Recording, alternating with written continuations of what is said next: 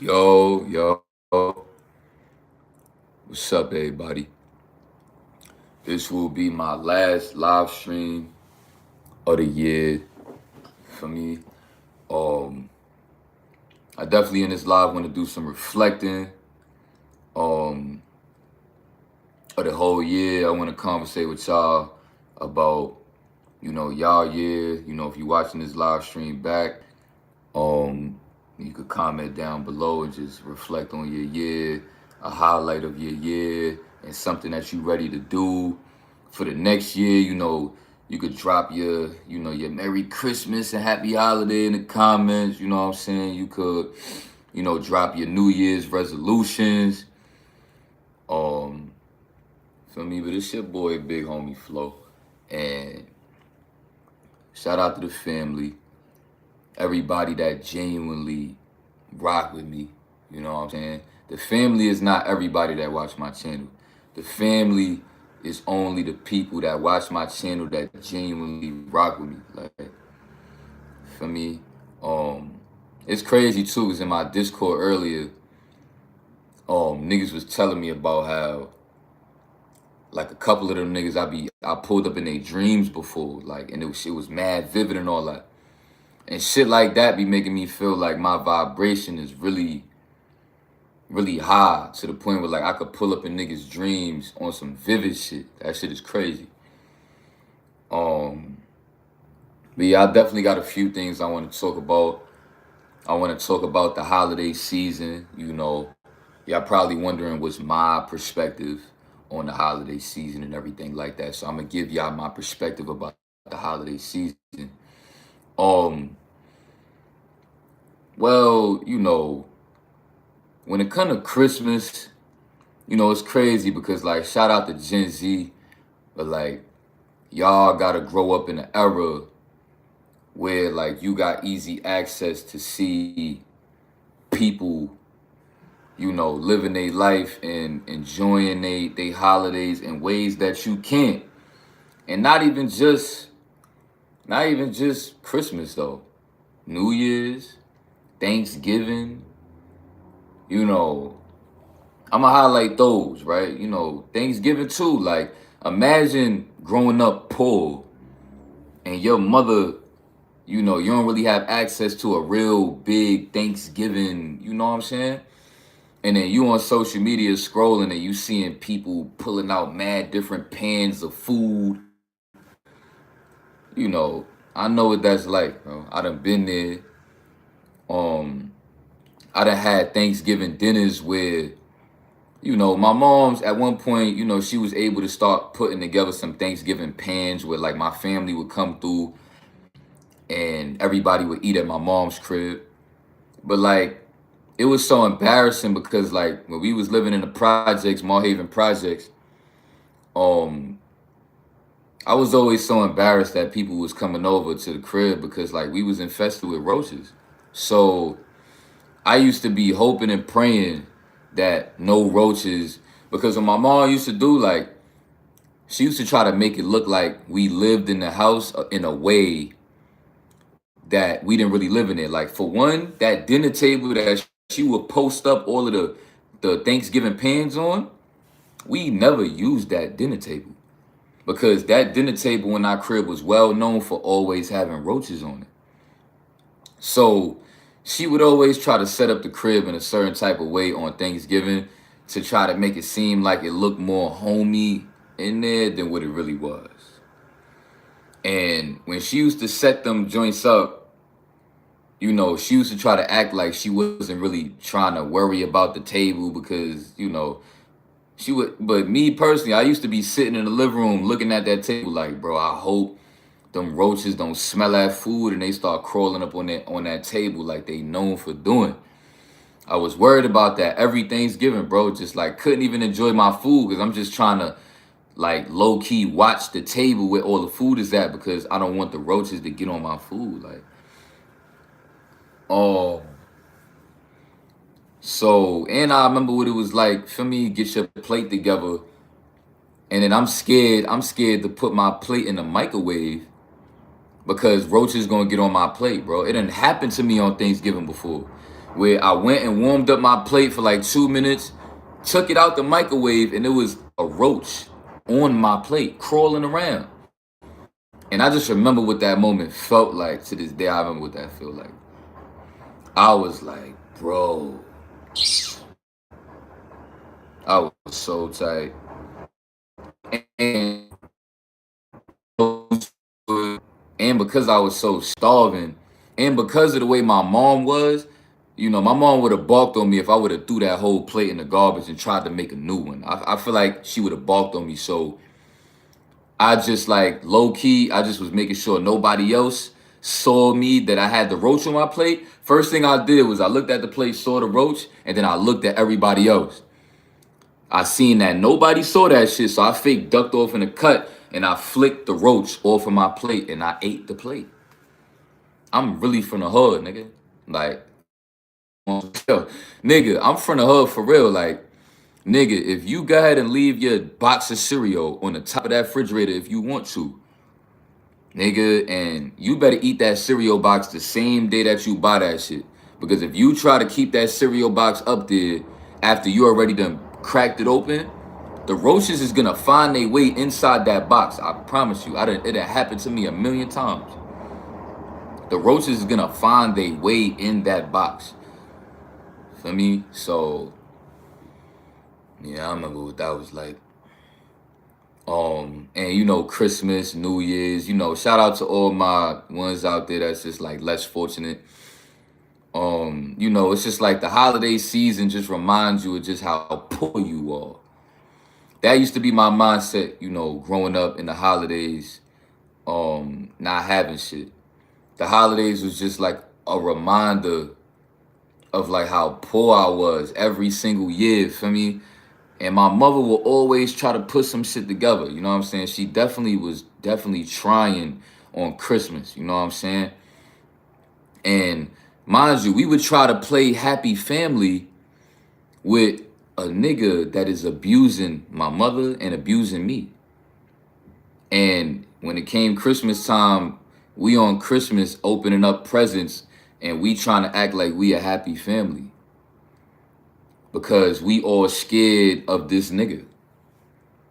You know what I'm saying? Like, and I remember what that was like, just having to always show my mother that, like, you know, that I wasn't worried. I was okay. I ain't never want her to see that every day I really feared for my life and our safety. So when I seen my mother trying to play it off and try to be a certain way for him, you know what I'm saying? Like, you know, I just, you know, as a young nigga, I just followed suit. And we did that shit our whole lives, bro. Ever since I was in 3rd grade. You know how many Christmases that is? You know what I'm saying? Playing happy family with a nigga that is, you know, like just disrespecting your mother and disrespecting you in the worst way. And we had to play happy family with this nigga every fucking year. So that shit used to psychologically do some shit to me that I don't even really know how to explain.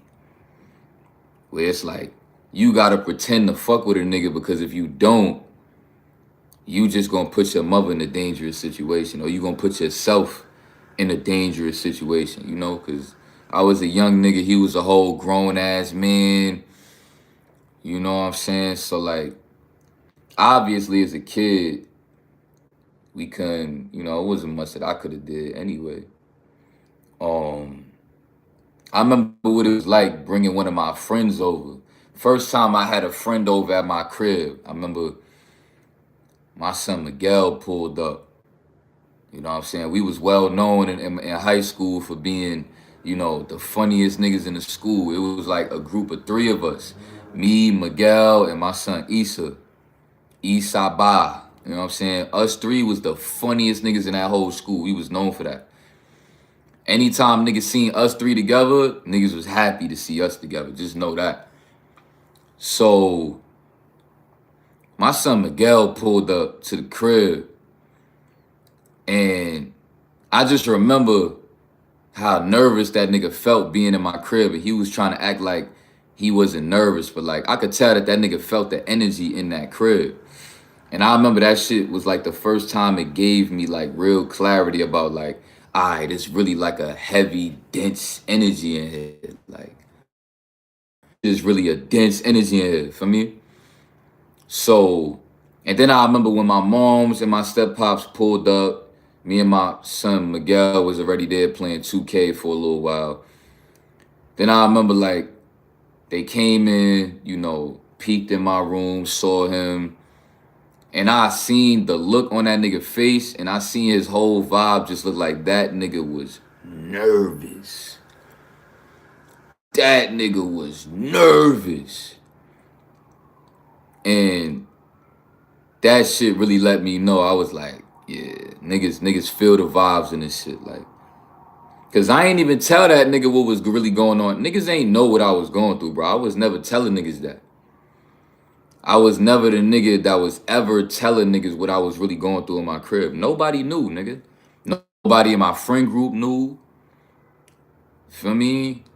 Like, you know, not even my girlfriends really knew. Like, you know, besides like my baby moms. But like, other than that, like my girlfriend prior to that, she didn't even really know what I had going on in the crib. And I was with her for 2 years. And she never really knew what was going on. Like, she knew, like, it was toxic in there, but, like, she ain't know the level of toxicity that it was. So, yeah, like, for me, going into this new year, this is going to be a live of just, like, recapping on my life and shit. You know, I remember going 22. You know, I was excited. I would say, like, around September, October. You know, I was really excited going into the new year. I was feeling the same way that I feel about the new year now. But the problem was that once like November came, nigga, that's when out of nowhere, I'm chilling on the porch. I might have been smoking. And niggas gave me an eviction notice telling me that I had until February to move out. And that shit fucked up. I would say that that shit took away from my motivation. Because I was fake nervous about what the fuck my next move was going to be going into 2022. So that's all I fucking was thinking about every fucking day from fucking November all the way to the new year. I just was like, I was fucked up thinking about that shit. For me, that shit fucked me up. Because like, it just really was tough to have to process that, you know, I made the wrong choice of leaving the homeless shelter that I was in 2019. And I already knew that I was kind of like rushing to leave because like I didn't want to be in the shelter. They start telling me about opportunities for apartments and I was just like rushing. I'm like, all right, bet, for me, long as it's a nice apartment, no roaches, or I ain't even care if it was a room because I was staying in a room. So like, I was like, fuck it, I'm out. Like, we out.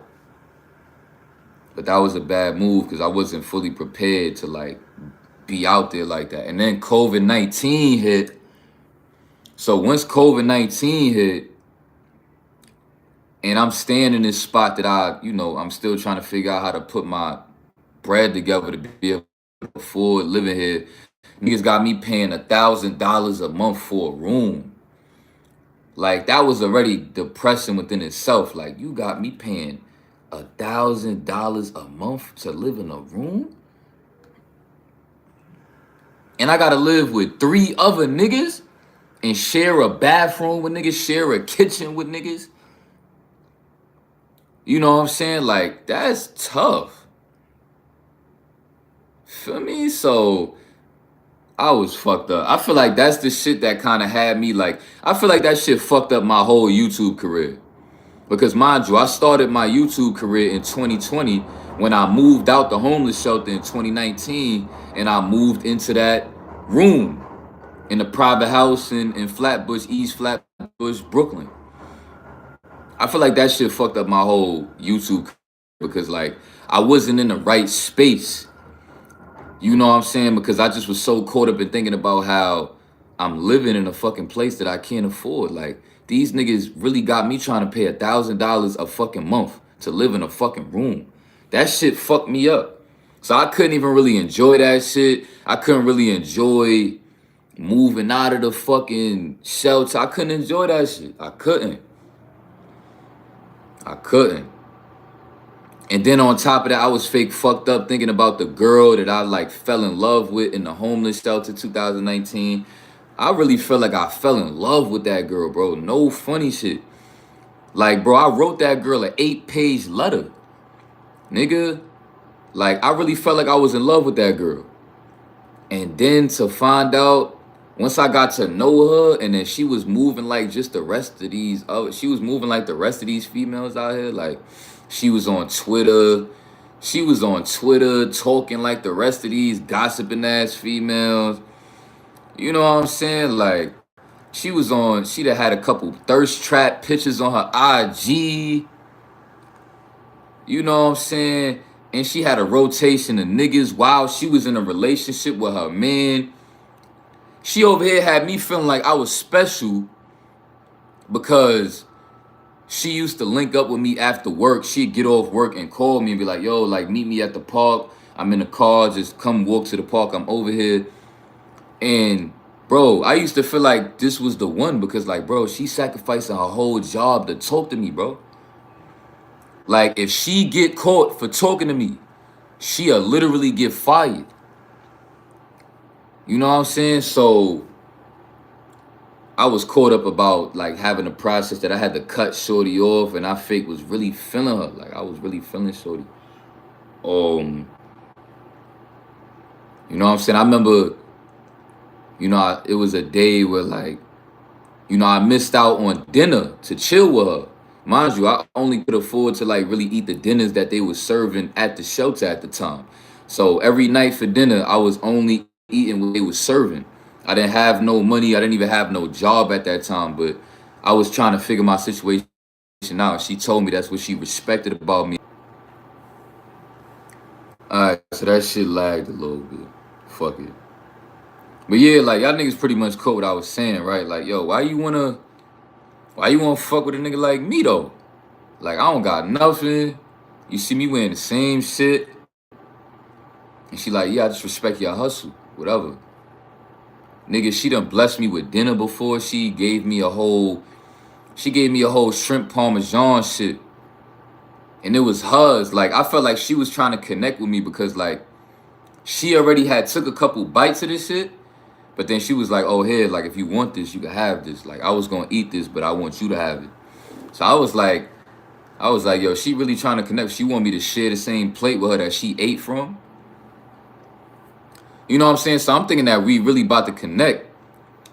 And then she go and tell me, like, the next few times we chilled after that, I kind of found out she had a boyfriend the whole time. She was also talking to other niggas. I'm just like, that's tough. Because she was bad, too. She was bad. Bad little Spanish joint. So I was thinking about all that shit, you know, 2020, having to move out, you know what I'm saying, and like living in a spot that I can't really afford. And I fake wanted to move out because like it just started getting awkward between me and her. Because like every time I seen her and I cut her off, and she was fake chasing me a little bit. But like when I officially really cut her off, like it just was awkward in there. I just wanted to get about that shit. So, word, like, yeah, then 2022 this year I relapsed, like, I think I relapsed on New Year's, nigga. I might have relapsed on, like, the first week of January, I relapsed. Nigga, the first week of January. It might have been January 1st, nigga, literally the day of the New Year. And that shit had me feeling super tight. I was like, damn. But see, that was the first time I feel like that I legit felt really, really disappointed about relapsing in the new year. So ever since 2022, I've been thinking about just getting that second chance and like starting off fresh in a new year. But bro, the feeling of relapsing in the new year, like let's say you even relapse in January. Bro, relapsing in general in the new year is terrible, bro. So I'm here to warn y'all niggas, bro. Do not relapse next year, bro. On no fap. I'm gonna try to cut y'all niggas some slack, niggas that wanna, do what y'all do with the joints and all that. Whatever. Like, but don't relapse on no fap, bro. Don't do it, bro. Don't do it, bro. Yo, so far for anybody that been in the live the whole time, like the connection been good. Even though it lagged that one time, even was it still good though? Gucci, copy. Alright. Oh yeah, I'm sanctioned for the winter too. Let me show y'all niggas what I'm on deck with.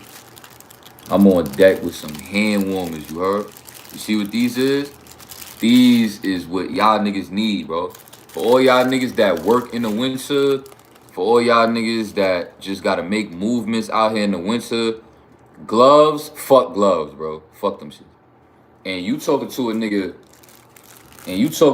that done really spent a bag on some gloves. Like I went to the North Face department store, bro. You see the North Face shit there, bro. You can see that shit? It say North Face on it though. I went to the North Face department store and got me some insulated North Face gloves. Spent $50 on these shits. And still, it's just an issue though, because like the job that I do with the Uber and all that shit, I gotta take my hands out my gloves too much. So I can't really be fucking with the gloves because now I keep on taking my hands in and out the gloves, and eventually the inside of the gloves is not gonna really be able to keep up with that, to keep my hands warm. So to have something like this, right? This what it looked like on the outside. It's pretty much these, right? I give you two of these that you put in each one of your pockets, and you hold on to them shits in your pocket just like this. And these shits is gonna cook your hands up. So you put your hands in your pocket and you just doing like this with it, and your hands is getting cooked. Feel me? So that's the movement with me. And these shits only cost $2. So if you in New York and you go to CVS, Rite Aid, Target, even some delis might have this shit. Get you this, bro. And for those of y'all niggas that don't have access to that type of shit because y'all live in different states, go on Amazon and get you a box of these, bro, for the winter. Trust me. Thank me later. They last about 6 hours. Keep your hands warm as fuck for 6 hours. And they cheap. So if you get a box of them, you might only pay like $40, $50, but you're gonna need them, bro. Especially if you work in the winter. So y'all niggas shouldn't even be worried about how much these shits cost, because you gonna need these in the winter, bro. Trust me. These shits changed the whole game for me working in the winter, bro. These shits is a game changer, bro. Cause I be warm, like I be good, but like my hands just be going through it, bro. My hands be going. So like having these is like I'm good, bro. I'm good all winter. But like, you know what I'm saying, shout out to y'all that really had to like, hold it down for the holiday season. And you pulling all like, that you may have wanted, and then you had to really, like be mature. Like I said, bro, like that's gonna really build character for you, going into your future, that you keep on having to have holiday seasons like that, where you gotta hold shit down and like put that smile on your face and show that appreciation for what you do get. Yeah, they last 6 hours straight. So, and I'm gonna tell y'all niggas something about me, right? I done love my mother so much, bro. Anything she got me on Christmas, I used to over exaggerate my response to what, you know, my mother would give me. And she didn't even know I was capable of that. I was so on point. Where I used to like try to really play happy family on Christmases. Every Christmas, I used to pretend to be happy. Bro, I hated my mother's boyfriend. I hated that she wanted to stay with this nigga. I hated that she allowed him to violate me, you know, and beat me up all the time and bully me and all that. You know, so I used to hate that, and it used to make me, you know, over time, I used to grow a real resentment towards my mother. But it was like at the end of the day, I still, as a kid, I really didn't know how to process not loving my mother, though. I didn't really know how to process not having a relationship with her. So I done went years of trying to see past shit, years of trying to thug shit and show my mother how much I love her. And it just was never enough. It was never enough for my mother, bro. I used to get inspired to want to love my mother more so that she could leave her boyfriend and feel like, yo, like your kids love you. You don't need him. Like, we love you. Me and my little brother love you. You don't need to be with this nigga. I used to try to be more of a loving kid towards my mother, more of an understanding kid so that she don't have to feel like she's alone, so that she don't got to be with this nigga, bro. You know what I'm saying? And like, it just never was enough, my nigga. That shit used to make me feel so rejected, my nigga. Imagine trying to really go out your way as a kid to like show your mother that you love her, and it just is not enough. That shit do something to your spirit, it do something to your psyche, it just do something. And that shit molded me to be the person I am today. That shit molded me into the person I am today, bro. I was really a good kid. I'm not gonna sit here and try to act like I was a tough nigga when I was growing up. A lot of y'all niggas probably see me and the way I be acting or the way I present myself or just my vibe in general. You probably thought when I was growing up I was on some tough shit. I wasn't, bro. I was never on no tough shit growing up. For me, don't get me wrong, I done had fights. You know, I done stood up for myself. I done stood up for other people getting bullied. Like, I done did certain shit, but like, I ain't never did no street shit. I ain't never sold no drugs. And yeah, like, you know, I ain't never killed nobody. You know what I'm saying? I ain't never slid on nobody. And even if I did, I wouldn't tell y'all that shit anyway, because this is the internet. Like, don't get me wrong, I'm trying to connect with y'all niggas, but we can only connect to a certain degree because this is the internet. So even if I was to catch a body, I would never tell y'all niggas that I caught one. Like, I'm not doing that. But even if I do got bodies, I wouldn't tell you that shit either. But pretty much the point of what I'm trying to say is, like, I was really prioritizing most of my life just trying to be there for my mother, be a strong son for my mother so that my mother could feel like she has a support system. And I also was going up against the odds of that my mother had a bad relationship with my father. She didn't like my father. So I was afraid that my mother would grow to not like me because I looked like my dad. So every day, not every day, but like the more and more I got older, when I would look at myself in the mirror and see that I resembled my dad, it used to scare me. It used to scare me because I'd be like, damn, like, I'd be looking in the mirror like this, bro. Like, over time, I would just have moments just looking in the mirror like, damn, that's probably why she don't like me. I look just like my dad. Like, imagine, y'all niggas don't know what that shit feel like, my nigga. Y'all niggas don't know. Where you looking in the mirror scared and you starting to give yourself clarity about why your mother is a certain way towards you. And you just like, damn. And then you trying to still be understanding. And be like, you know what? I understand why she don't like me. I look just like my dad. I understand. You know what I'm saying? I was really doing that shit most of my life, bro. You know what I'm saying? To the point where I used to grow to hate myself. Like, damn, why I gotta look like him? Like, why I can't just look like my own person? Because I want my mother to love me, bro. Like, I don't want to look like a person that she don't like. You know what I'm saying? Like, so, man, that shit used to make me feel so alone, bro. That shit used to make me feel alone. No funny shit. So that's where that whole lone wolf shit come from, for those that don't know. It come from that. I felt alone the majority of my life. You know what I'm saying? So that is just like where I just had to learn how to, like, you know, just accept certain shit. I started to build a certain type of maturity that a lot of young niggas ain't have. Like, I was a different level of mature after a while that, you know, niggas my age just wasn't able to relate to. So I started outgrowing niggas that was my age, like outgrowing everybody to where I just feel like I can't relate to none of these niggas because these niggas just don't understand my pain.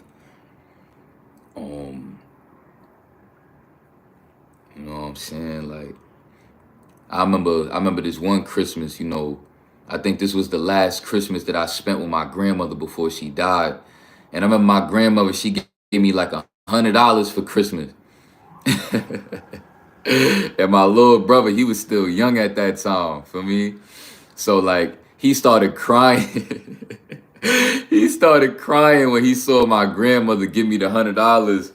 He was like, but that's not fair. Like, I want money for my and they was trying to tell him, like, yo, for me, like, you know, like, he's older than you. That's why he got money. Like, like, and that nigga was crying and throwing a tantrum.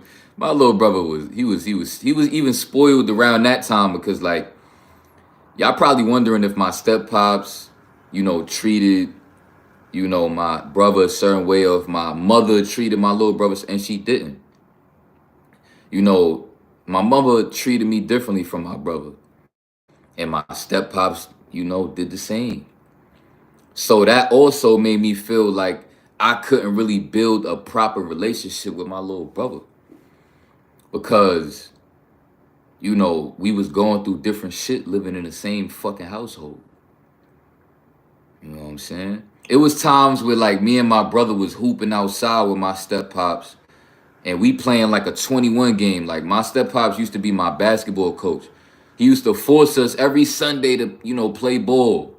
So that's why I'm so nice at ball now, because, like, well, he was trying to, like, you know, make us good at basketball. But he was like, the way he used to try to teach us was mad.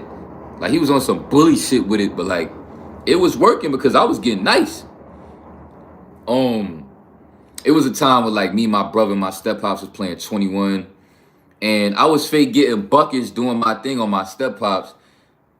And I was just, you know, I was just trying to have, like I said, I was trying to play the happy family shit. So I was trying to, like, you know, talk my little shit to him, like, yeah, what you gonna do about that? I just got another bucket. I just got another bucket. So the nigga grabs the basketball. Yeah, he was trying to get me on some NBA level shit. Like, he was trying to make me nice for the tournaments and shit and all that. Like, and he was trying to make me nice for real. Like, so, like, we was playing 21. I was talking my little shit, like, what you gonna do about that? I got another bucket. Like, I wasn't doing no disrespectful shit. I was just, you know, talking my shit. We playing bull. Nigga turns around. He look at me with the look. And I'm like, uh-oh, I know what's about to happen. So immediately I got wrapped in fear. And the nigga threw the basketball at my fucking head.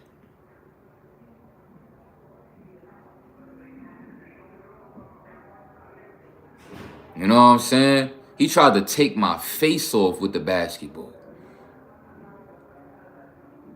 You know, like, it hit me in my face, but I caught the shit at the same time. I, like, stopped the impact of it really hitting me, but, like, and I was just standing there after he hit me with the shit. And he said some shit like, yo, take your bitch ass home, nigga. He was like, niggas want to think you tough because you getting a couple buckets. Go the fuck home, nigga. Go the fuck home. Talking crazy. And then I'm just looking at my little brother, and this is the shit that I'm saying. My brother, and was being cool, my little brother. But he threw, embarrassed me. It was niggas in the park that day, looking at me. He barking at me in front of everybody. And I had to walk home, feel me? And I'm looking at my brother, he looking at me, and my brother, obviously, my brother couldn't do nothing, you know what I'm saying? Because he was scared too. And I didn't want nothing to happen to my brother. So, like, I just took that shit on the chin, and I went back to the crib, you feel me? And that shit used to make me so mad, because I'm just like, yo, bro, he over there trying to build a relationship with my little brother. He trying to turn my brother against me or something? Like, what is he trying to do? Bro, I felt like an outcast in my own house, where I felt like my brother was scared to be too much of my friend because he didn't want to get treated the same way I got treated. Y'all niggas don't know what that's like, bro. Y'all niggas don't know. Feel me? Niggas don't understand my pain, bro. Niggas, that shit is deep, feel me?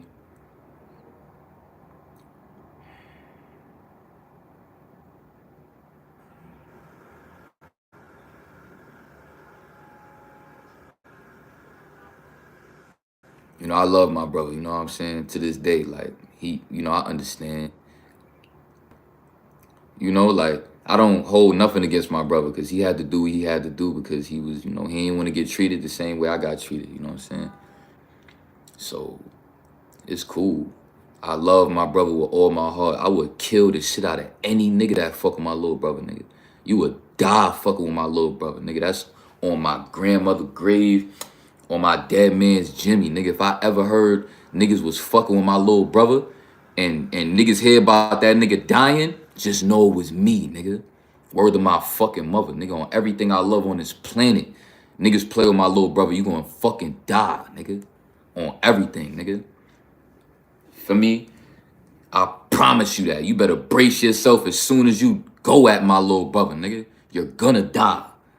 Niggas ain't gonna beat you up. Niggas just gonna kill you, bro. I promise you that. Nigga.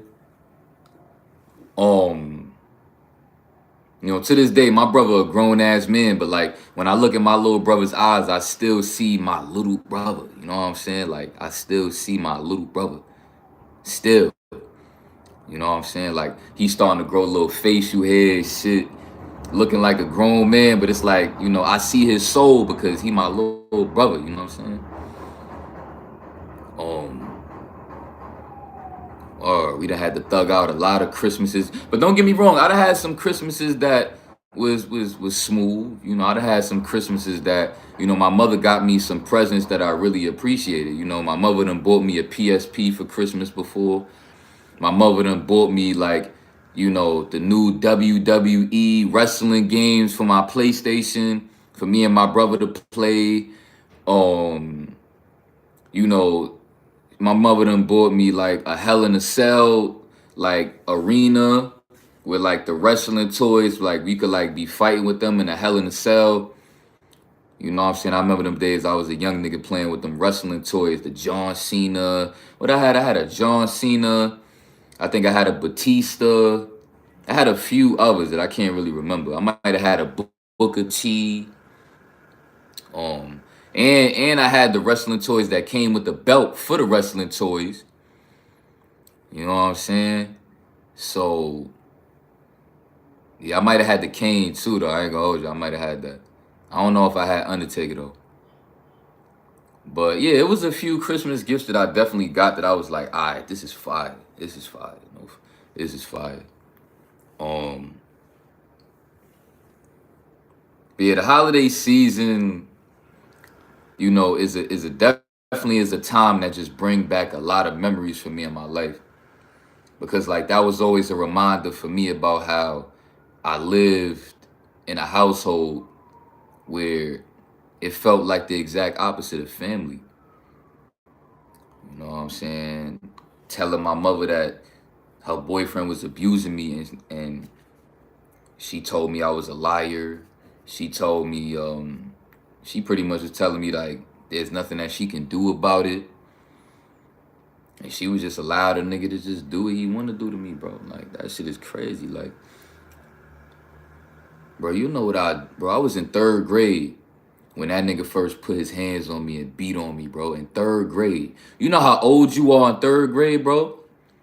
Somebody go look that shit up on Google. Like, what's the age range for niggas that's in 3rd grade? Because I think when I was in 3rd grade, I was like 8 years old. I had to be like 8 because I think you graduate elementary school when you 10, right?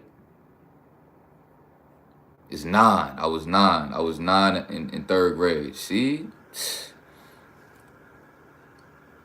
I was 8 or 9 in 3rd grade and got beat on bare hands by grown-ass men on several occasions, bro. On several occasions, bro. Niggas done really put pain in my body, bro.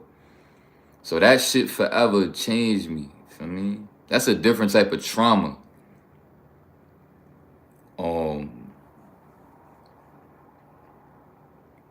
And y'all probably wondering, how do I feel about all of that shit now? I mean, honestly, I don't care to do nothing to that nigga. I don't care to kill him or no shit like that. Because, I don't know. Yeah. You know what I'm saying? Like, I'm just trying to really move forward in my life and just be thankful that I'm a higher vibrational being that understands certain shit about this world, about the Matrix, teaching niggas shit about blood retention, shit like that. So, at the end of the day, I've grown to become a very intelligent, I've grown to be a very intelligent, smart person. It's trolls in here on that dick sucking shit, bro. Y'all niggas is crazy with that weird shit on this internet shit, bro. I'm not even gonna lie. Like, I go and read the comments, nigga talking about I'll put more pain on Coach. Like, yo, bro. Word to my mother. Ain't nobody doing nothing to me, nigga. I don't know what you niggas be thinking on this internet shit.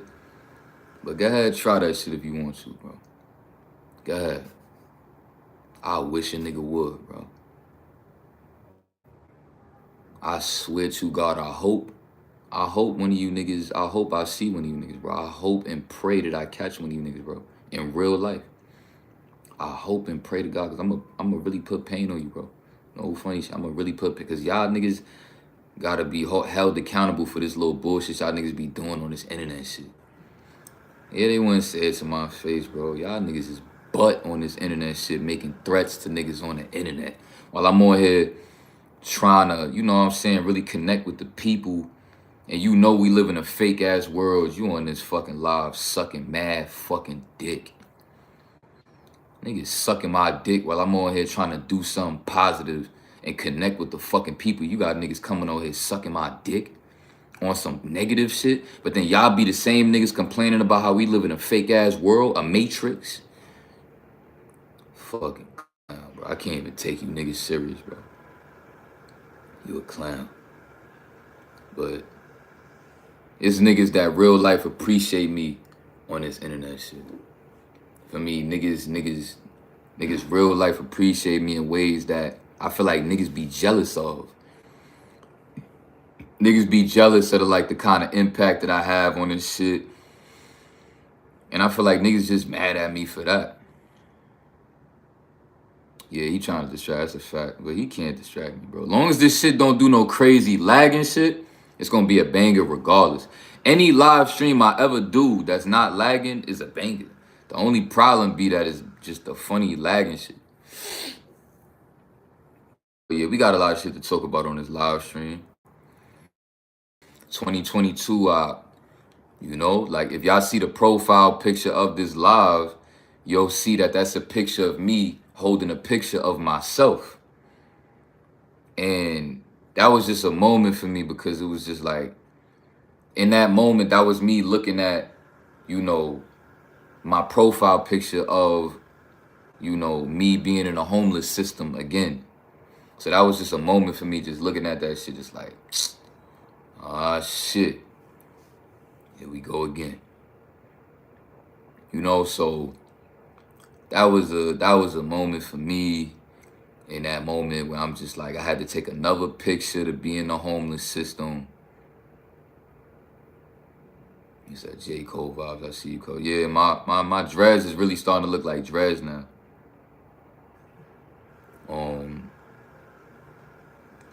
Yeah, you know what I'm saying? For those that's wondering what it's like having to be homeless 2 times after being kicked out your parents' house, you know, I can't front. I'm thankful for it. Because I wouldn't be this person that is able to look the camera dead in the face without budging. And it's literally 50 people in this live. And I could stare this camera dead in his face and not budge. Not look like I'm nervous at all. I look like I'm comfortable in my own skin. My energy is just different because of everything I done had to go through and things that I've been facing through being homeless. Has built my character up to a point where I could sit right here and look at this camera dead in the eye. Where the camera at? I could look at this camera dead in the eye. And you don't see not one nerve in my body. You don't see like I'm trying to be a certain way for the camera. You don't see none of that. And I feel like that's the main thing that I feel like niggas really appreciate about my platform. Niggas appreciate my platform because you can see that this internet shit don't make me feel like I have to be a certain way on the internet. And niggas appreciate that about my presence. And I feel like my presence alone is gonna shake up the whole internet. Because, you know, we live in a time where like people is really governed by the internet and gotta feel like they gotta be a certain way on the internet. Whatever, like, not I. Not I. This internet shit don't faze me one bit.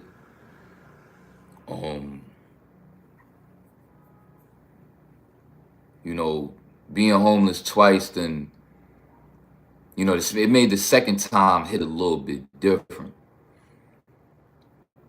Especially having to go into the new year, bro. In the beginning of February, I came in this shit.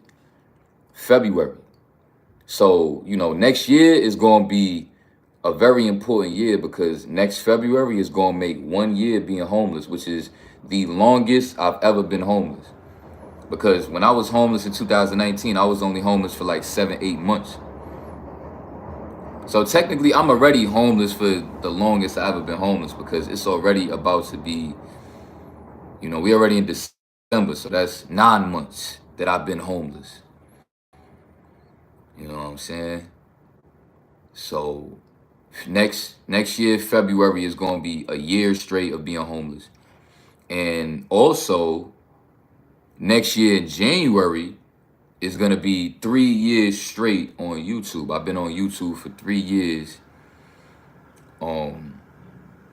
So that's going to be a special moment to like process all that. You know. All right, we back now.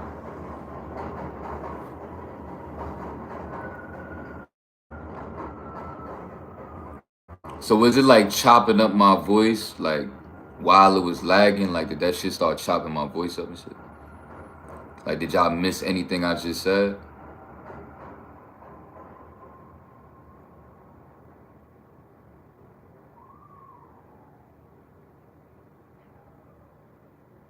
So it started like chopping up the live when I'm lagging.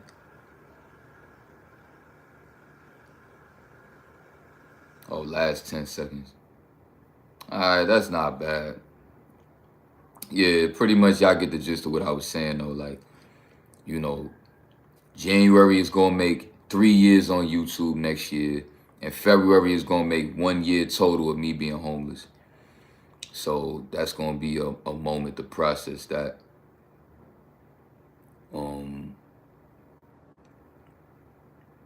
You know, in the holiday season with like New Year's and shit, you know, that's still like, you know, tough for like people that's like poor and shit because you can't really celebrate New Year's how like niggas that's getting to the bag could celebrate New Year's. Like, you know, really do shit, really, I don't know, all that low vibrational shit though. Like when niggas get bottles, niggas is linked up with their homies doing shit or linked up with their girlfriend doing shit. For me, a lot of niggas can't do that. But at the end of the day, for all of y'all that's trying to be on that high vibrational shit and you want to implement practicing things like blood retention and all that, don't worry about none of that low vibrational shit that be taking place on these holidays. Because it really don't matter. Christmas don't matter. Thanksgiving don't matter. And New Year's don't matter. You know what I'm saying? But the beauty about the New Year, though, is that we get to step into a new year with a fresh start. And just, because when it comes to the journey of self-development, you want to track your progress. So a new year is like a new full year of you tracking new progress. So let's make sure that we start the year off strong and we hold it down the whole year. You know what I'm saying? Really going into this new year, I want y'all to be reflecting on y'all year, reflecting on all of the mistakes that you done made, reflecting on things that you did this year that you want to do better for next year, and really just lock in and do that. Really just lock in and do that. You know what I'm saying? He said, Coach, what's the daily push-up goal? 300 to 500 a day. I want to show y'all something too, right? So what I really be doing is, where's my resistance band? I'll put it up.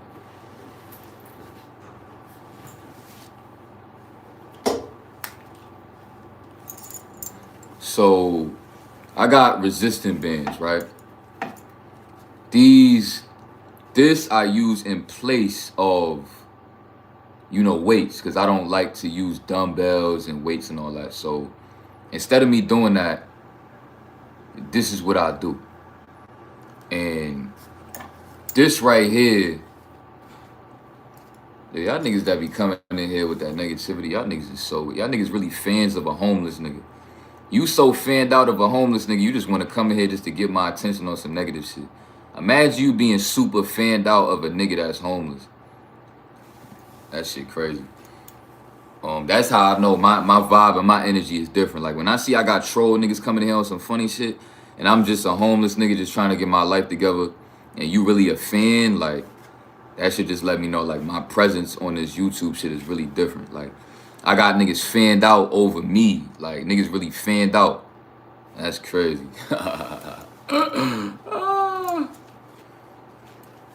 Guess how much this weigh right here? Guess how much this weigh?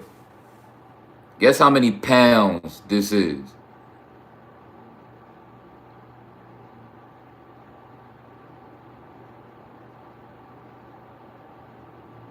Guess how many pounds this is?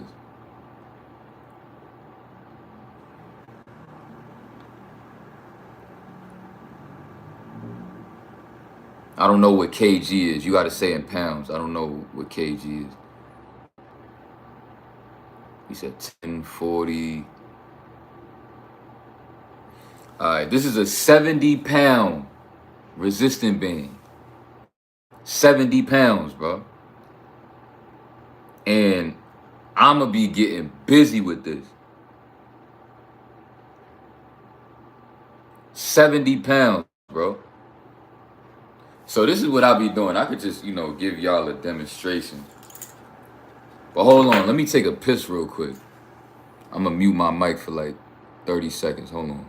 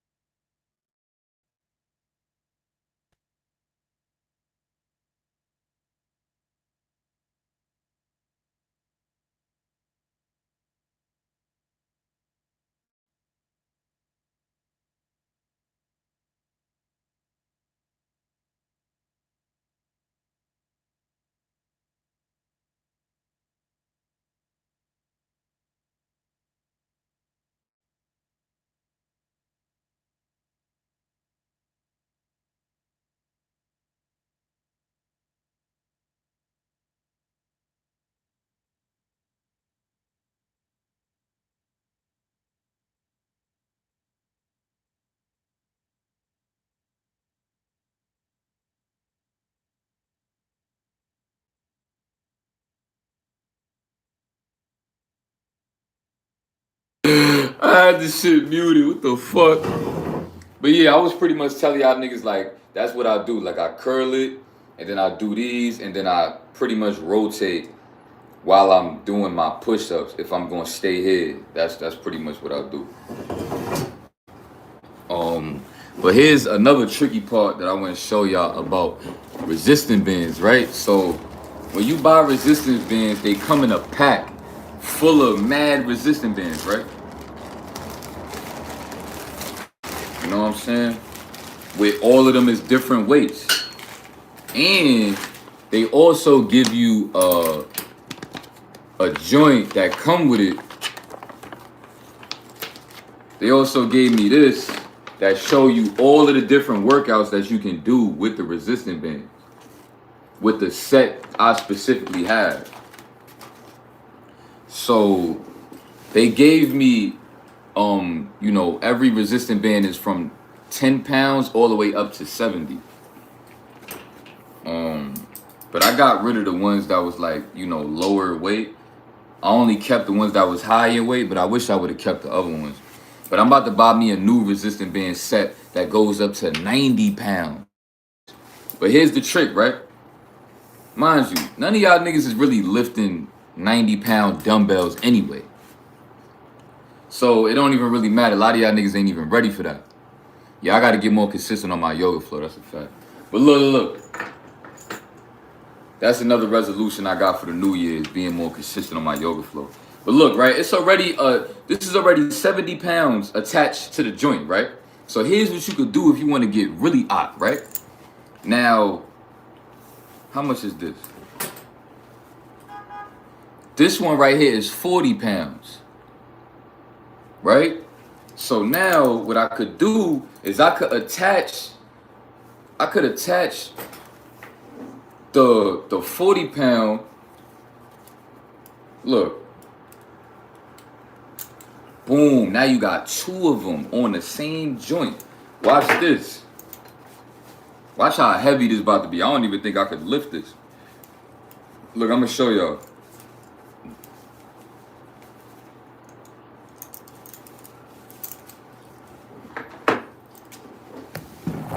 Oh, I knew that was gonna happen.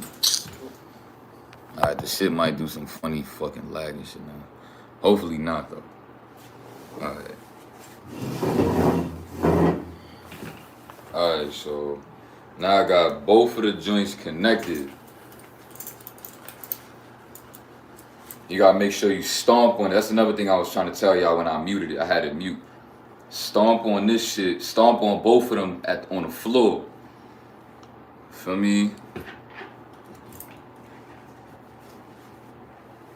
And keep your feet together. Oh yeah, that's another thing I said. Make sure your feet is together. And then make sure like it's even weight on each side. Like one side should not be more heavier than the other. It should be equal. And then, for me, I'm gonna try to, so this is what? 70 plus 40, that's 120, right? 110? Yeah, that's 110. This is crazy. This is money right here.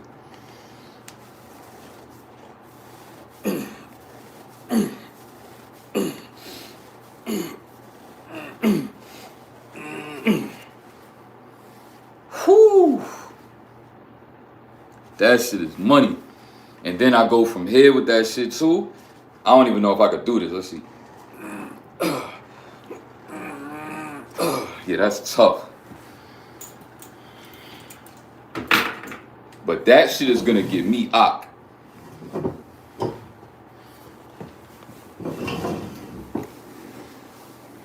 What y'all think about that? Y'all gonna get y'all some resistance band?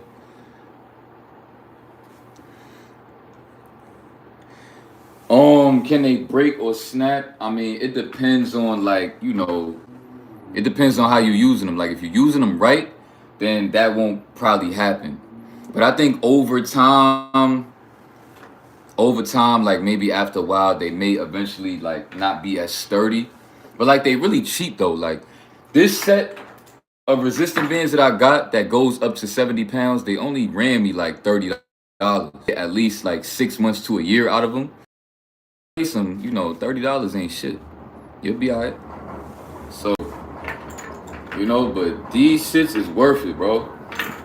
I'm telling y'all niggas, bro. Niggas be sleeping on resistant bands, bro. Niggas is bugging. I don't know who told niggas to sleep on resistant bands, but not I.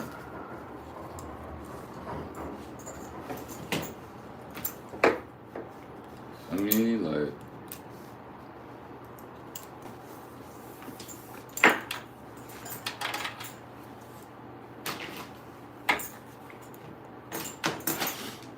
bro, they give you a whole set. I don't know if I was muted when I said this shit. But bro, it gave me a whole joint to show me like all of the workouts that I can do. Like this shit is elite.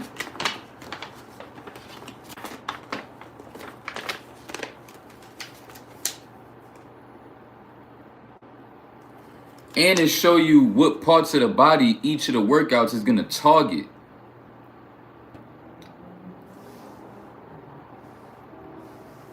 That's tough. Yeah, this is gonna get you out, bro. I'm telling you. I'm telling you, bro. This shit is gonna get niggas out. I'm gonna be going crazy with these all next year.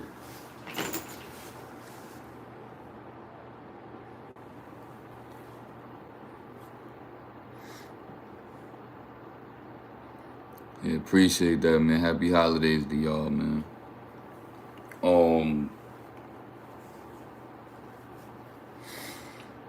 Yeah, a lot of shit happened this year, you know what I'm saying? You know, me and Faith broke up, you know, so I'm going into the new year single. And, you know, I learned a lot about myself through that relationship. I learned that I got a lot of things within myself that I want to focus on and work on. And I don't got no business in no relationship. I don't. Because I'm not equipped with the patience that comes with being in a relationship. My patience is very thin for bullshit. And in order to be in a relationship, you have to be very patient and understanding. And, you know, I wouldn't consider myself to be that person. You know what I'm saying? Yeah, I'm definitely not mentally stable to be with her or anybody. Right? But at the same time, I do feel like, because a part of me just,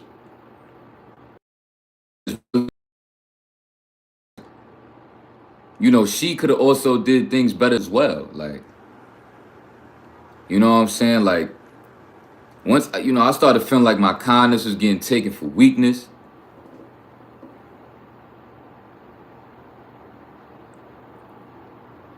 You said my shit lagging?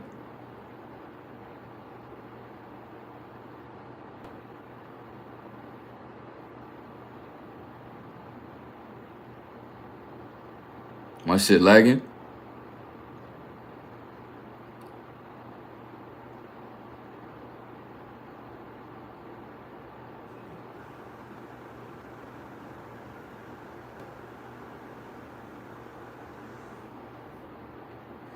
All right, so what's the connection like, though? Is it like 100%? And how many times did it do that shit where it just like cut off for like 3 seconds? How many times did it do that?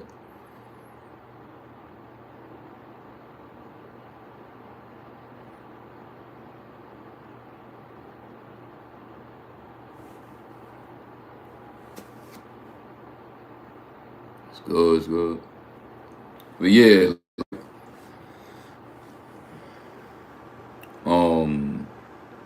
I really gave that relationship my best shot. And that's why I'm cool with just moving on with my life and doing my own thing. I felt like I you know, certain buttons was getting pushed that I feel like she should have been more responsible with. So it's just like, that's another thing about a relationship that I feel like I'm not ready for or thinking about. It's like, a person that you with has to also be responsible with how they are and act with you.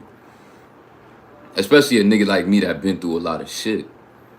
You know, you can't just be a certain way just because you a woman. You know, you talking to a nigga that done really been through shit. So, you know, my triggers is a little bit different. You know, them buttons that I got is a little bit different. But see, I thought that that wouldn't be a problem being in a relationship. I thought that as long as you gave the motherfucker the blueprint about who you are, what you like, what you don't like, it shouldn't be no fucking issue. So I didn't even expect for the relationship to get as bad as it fucking did. You know what I'm saying? Like, so I don't know. One thing I just can't stand about these women is just like they just feel like they don't have to do certain shit because they a fucking woman. So they feel like they don't have to be responsible, you know, in a relationship, with the way that they conduct themselves. You know what I'm saying? Like when she had them few times where like we broke up and then she went to go chill with her ex after we broke up. Or we broke up and she went to go, like she ended up having another nigga's dick in her mouth. You know what I'm saying? Even though she said, oh, like I only did it for like a minute and we didn't even have sex because I wasn't wet enough. But still though, it's like just the fact that you even attempted to give a nigga access to you like that. Where you told me you literally got butt ass naked for a man that you just met. You just met that nigga, that same, y'all only knew each other for 2 days. And you got butt ass naked for the nigga. Hijab off, socks, so everything. Like you was ass naked for a whole nother nigga. Like, and then I'm wrong for being mad at shit like that and being hurt about shit like that. Where it's a bunch of niggas in my live stream while I'm talking my shit to her, niggas on my dick, sucking my dick because she a female. And oh, niggas in my comments talking about, oh, she need a nigga that's more stronger, got more control over his emotions. Hey yo, suck my fucking dick. What you want to go be a better man to a bitch that want to be a thought? And her excuse is that, oh, I'm doing that because, I didn't like the way you made me feel when we broke up and you just left me feeling all hurt after we broke up. What the fuck? So y'all females be feeling that entitled to the point where a nigga has to make sure that he breaks up with you in a nice way. Gives you the clarity that you fucking need so that you don't have to be hurt after the breakup and end up butt ass naked for a nigga. And you gonna blame that on us and the way we made you feel.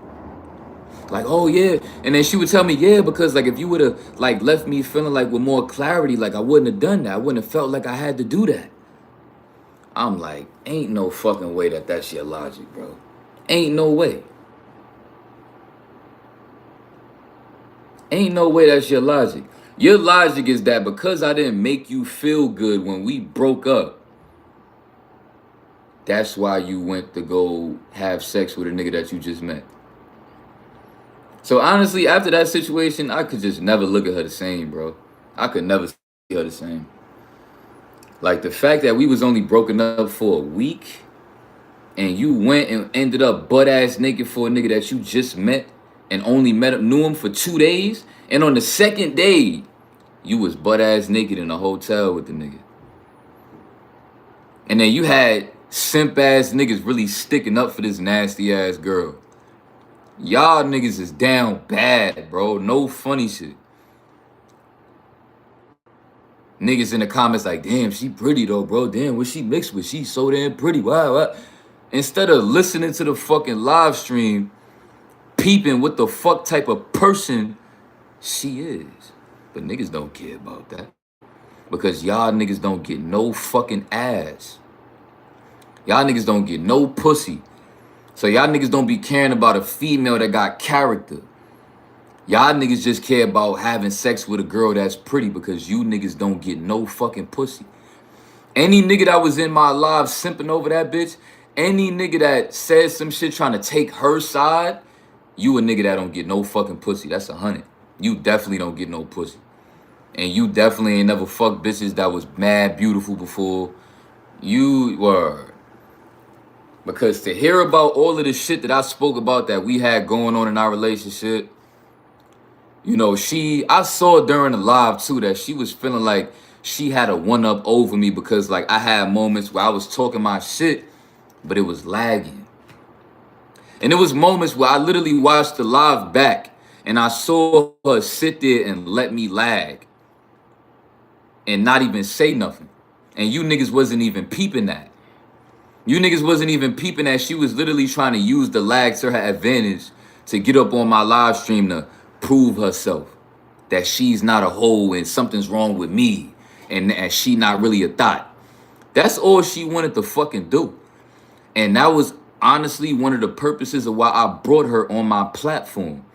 Because I was like, you know what? She keep on calling me, begging for me. I'm like, you know what? I kind of feel like if I brought her up on my page and if she got an opportunity to talk her shit on my channel, since she cares so much about the perspective that y'all have about her, that would help her move on with the breakup. And guess what?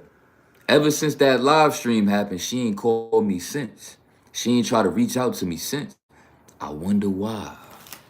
Maybe it was because y'all niggas was sucking her dick in the fucking comments and sucking her dick in the fucking live stream to the point where she feel like she accomplished something. That now she feels like she's ready, willing, and able to move on from the breakup. So, I want to thank you niggas for that. Because that was one of my purposes of doing that. Because I already knew that was going to happen. That she was going to feel like after that live stream that she has the clarity fuck she need to move on. Because she don't really, she care about that I got a YouTube channel and that I be on here talking my shit. So a part of her feels good that she got an opportunity to like, you know, show herself on a platform and be a certain way.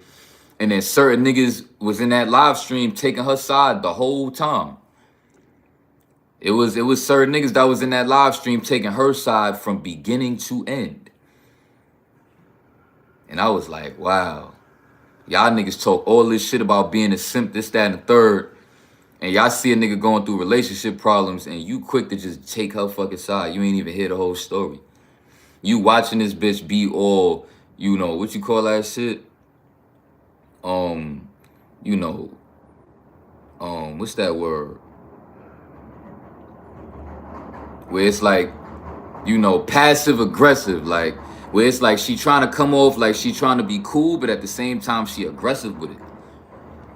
Niggas wasn't peeping that. You know what I'm saying? And I was just sitting there in that live stream like, damn, I'm lagging. And niggas is not even taking that shit into account that maybe the reason why you even taking her side in the first place was because most of the time while I was trying to talk, my shit was getting cut off. My shit was lagging. But y'all niggas didn't care about that. Y'all gay ass, simping ass niggas only cared about that it was a female, that her connection was good, and she was talking. Y'all niggas didn't care about my connection and what I had to really say. Y'all niggas didn't care. Niggas didn't care. Niggas just cared about what the fuck she had to say. Because y'all niggas was just looking to just, you know, y'all niggas see me all the time. Y'all ain't care about me. You know, y'all niggas just cared about her. So I'm hoping that live stream really makes her feels like she's accomplished something. To where like she got the one up on me or some shit like that. I hope that's what she believed. And I hope that she can honestly go the rest of her life and never call me again. I hope and pray, nigga, to my grandmother. I hope that y'all niggas validated her enough to leave me alone, bro. Because I really don't want to be with her. I don't want to talk to her. I don't want to be her friend. Y'all niggas don't know what I had to go through dealing with that bitch behind the scenes. Y'all niggas don't know. Because y'all niggas is some no pussy getting ass niggas that saw a female. And a lot of y'all niggas was jealous. Let me say that too. A lot of y'all niggas was sucking my dick on that live because you was jealous that I'm a homeless nigga that pulled a badder bitch than you, number one. And I'm a homeless nigga that got a bitch that's really begging for me in front of the world on camera for thousands of people to see. And she didn't even care because she know that I'm worth that. So niggas was jealous. Niggas was jealous that you would never a day in your life be able to have a bitch that fuck with you that much. Where she'll literally, like, legit make it known that she's begging to be in a relationship with you. Y'all niggas would never in your life probably experience some shit like that. Probably never. And yet, y'all niggas was talking all that shit about me being homeless, this, that, and the third. Kind of find out now you watching live in effect a female that you could never fuck begging for me for hours. For hours. So I feel like niggas was hating on me because y'all niggas had this certain ideology about me because I be relapsing and I'm homeless. And yet, I guarantee you, none of y'all niggas could pull a bitch that's better than that. Nigga, a 5'2" Indian joint that got hair so long that it's down to her ass. She pretty without makeup on. And she got a bubble. You niggas ain't pulling that. Mind you, I ain't even pulled that. She came to me from watching my YouTube channel. The same channel that y'all niggas be watching, you know, having a different ideology about me. Mind you, it's a whole female out here that's watching me that's thinking totally different from y'all niggas. That is really literally watching my channel falling in love with me. And y'all niggas watching my channel probably thinking, yeah, this nigga, he's some homeless nigga, this, that, and the third. Whatever them hating ass niggas be thinking. I ain't saying everybody, but you know, if you know, you know. You know what I'm saying? Like, bro, I could have went the rest of my life and never allegedly ended up putting my hands on any female. But like, she knew what she was doing, bro. She knew what she was doing. She knew that she was pushing them buttons, bro. Like, y'all niggas wasn't there in them moments that me and her was having where we was just me and her, nigga. I used to tell her certain shit to try to help her with not pissing me off. And she, bro, she used to fucking taunt me. She used to purposely provoke me. You know what I'm saying? Nigga, she knew what she was doing, bro. She knew what she was doing. That's 100. Somebody in here asked for her IG. What you need her IG for? Wow. You one of them internet niggas that because you watch me on my channel and you probably so on my dick that you just want to go to her Instagram page and go look at a bitch that I was fucking? That's what you want to go do that for? You want to, what you need her Instagram for? Because you sucking my dick because you watch my channel. And now you suck my dick so much from watching my channel that you just want to go look at a bitch that I was fucking.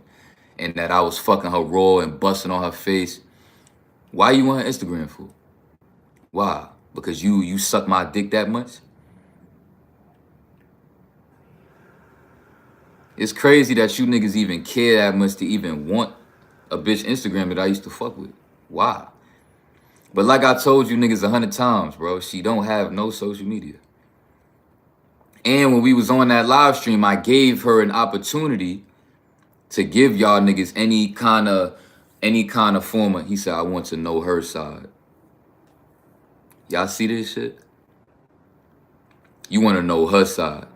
Did you not just hear me tell you niggas that did you not see the live stream that me and her did already? You didn't see that? You didn't see the live stream that me and Shorty did.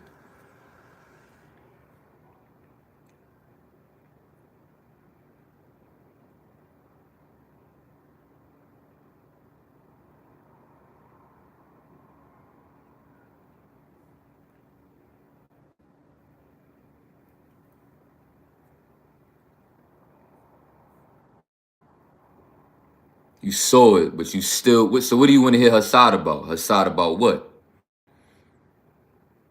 First of all, I can guarantee you this. None of you niggas is going to be able to take her from me, bro. That's a fact. I guarantee you she's going to forever be waiting on her opportunity to fuck with me again. So trust me. She would never want to get on my bad side to the point where, like, you know, she'll be fucking with, especially a nigga that come from watching my videos. She would never do that.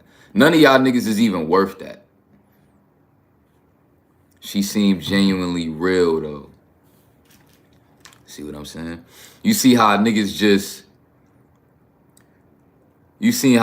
just like skip over the fact that like she did some hoe ass shit, slept with a nigga that she only knew for 2 days. She been disrespecting her religion her whole fucking life. But you don't care about that though. You don't care about that. You don't care about that. She done did mad thought shit, linking up with her ex-boyfriends when we break up and all that. But because she pulled up on my live stream and we was arguing for a few hours, she seemed like she a real person. You see how I can't take you niggas serious? Because what type of logic is that? What type of logic is that? But see, women like her feed off of weak ass niggas like you. Shit like that keep them going to not even really give a fuck about being a certain way. Because you the type of nigga to still put a bitch on a pedestal that don't know how to move. You said, where's the proof though? Alright, you trolling. I'ma just block you. Yeah, you trolling. Enough is enough. You're not about to be playing with me on my shit. Say goodbye. Now you trolling. Like, stop it. Nigga said, where's the proof though? Like, I got a reason to lie. First of all, I love this girl with everything in me, and I would have wanted to spend the rest of my life with that girl. 100%. I would have wanted to spend the rest of my life with that girl. Regardless of her having 10 bodies, you know, I would have stood with that girl for the rest of my life. But what started changing shit is because I'm a nigga that stand on principle. Feel me? Like, she was provoking me too much and not respecting. Like, with the little attitude problem she be having, like, she know, bro. She know what she was doing for me. So, at the end of the day, I'm way better off single. But like I said, I would have wanted that relationship to work. And at the end of the day, she know that I'm not lying. So at the end of the day, because mind you, did she ever get on this live stream and say anything about that I lied? So this is what I mean about y'all niggas be dick riders because she a pretty female.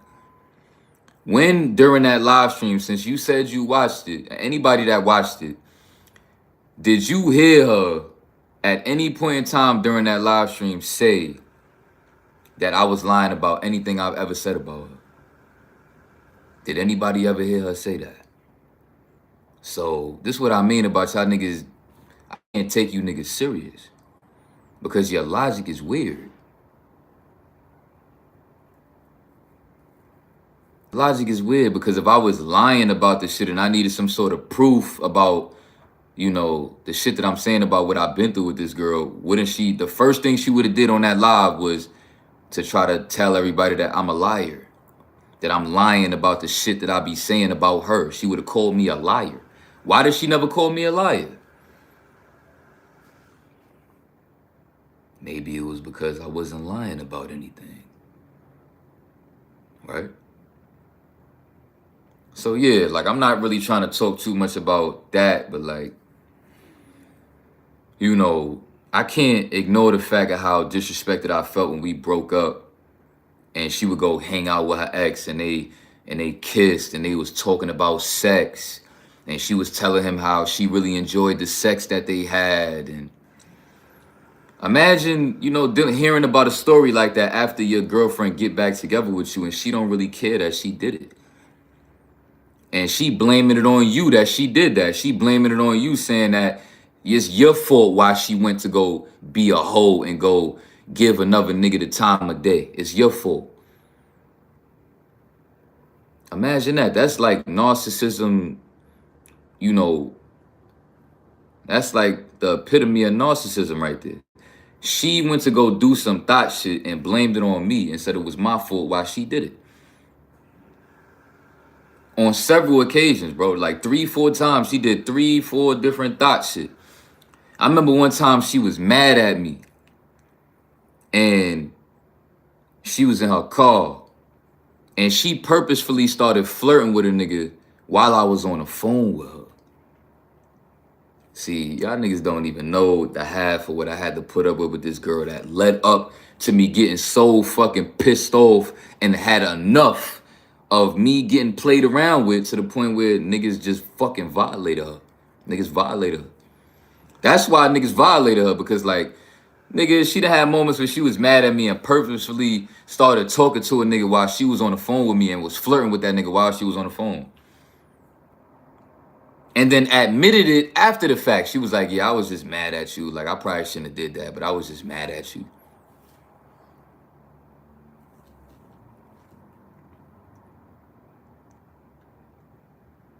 Bro, what? Yo, bro, I'm too grown to be dealing with them kid games, bro. That shit'll get you hurt.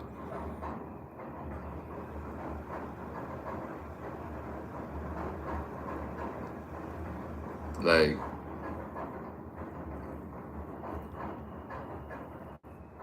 just disgusting. You know what I'm saying? Like, she done did certain shit that just make me disgusted with the person that she is. Like that's your logic. You supposedly spiritual and all that, but your logic is to go do some thought shit when the relationship is not going good for real. You think I'm a wife, something like that? Rather than taking my chances and traveling the world and seeing what the fuck else is out here? You got me fucked up. So all y'all niggas that want to simp over that bitch, you don't have an abundance mindset. And any nigga that tried to get me to try to see past all that shit to stay with her, y'all niggas got to get y'all abundance mindset up. Because there's way too much fucking fish in the sea for me to be worried about one joint that was getting on my fucking nerves for a year and some change, bro. Really doing mad kid dumb shit. That's what I'm doing, nigga. You talking about just move on. That's exactly what I'm doing. But y'all niggas was not keeping that. A lot of y'all niggas was not moving like that in that live stream. Y'all niggas was enjoying the entertainment like some bitches. Enjoying the entertainment. And y'all niggas was amping shit up, like instigating shit, so that me and her could really be on there arguing. Y'all niggas is really some bozos on this internet shit. No funny shit. Niggas is really bozos. Imagine amping up to a couple arguing, and that's what you doing during your day? Like, that's how you gonna spend your day. On a grown man live stream where he trying to have a conversation with his girl, and y'all niggas in there trying to amp shit up and instigate. Y'all niggas is little kids on this shit. Word to my mother.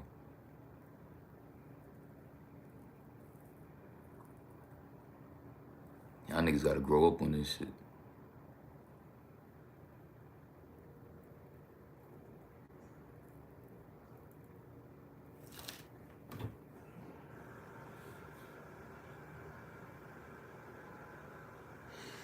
Whoa. Why would your mother say that? Why would your mother say that she was happy that your father died? Why would she say that? What the fuck did he do? Like, was he abusive? Did he, like, rape your mother? Like, what the hell did he do? Did they just, like, break up and not have a good relationship? Because, like, why the fuck would she say that? Oh, he abused her. All right, so, yeah, I guess she got that. She got that. I'm surprised that my mother ain't feel the same way about my step-pops. You know what I'm saying? She let the nigga live with us for 10 years. You know?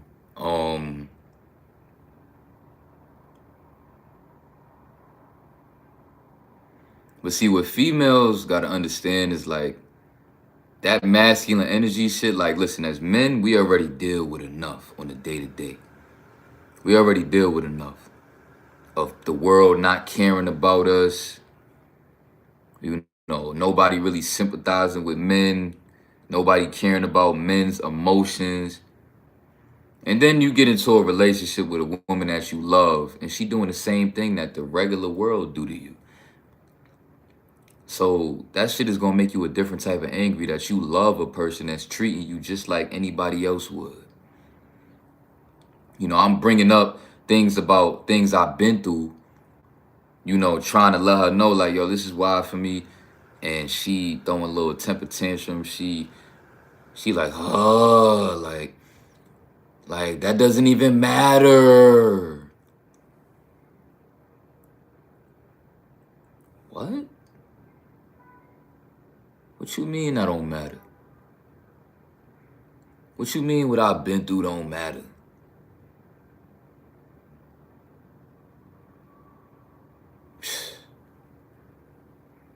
Yeah, like I was really about to cuff you and be with you for the rest of my life, and you saying shit like that.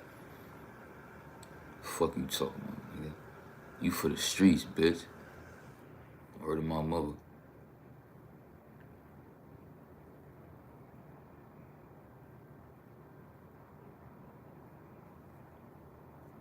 Feel me?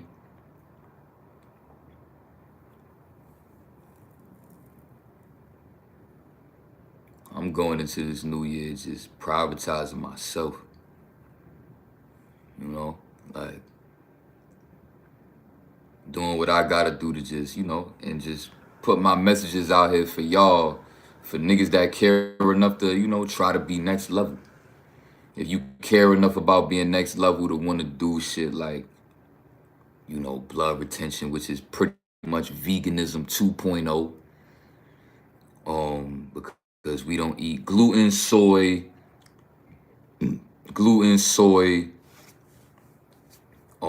vegetable oils, sugar, table salt.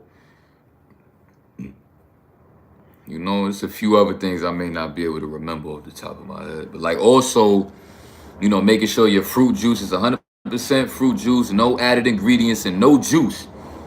If you drinking a juice that got any added ingredients, you're not on blood retention. If you drink soda, you're not on blood retention.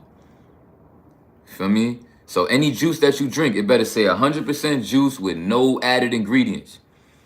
If you buy coconut water, it better be organic coconut water with no added ingredients. Like,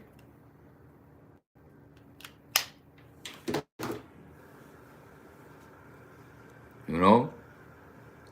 We on that. We on that. I'm prioritizing my bloodstream because I feel like I tapped in with some shit the way I understand that, like, us as people need to be prioritizing protecting our bloodstream and enhancing our bloodstream. You know what I'm saying? You ever notice niggas that be on creatine don't really have veiny muscles? That's one thing I just thought about. You ever notice that? Niggas that be on creatine don't have veiny muscles. Like, don't get me wrong, they muscles be big, but they don't got the veiny shit. They just look like, you know, they muscles just look solid. You say I'm jealous of creatine users. Trust me, no the fuck I'm not. If I was jealous of creatine users, wouldn't I just go fucking take the shit? What type of logic do y'all niggas be having? If nothing was truly wrong with creatine and I was jealous of other niggas that's big on that shit, all the fuck I gotta do is go take it. You a dumb nigga. You dumb. You thought you was saying something just now, right? You thought you was saying something just now, right? But you dumb as fuck. Talking about I'm jealous of creatine users. If you think I'm jealous of creatine users, suck my dick and get off my channel, nigga. Matter of fact, we gonna do it like this. This is how we gonna do this shit. Just so anytime y'all niggas start sucking my dick, I could just remind y'all niggas that you the one that's sucking my dick. I don't have to care. How about this? Anybody that don't want to practice blood retention, get the fuck off my live stream. And if you stay on this live stream and you not gonna practice blood retention, you a dick sucker. You a dick sucker. How about that? Let's do it like that. So y'all niggas could really see how much I don't care about this internet shit. If you not gonna practice blood retention next year, get the fuck off my channel, or else you are a dick rider. How about that? So now let's weed out the dick riders and the dick suckers that just want to watch my channel because you niggas get some sort of kick out of watching a nigga like me that I got a certain type of energy. Y'all niggas be gay on the low. Y'all niggas like me. Y'all niggas admire the way I move. Let's weed out the bullshit. If you not gonna practice blood retention and you still watch my channel, you a dick rider. And you gay. How about that? How about that? So now, if you stay on my channel after you not gonna practice some shit that y'all gonna hear me actively promoting on a consistent basis and you still gonna watch my channel, you a dick rider.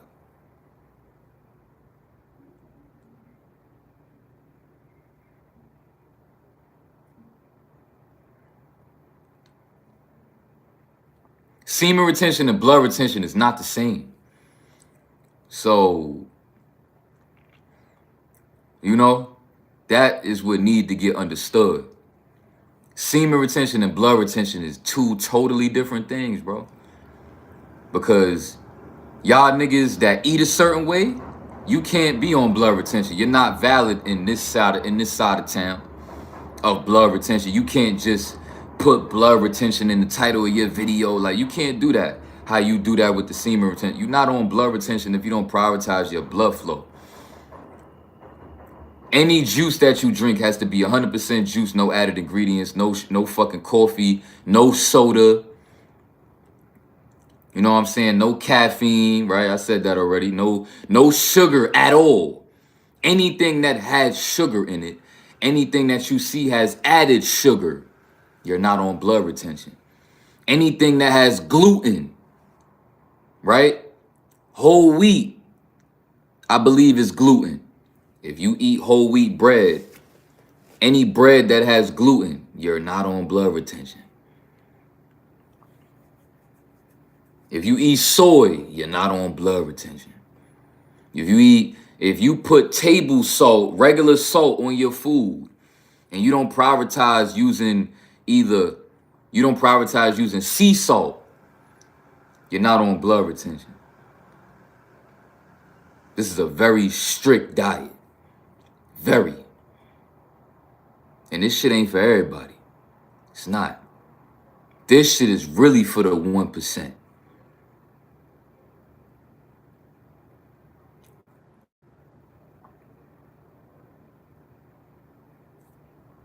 Yeah, I'm gonna definitely write a book on blood retention. So, for those that's in the semen retention community, let me just make you a promise. If you in the semen retention community and you don't practice blood retention, you will never conquer semen retention. Never. I promise you. I promise you. You will never conquer it. You will never conquer no fat. And you will never conquer semen retention. Never.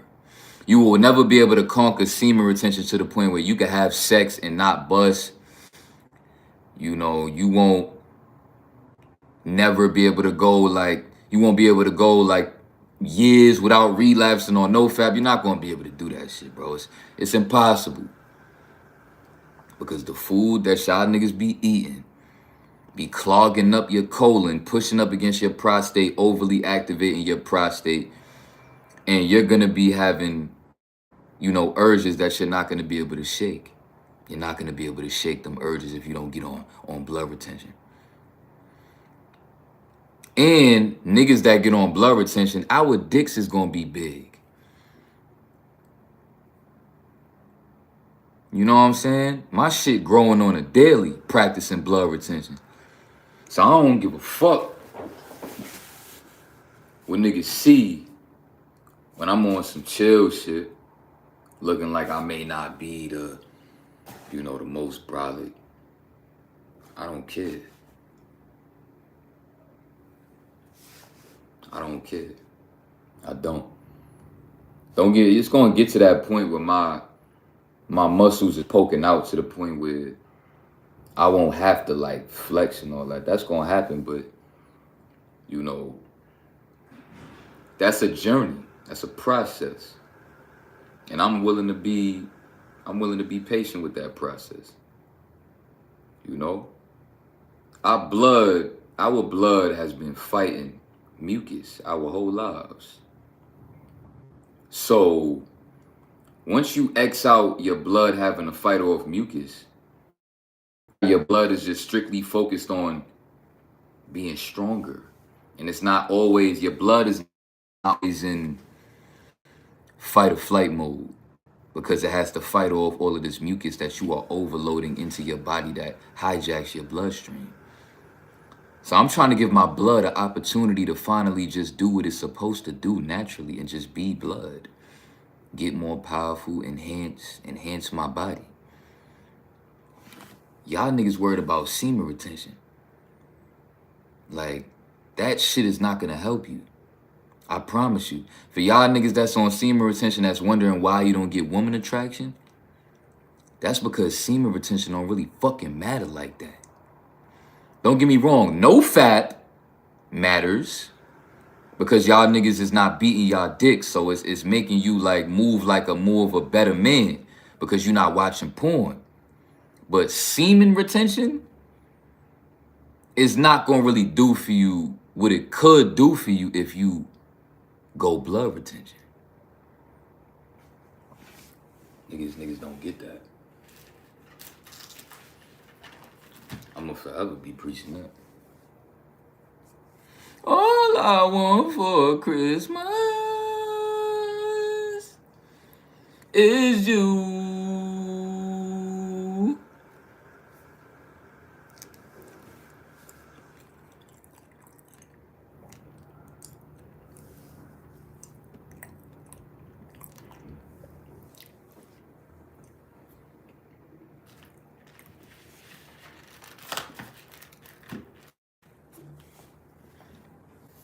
You say I'm lagging?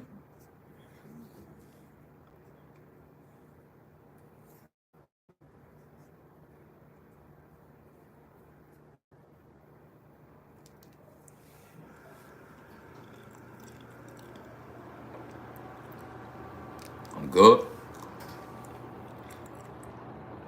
Alright, for the past like 20 minutes, was my shit doing some funny shit?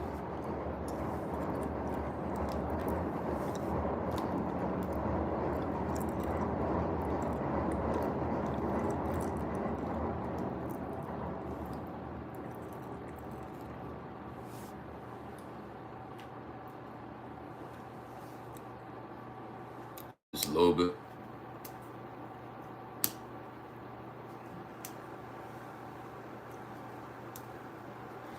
See, I think let's say, all right, for those that been in the live stream the whole time, right?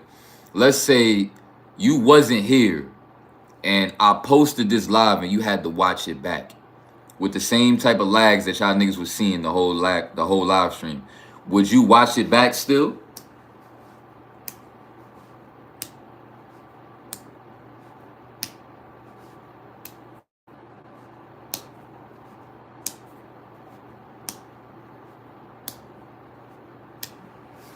You said probably not. Damn.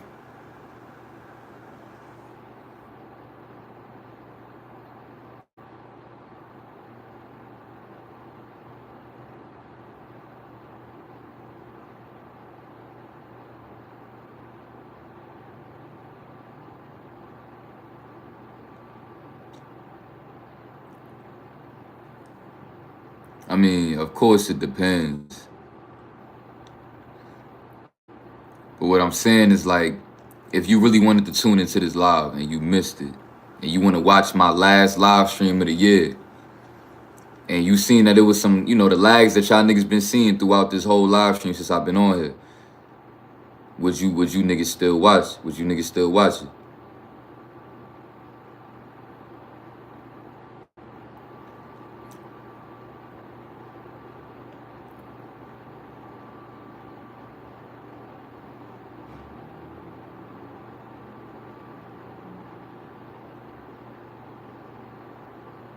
Oh, you just got it. Oh, that's why you said that.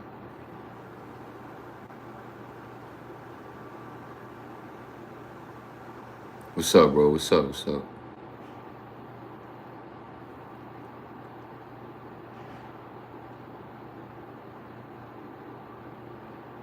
All right, bet. Just make it sure, bro, because at the end of the day, I'm looking to give y'all quality content. So the lag don't bother you. All right, that's good. That's good. I remember one of my mans, right, that I was working with in the security. Um, I told the nigga that I do YouTube and all that, and he would like watch my channel, and I was like telling him about some of the funny shit that I be dealing with on this platform. And he was like trying to explain to me, cause he was like older than me and shit. He was like, yo, I feel like the reason why niggas on your platform be quick to try to get on your nerves and do that trolling shit is because you a real nigga. Like, you really be trying to interact with people. So these niggas kind of have the urge to troll you more because you a nigga that really is trying to connect with people and interact with people, not on no internet shit. So these troll niggas kind of just like feel like they would get more of a kick. These niggas feel like they would get more of a kick out of like trolling you because you a nigga that really try to interact with people and shit like that. They feel like they have a certain type of access to you that, you know, these other YouTubers don't really give these niggas that access because these niggas get on here with that YouTube type of mentality where they just on some strictly business shit with it. For me. So, but yeah, I actually thought about going back.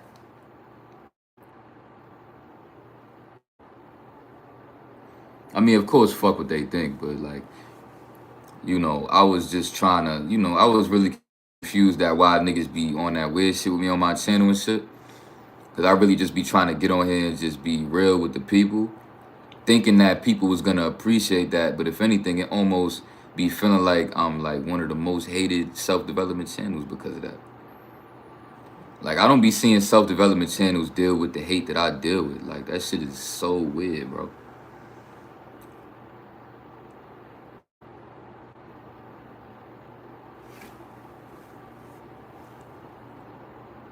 I'm gonna just start blocking y'all because y'all niggas really be wanting a reaction out of me. I see what y'all niggas be doing. Y'all niggas be trying to say certain shit so that you could get a certain reaction out of me. Like, some of y'all niggas, y'all really gotta start checking y'all sexuality.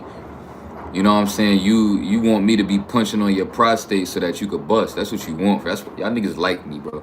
Y'all niggas that troll me, y'all like me. You want me to be inside of your butt from the back, punching on your prostate so that you could bust a nut through the front, through your dick. That's what you want me to do. That's the type of vibe that I get from niggas when niggas be on my platform just like trolling me for attention. And I'm not gonna say pause because that's how that's the vibes that y'all niggas be giving me. That y'all niggas actually like me and want me to be inside of your butt from the back. Matter of fact, you want me to have you in missionary inside your butt though, but missionary with your legs up. And you want me to be all on top of you, talking shit in your ear. Feel me?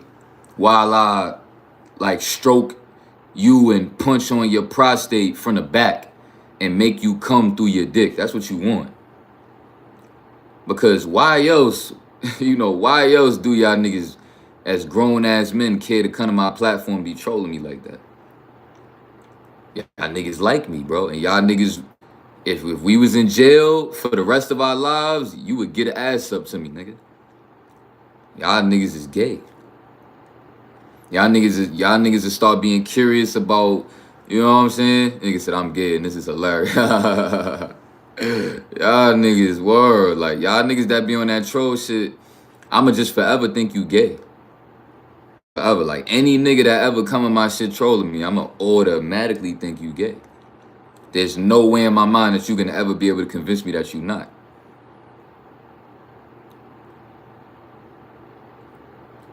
Or you gonna be wanting to be talking shit in your ear like I used to do Faith while I was stroking her shit and she's screaming and moaning. Like, yeah, you like that shit, right? You like that shit. This what you wanted, right? While I'm pounding you in your butt. You gay. Like, y'all niggas that kind of, that's what you want deep down. You want me to be talking shit in your ear with my deep ass voice. You know what I'm saying?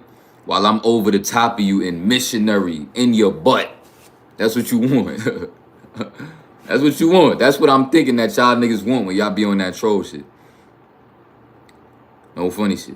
And that's the shit that I'm thinking of that Jahar Green wanted. Because he was the nigga that was trolling me for 7 months straight.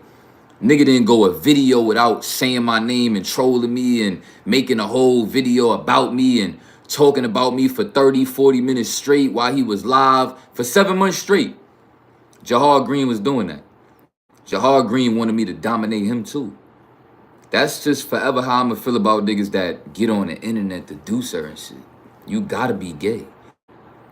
You gotta be. You gotta like me, and you know what I'm saying? You just afraid to come out the closet.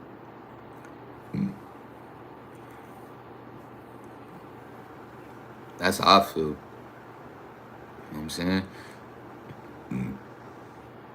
But yeah, speaking on that security shit, like, I thought about going back to the security shit just to see how it would feel to go back and do it. You know what I'm saying? And because I just been feeling this energy shift that I've been having. My energy been shifting in a great way. And I kind of just been feeling like I want to see how it feel to do shit that I used to do. You know, before my vibration got to the point where it's at now. Like, I'm about ready to go back to my hood and see how that shit feel.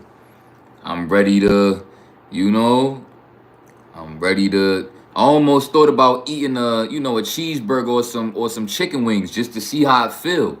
But I'm not doing that shit.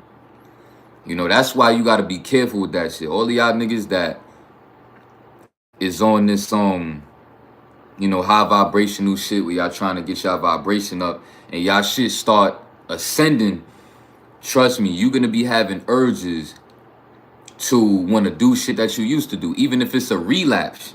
Because I've done that before plenty of times. Every time I've always felt myself have like one of them like crucial energy shifts, 9 out of 10 times I ended up relapsing. Just to see how I was going to feel, to see how my interaction was going to be with it.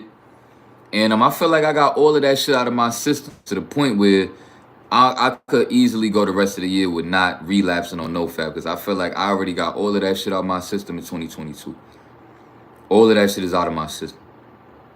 So hopefully y'all niggas got that shit out of y'all system in 2022. But yeah, like I remember what that shit was like doing that security shit. You know what I'm saying? You know, like it was crazy that I was getting paid $15 an hour to work in the projects in Brooklyn. Like, I'm talking about project buildings that don't make no sense to have a security booth. You would look at the building from the outside and be like, there's security in there? Like, for real? These are the type of buildings I was working in. And, you know what I'm saying? Just the vibes in there was, like, terrible. You know? I'd have had, feel me? And the vibes in there was just like, you know, my coworkers allegedly used to come, for me, like, not lacking. And niggas fucked with me so tough to the point where niggas would tell me, like, yo, Davis, let niggas know if you need that, because niggas got that on deck. Niggas would let it be known to me anytime I came to work. Niggas would let it be known, like, yo, niggas got that on deck. Just in case niggas might need that, niggas got that. And, you know, I remember one of the Brooklyn project buildings I worked in, you know, had 2 sides of the building. So one side of the building was a security booth. Other side of the building was another security booth. And I remember, feel me, damn, I don't want to say his name, but like, nigga used to call me all the time when we worked the same shift. And he'd tell me, like, yo, I got that on me. For me, let me know if some shit go down on your side, and niggas will pull right up on you and let that shit go. I had niggas ready to flock shit for me in there for real.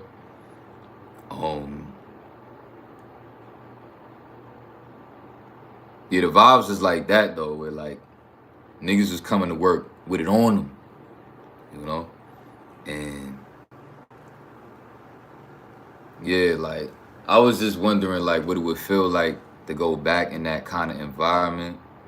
But a part of me just don't really feel like I want to do that shit either, because like I really don't have the patience to be dealing with a lot of the funny shit that come with that shit. I don't have the patience for it. I gotta work on my patience.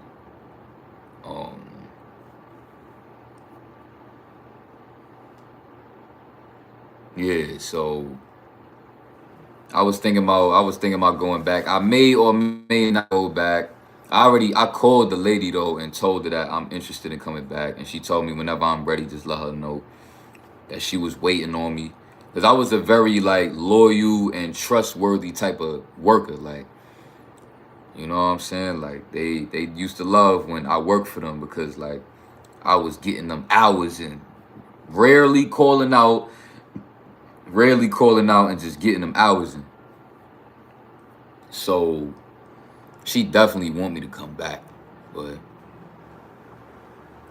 you know. But yeah, I don't know if I told y'all this, but like, yeah, that security shit was like, you know, allegedly nobody really had their license working for that shit. You didn't have to have no license, because niggas said ask for a raise. Trust me, it's not that type of job, bro. First of all, nobody was getting their taxes. They was stealing niggas' taxes every year. And the reason why they was stealing niggas' taxes every year was because, like I said, this type of job was for people that literally needed it. Like, if you was a nigga that been to jail a lot, you got a rap sheet, you got a criminal record, and you know what I'm saying, that job is for niggas like that. I was around none but felons and yeah, niggas that just can't get no other job, because for me, niggas done been in jail and all that. And it's not about me wanting to go back being around them low vibrational goofies, because at the end of the day, this world is full of them, nigga. And New York is full of them. That's regular. So it's not about being around them. It's about the experience that I would gain for myself. Like I said, like, I be on the internet expressing certain shit to y'all niggas, but this is my fucking life. I know what I'm doing. You know what I'm saying? Like, I know why I want to go back if I wanted to go back to go do the shit.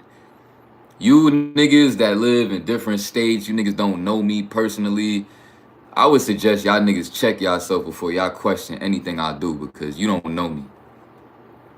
You know what I'm saying? You don't know me, you only know you. And you only know what I tell you, but you still don't know me. Feel me? So understand that. But yeah, like, I ain't gonna front. Working that job definitely, you know, made me more of a man. Because like I said, I had got threatened with eviction, and I was forced to work that job. I had no choice. I ain't have a job. COVID-19 hit. I lost my job because of COVID-19. And I went like a whole year without paying rent. This when they hit me with the first eviction notice. The second one was when it was official, where they was like, yo, you got to move out by February. But I had got an eviction notice prior to that one. And yeah, that's when my homie that like was living with me, he had put me on with that job, because he was already working that job. And he had told me, he was like, nah, for me. Because I told the lady when she gave me the eviction notice, I was like, I don't know how I'm going to pay this rent.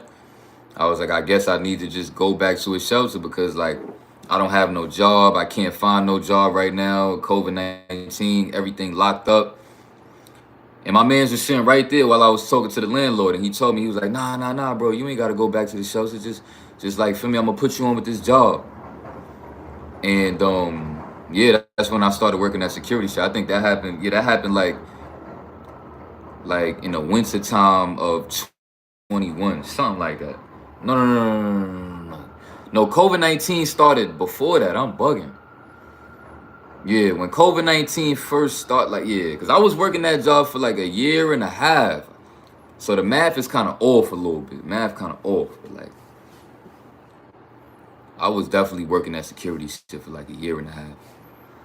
And I appreciated the experience that it gave me, because like, to go from, you know, living in the projects my whole life to Now I'm doing security in the projects.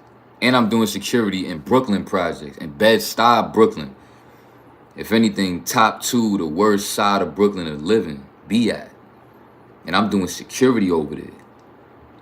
You know what I'm saying? I'm doing security in a Cho neighborhood where it's a bunch of GD niggas. You know what I'm saying? Like, I remember when I first started working there, because I was a new security guard, niggas start throwing up their rakes and shit. Niggas start throwing the GD shit up. Doing that when they saw me. Like, I would see niggas and, like, you know, say what's up, try to get my face known around that shit, and niggas would just walk by me doing like this.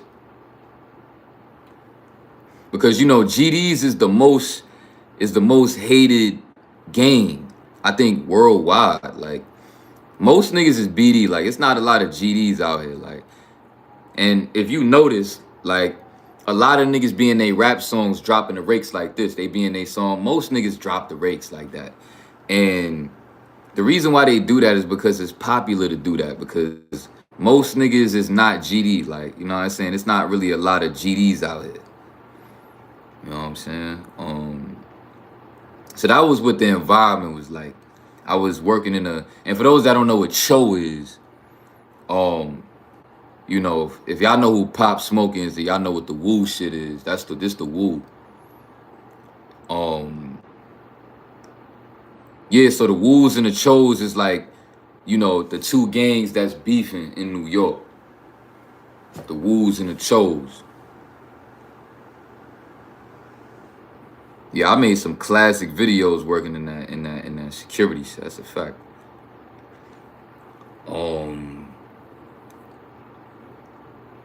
But yeah, I remember, you know, niggas grew to like me though, that lived in that building. You know what I'm saying? The buildings that I worked in, niggas fucked with me though. Because they seen I was just a real nigga that's from the trenches that is not trying to be on no real security shit. You know what I'm saying? When niggas used to call my phone and the supervisor used to call my phone and be like, yo, you know, they on the 6th floor smoking and drinking, you got to tell them to move. You know what I do? I went up there to tell them that. I'm like, yo, you know, supervisor telling me to tell y'all niggas y'all got to move and shit.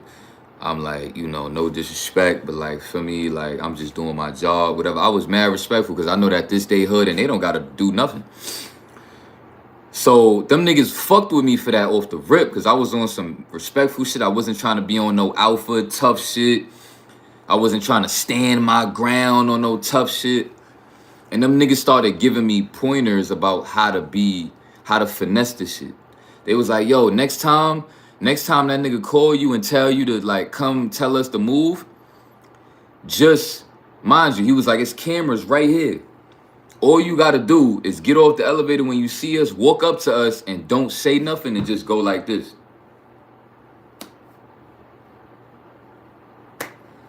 And off the rip, we gonna know what that mean, and you don't really got to put yourself in a position where you got to be, like, trying to fake press us and no shit. Like, they was trying to help me because they knew I wasn't trying to really be on that. I wasn't trying to be on no security shit. So them niggas started giving me pointers and shit, and I was like, all right, bet. And every time I seen them niggas after that, it was love, though. For me, like, niggas, every time I started, every day, niggas was dapping me up.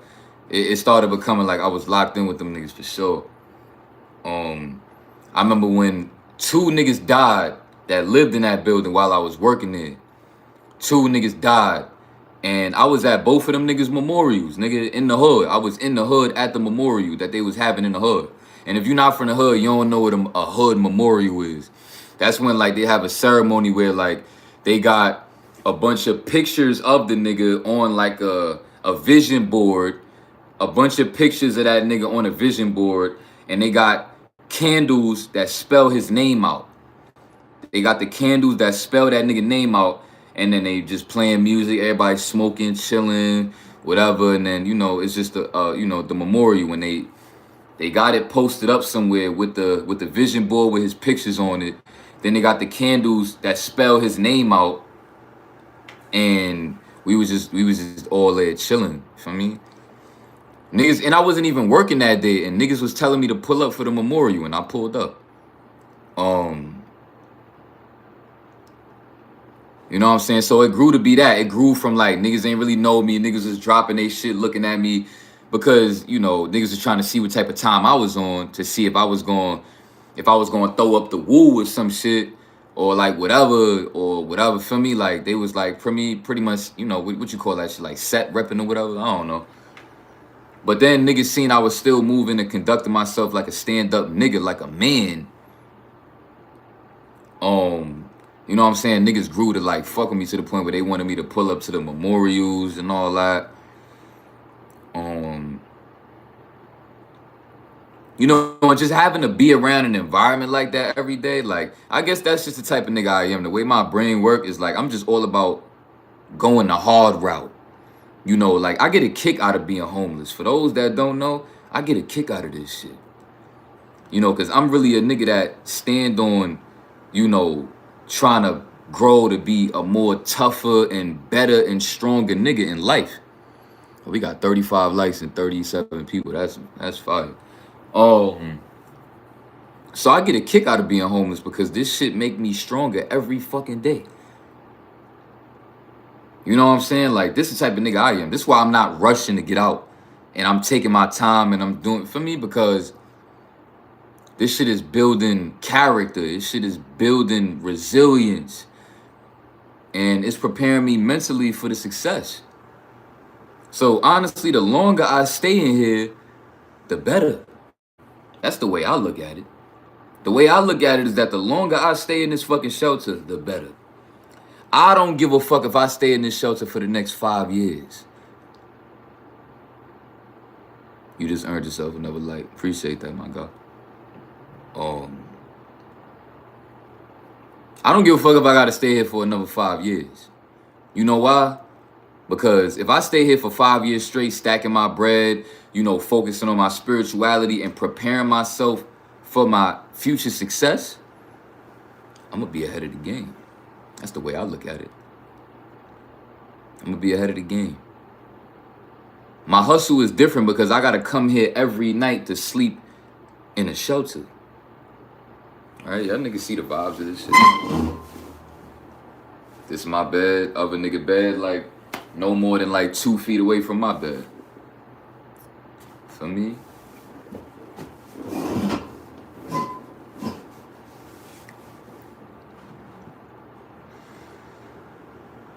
Where do I see myself in 5 years? I don't know.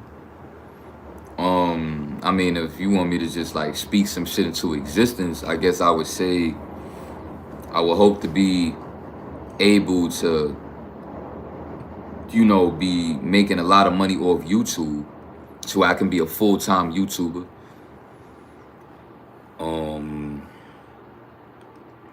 You know, yeah, successful on YouTube. You know, successful on blood retention, 5 years clean and straight on blood retention. For me, like, yeah, let's say that. I'm gonna say that.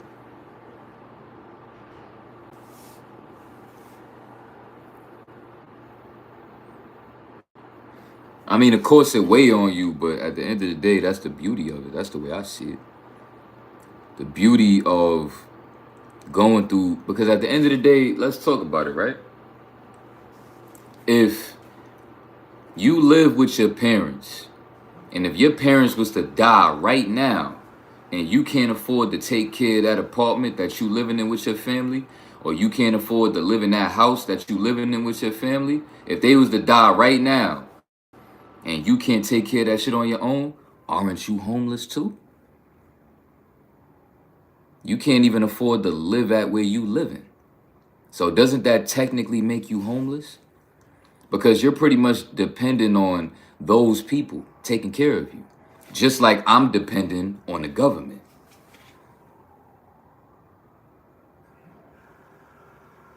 For me? So that's just the way I look at it. So I don't really see the problem with me like really just locking in and being homeless for however long I need to be homeless. You know?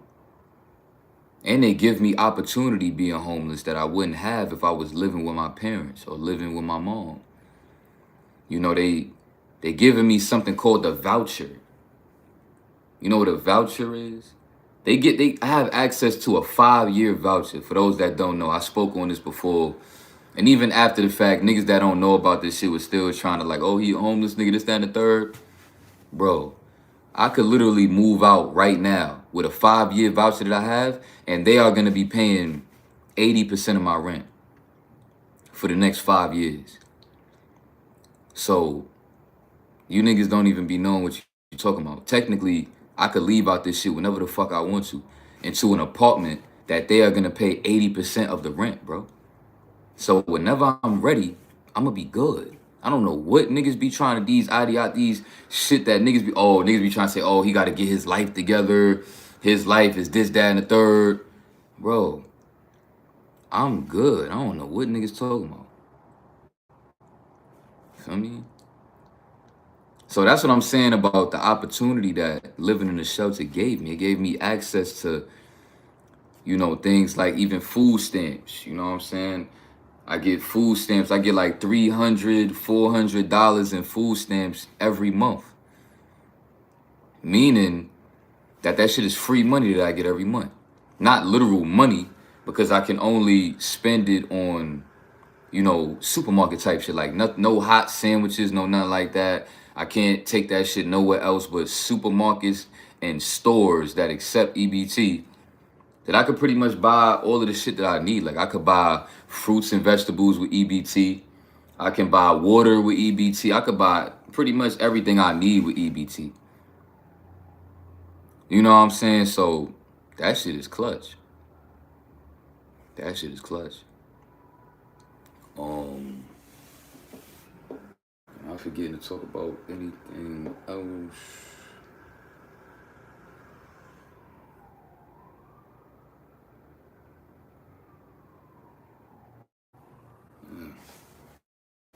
Yeah, this is my last live stream of the year. Because after this live stream, I'm gonna be just focused on working and getting my money. I'm not gonna be you know, doing no really focused on YouTube. I'm gonna be making shorts though, like I said. I'm gonna be making shorts, trying to get in the shorts algorithm, because you know I could gain a lot of subscribers doing them shorts and shit. But I don't know, maybe we could turn this shit into a Q&A. If y'all niggas want to ask me anything about anything, just, you know, shoot me a question. Until I try to remember some other shit that I want to talk about, because there was some more shit I want to talk about, but let's turn this shit to a Q&A.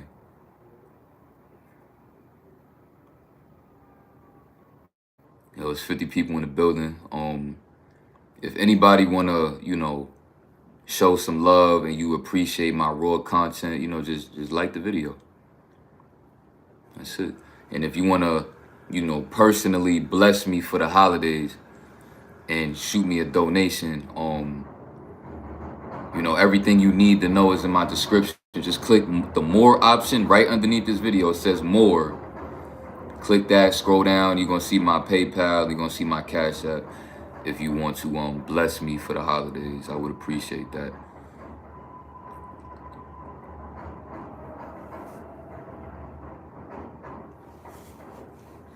What are good foods to grow muscle in a vegan diet? Anything that has a lot of minerals in it, you know, like vegetables, sea moss, you know, raw nuts.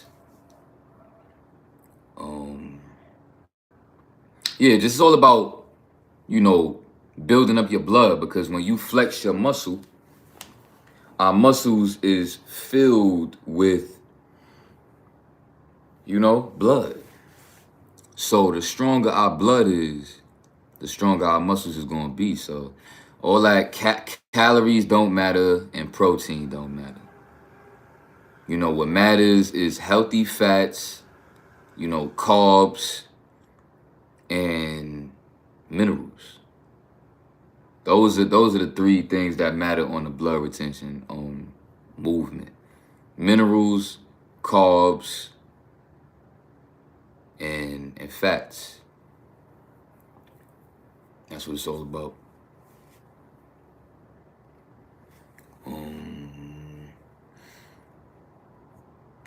Tips for going to the gym. It's gonna be my first time on going Wednesday. For the gym, I would suggest that you try to go to the gym when it's not too much going on, not too much people in there, because it could be, a hassle to try to, get certain machines, or it could be a hassle to, just focus on your workout because there's so much going on in the gym. I would say try to prioritize your calisthenics over weightlifting. Yeah, and I would say, yeah, just keep your head on the swivel in the gym because it'd be a lot of weird vibes in these gyms. So yeah, just try to stay focused on your workout and whatever routine that you are trying to implement into your workout journey. Still be working out consistently? Yes, I do. I could be more consistent, but I definitely work out. Will you ever do collabs in the near future? It depends. I don't really feel the need to do no collab.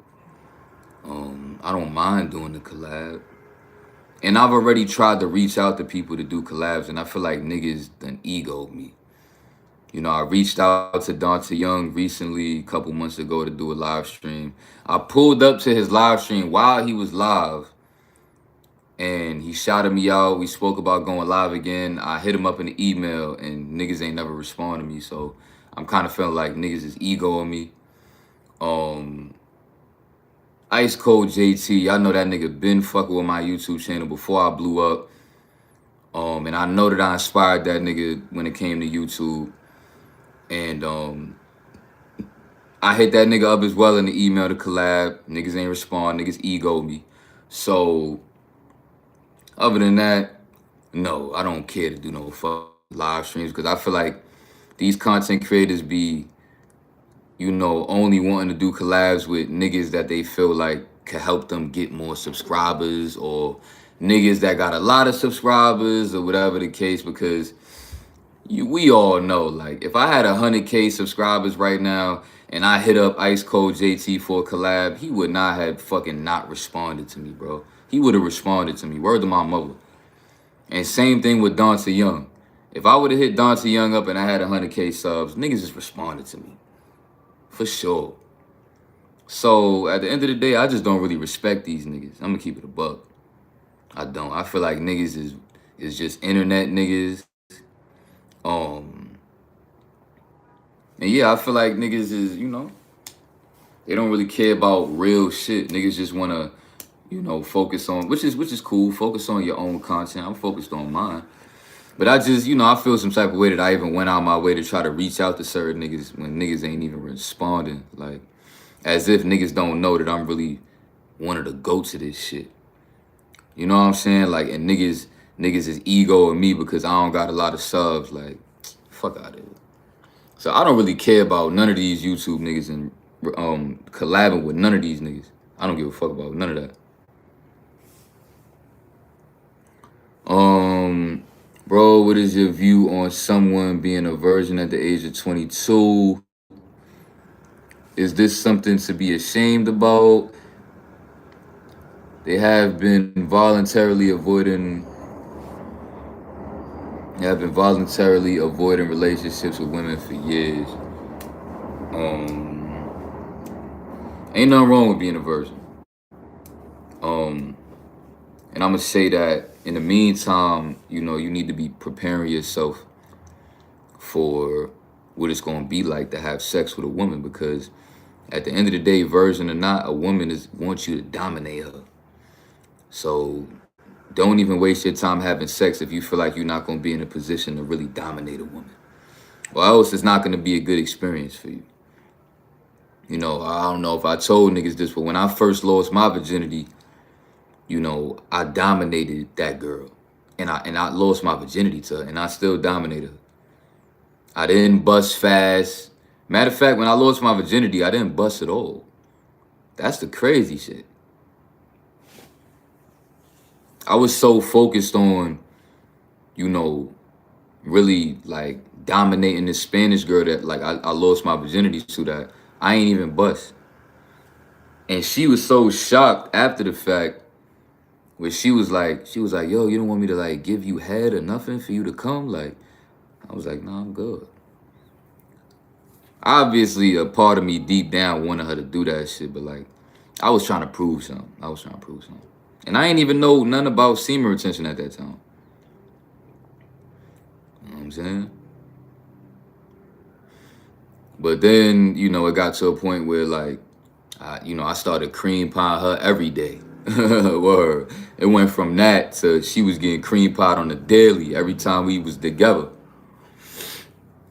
So yeah, y'all niggas that's virgins, y'all niggas need to start, you know, preparing yourselves mentally, physically for sex, because yeah, you at the end of the day, you still gotta be a man and handle business. You know, you still gotta be a man and you gotta handle business still. So just prepare yourself for that. Learn about the female body, learn about what you gotta do, how you gotta, feel me? What you need to be doing and shit. All right.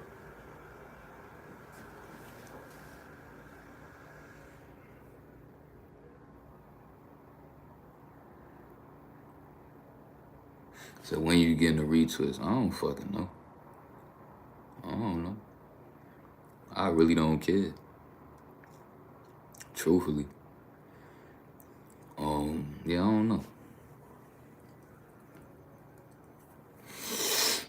I don't got nobody I'm trying to impress. And these is dreads. This is the reason why I got dreads in the first place, because I just didn't really want to give a fuck about my hair like that. But don't get me wrong, I'm gonna get my retwists and make these shits look a little bit better.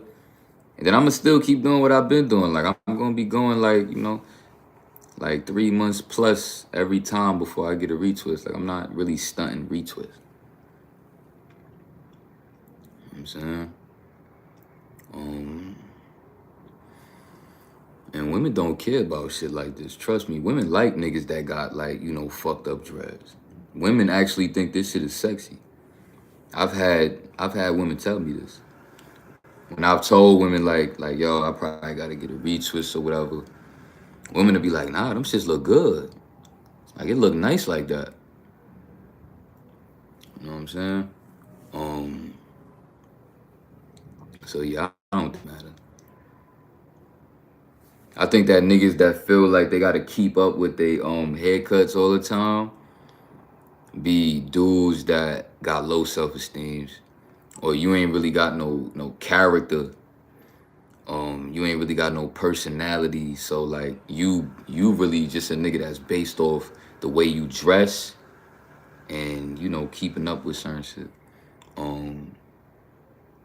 But with me, it's not like that. It's not like that.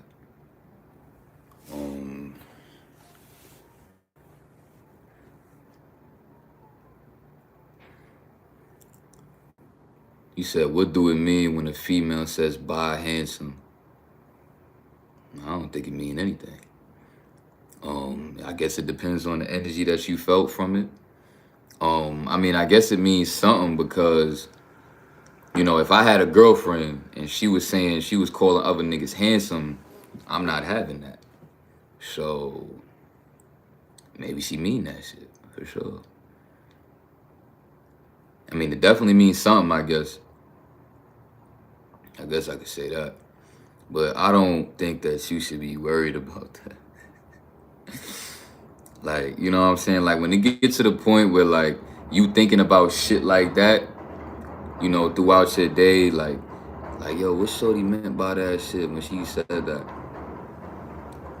Bro, women could sense that shit, bro. Women could sense that, like, the certain shit that they do really having an impact on, like, how you feel or whatever. Like, when they say shit like, bye handsome, and they see that shit lights your whole shit up, like, I'm gonna tell you something right now. That's very unattractive to women, bro. That's very unattractive. What you mean what I think about binaural beats? I'm the one that puts y'all niggas on the binaural beats. I love binaural beats.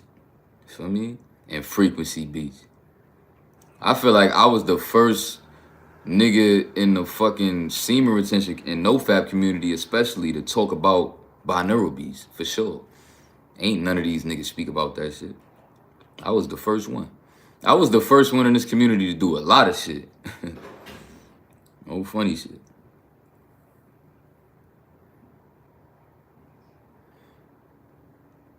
I don't take no supplements, bro.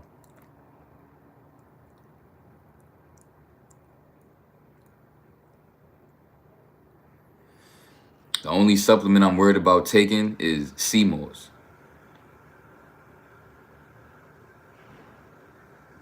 Yeah, and I spoke on that pheromone shit. That was legendary. But yeah, the only supplement I'm worried about taking is sea moss. I don't care for none of these other supplements. Because sea moss got all of the minerals my body need to make my bloodstream my blood more powerful. And then when your blood becomes more powerful, now, you know what I'm saying? Like, you know, in the winter, your body, you warm up faster. You know, like your muscles is a lot more stronger because it's blood. You know what I'm saying? Like,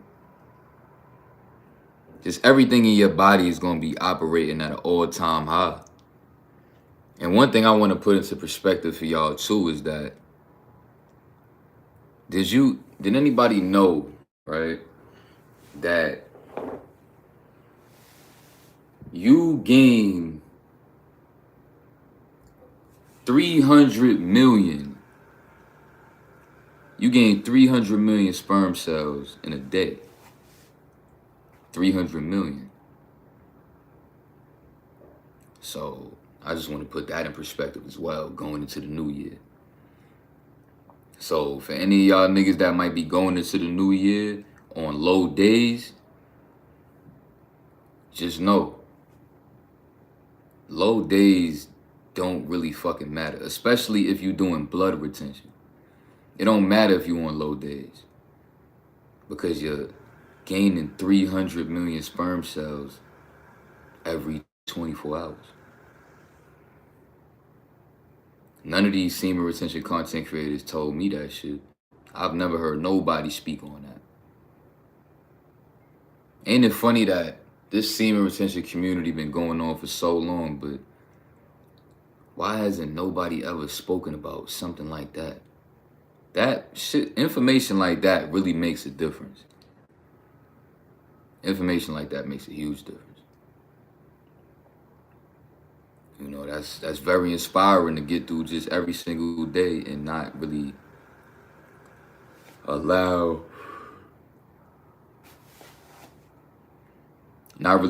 being on low days to get to you.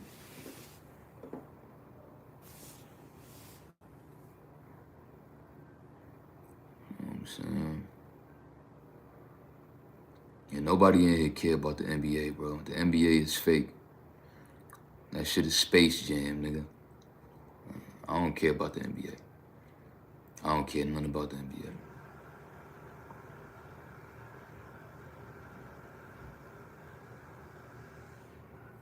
How to sleep on SR.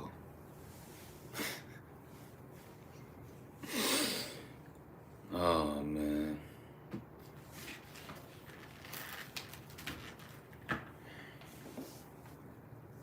I could only imagine what it's like being a woman probably looking at the semen retention community and niggas is asking questions like that. How to sleep on SR. What?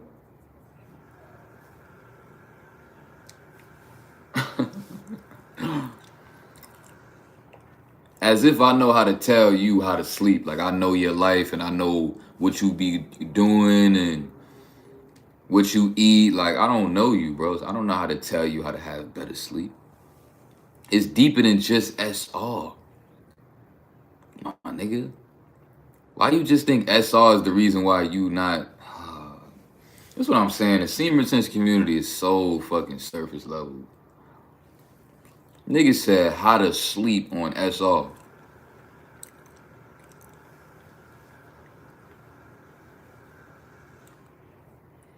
Bro, it's not that you got too much energy, bro. First of all, we not even supposed to be sleeping for that long. We don't need to be sleeping for 8 hours plus. That's a lie. And the reason why you can't get no sleep is probably because you be having urges, right? Yes or no? You having trouble sleeping because you having urges, right?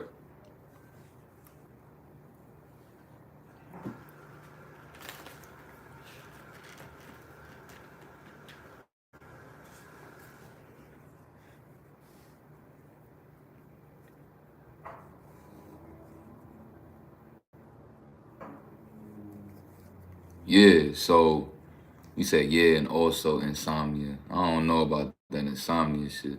That's a whole nother conversation. But I didn't ask you that. I just asked you, do you feel like it come from your urges? So you don't feel like it come from your urges. You just feel like you might have some insomnia. So why are you asking me about semen retention if you know that you have insomnia?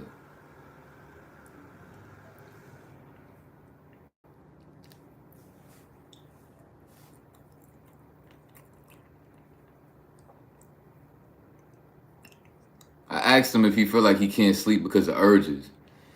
The nigga, yeah, but I got insomnia though.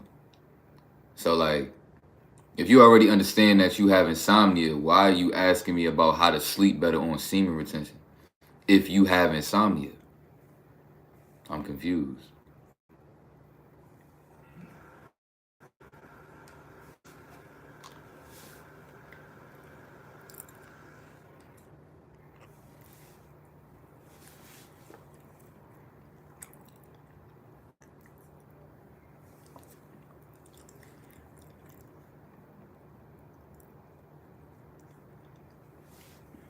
I'm confused. Yeah, these the real bananas for those that don't know. Baby bananas. These the kind of bananas niggas are supposed to be eating. Them regular sized bananas is not the bananas niggas need to be eating. But to answer this nigga question, the reason why you struggling with sleep is because you're not on blood retention and you still probably eat like shit. You probably still go to the store and get snacks. You probably eat meat, seafood, and dairy. You're not vegan 2.0. It's because I got this insomnia from SR before I don't have. So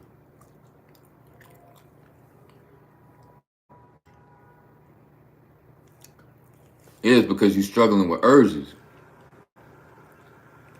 And the reason why you're struggling with urges is because the point that I was about to try to make. It's like I keep telling y'all niggas be thinking it's cool to go to these stores and get random little snacks and eat whenever you want to throughout the day. Drink whatever kind of juice and soda you want to. And then your colon is all clogged up with a bunch of nasty ass bullshit that y'all niggas be eating. Once again, pushing up against your prostate, overly activating your prostate, which makes you want to watch porn.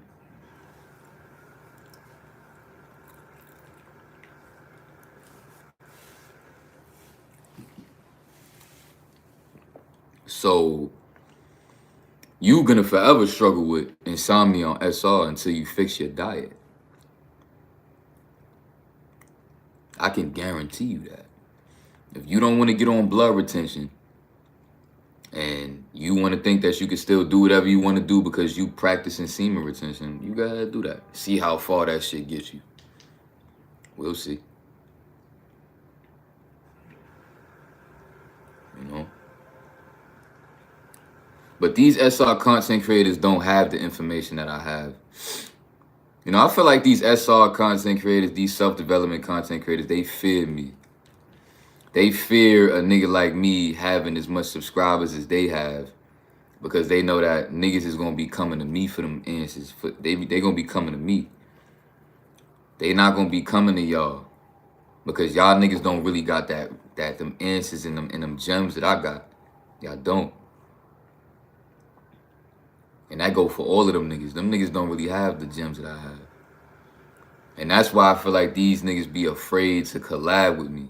Because they don't want me to start, you know, having a lot of subscribers like them and shit. Which is cool because I know how to get subscribers. That's nothing. So let's see if them niggas keep that same energy when I blow up. I bet you them niggas turn around and want to collab with me. I bet you them niggas gonna be emailing me for a collab. Watch. So Ice Cold JT and Dante Young. Let's see if y'all niggas can keep that same energy. And Gabe got that glow. You too, nigga. Because you another one that be fake acting on some funny shit too. Because niggas think they somebody because they got subscribers. All right. Let's see y'all niggas keep that same energy when I start blowing up. Let's see. Because y'all niggas be moving mad weird on this internet shit, bro. Mad weird. Care about an image on the fucking internet. Try to make sure you got to present yourself a certain way.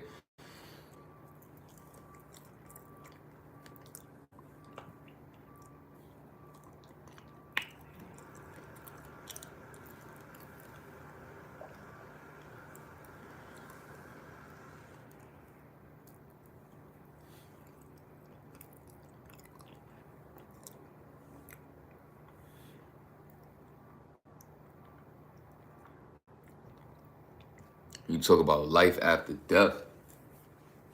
Honestly, I don't think you need to be worried about that. The reason why I say you don't need to be worried about that is because you still have yet to live life while you alive.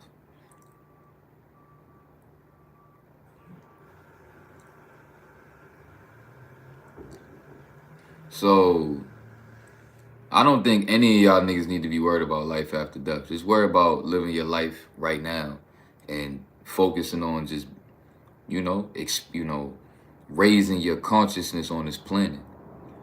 That's all you need to be worried about. Don't worry about life after death.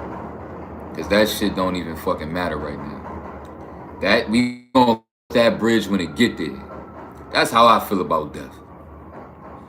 When it comes to death, niggas is gonna cross that bridge when it get there. But at the same time, niggas is not stunting that shit, bro. I'm not stunting that shit. I mean,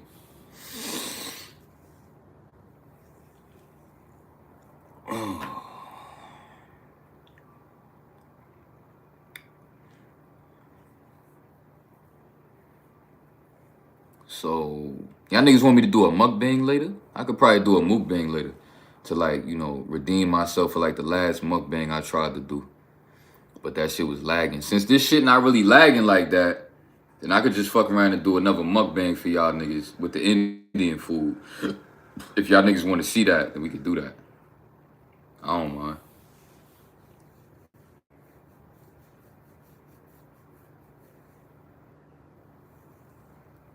It'll be some Indian food. The same shit that I had yesterday. If y'all niggas was in the live stream yesterday.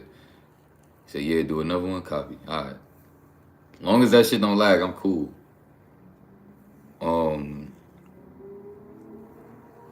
But yeah, a lot of shit happened this year, bro.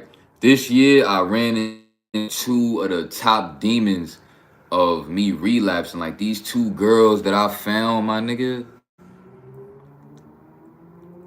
Y'all niggas want me to drop the name of them bitches? Because I'm in that type of mood where I don't really care. I'll drop the name of them bitches. Y'all niggas think I should drop the name? That nigga said, I'm just thinking about the thought in my mind of one of y'all niggas relapsing to the bitch that I fucking been relapsing to. But at the same time, it's mad niggas that relapse to them bitches anyway. So honestly, I mean, fuck it. I'll tell y'all niggas if y'all want to know.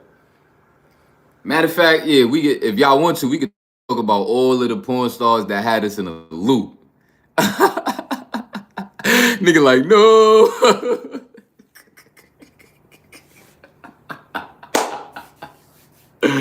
Yeah, I'm on demon time, boy. Yeah.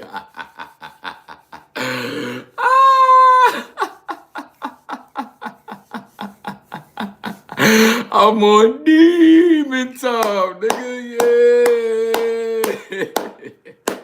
Yeah. Oh shit. I'm on demon time. Alright, the reason why I'm about to drop the names, I'm gonna just drop the name for the top two bitches that had me in the loop. The top two bitches that was the reason why I bought the OnlyFans and all that. All right, so one of the bitch name is her name is Nikki Baby. Um, I think you spell it Nick, two I's, and then baby. I think she's some white bitch that got her ass done. I don't even think her ass is real. I'm telling y'all niggas, bro. You better not look this shit up, because if you do, that's your ass, because these bitches really is, they tough. They tough. Like, they had me in the loop for a minute. So yeah, one, her name is Nikki Baby, and then the other one, her name is Miss Round Cake. She another one that's tough. And I just feel like the reason why they might have had me in the loop was because I never really had access to females that made content that was strictly like nigga said I'm y'all out of pocket. It is what it is, bro. We going into the new year, fresh start. I'm not never watching them bitches again anyway. So that's how confident I am going into this new year, that I could just mention this shit on some funny shit. But I can only imagine how down bad y'all niggas would have to be if y'all niggas go search them bitches up and go relapse. That's on y'all. Y'all niggas do what y'all. I don't give a fuck, because I'm locked in. But yeah, like, I just feel like I never seen women like them that had like a certain type of like figure. They had a certain type of figure that really stood out to me, that I think just I wasn't really used to from watching them other bitches that I watched on the sites. So they really kind of like made me go through like a new kind of porn addiction that I couldn't really shake, because I was always having urges thinking about them two. Though they was like my top two. But it's definitely a few more. Yeah, it's a few more for sure. It's some other white bitch. Her name is Andrea Abelli. It's some Spanish bitch. Her name is Miss Sasson de Puerto Rico. Yo, I'm telling you, y'all niggas, if y'all niggas search them bitches up, bro, that's your ass. Y'all niggas is gonna get caught up in the loop, nigga. Who else? Was that it? That was like, those was like the top ones that really had me. Those are like the top ones that really had me in the loop.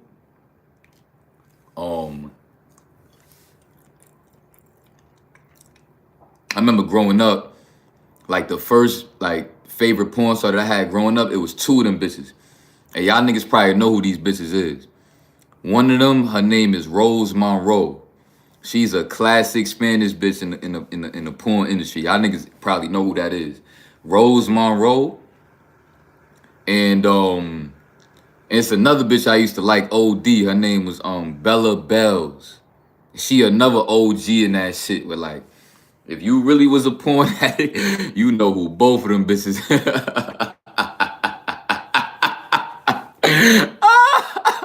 Nigga, she said bubble joint. Word. Word.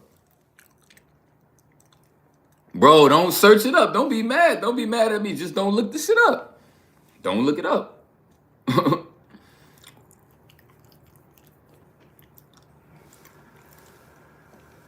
Or like,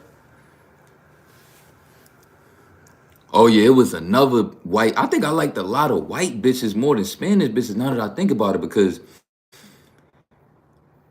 yeah, I think, yeah, Miss Cake, I think she a white bitch. Nikki Baby is a white bitch. Miss Sasson de Puerto Rico and Rose Monroe, those is two Spanish bitches. But then Bella Bells is a white bitch. And then it's this other bitch, her name was Blondie Fester. Or Blondie Fesser. Oh my god, her shit is fat. Her shit is fat. Oh my god. Her shit is fat. Word to my mother, if y'all niggas look up any one of these bitches, it's GG's. GG's. I promise you it's an automatic relapse. You're not gonna be able to look at these bitches and not relapse. So I'm telling you, don't do it, bro. I'm warning you. But at the end of the day, y'all niggas gonna do what y'all wanna do because y'all grown men. Y'all niggas might be curious enough to want to go see who the hell I'm talking about. Who the fuck been having me in the loop all this time. Yeah, Andrea Abelli, white bitch, right? That's how many white bitches is that? That's Nikki Baby, Miss Round Cake. I think Miss Round Cake is Spanish though. I don't really know. I'm not gonna count her. Nikki Baby, Andrea Belly, Bella Bells, um, Blondie Fessa. Yeah, that's four. Okay, that's it's pretty even. It's pretty even with white bitches and Spanish bitches. It's pretty even. Pretty even.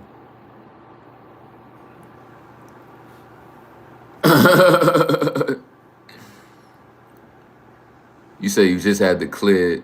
You say you was more on the Ebony side. I never watched Ebony shit, bro. Never. I don't know what it was.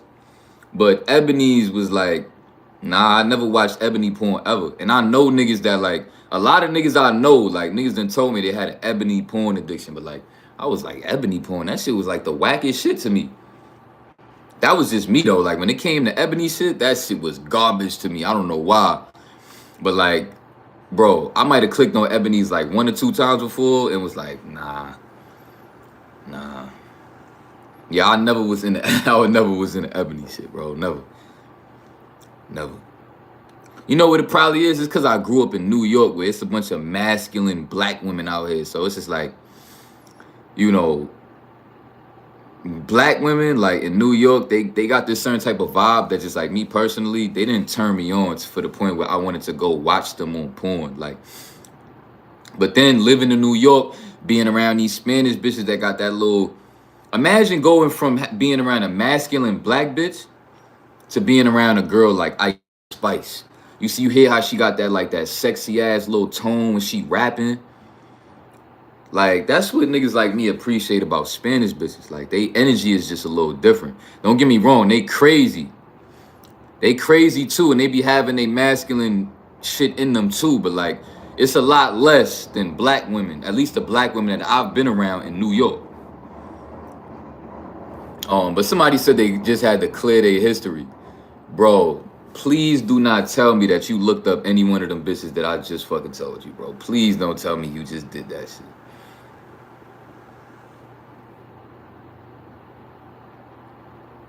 Yo, AK, please tell me you did not look up those girls, bro. Because it's GG's for you, for sure. Nigga said put this shit in incognito. Oh, niggas, bro. Y'all niggas better start tightening the fuck up, bro. That's the whole purpose of this conversation because I'm trying to leave all of this shit behind me, bro. I'm exposing it and telling y'all niggas we gonna leave this shit behind us, bro. Damn, you looked it up. Who did you look up? Like, did you look up all of them? Like, which ones did you look up?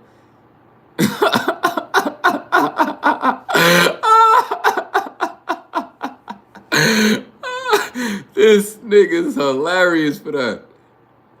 Yo, which ones did you look up? My son got the foggery, bro. Layla Starr. Ain't that the bitch that looked just like Kim Kardashian low-key? Like, that's her? I ain't going front. I had a couple faps to her before. That's a fact. Yeah, Rosemont Road was tough. She was tough. Bro, I was deeply in love with that girl. What? Nigga, her little accent, the way she talk, and she had the bubble, nigga. Said not only the Spanish joint. Which one though? Which one? So let's do this. Like all of y'all niggas just like confess y'all the bitches that had y'all in a loop and let's put that shit out there so that we could just get it off our chest and go into the new year on some like we leaving them bitches behind. We not taking them bitch with it. We not taking them. You ain't gotta name all of them, but name all of the bitches that you feel like had you in a blender. And name them and just be like, y'all have no power in my life no more. It's over. You know what I'm saying? Let's speak that shit out into existence. Let's just get that shit out there and be that raw so that, for me, we could go into the new year on some new shit, for me.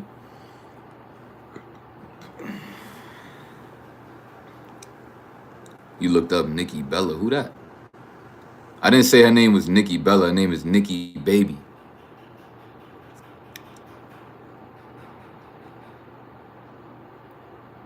I used to look up, like, I used to go exactly like this. Like, when I get in my mood, I look up shorty name, and next to it I put like big naked ass or some shit like that. Like, that would be my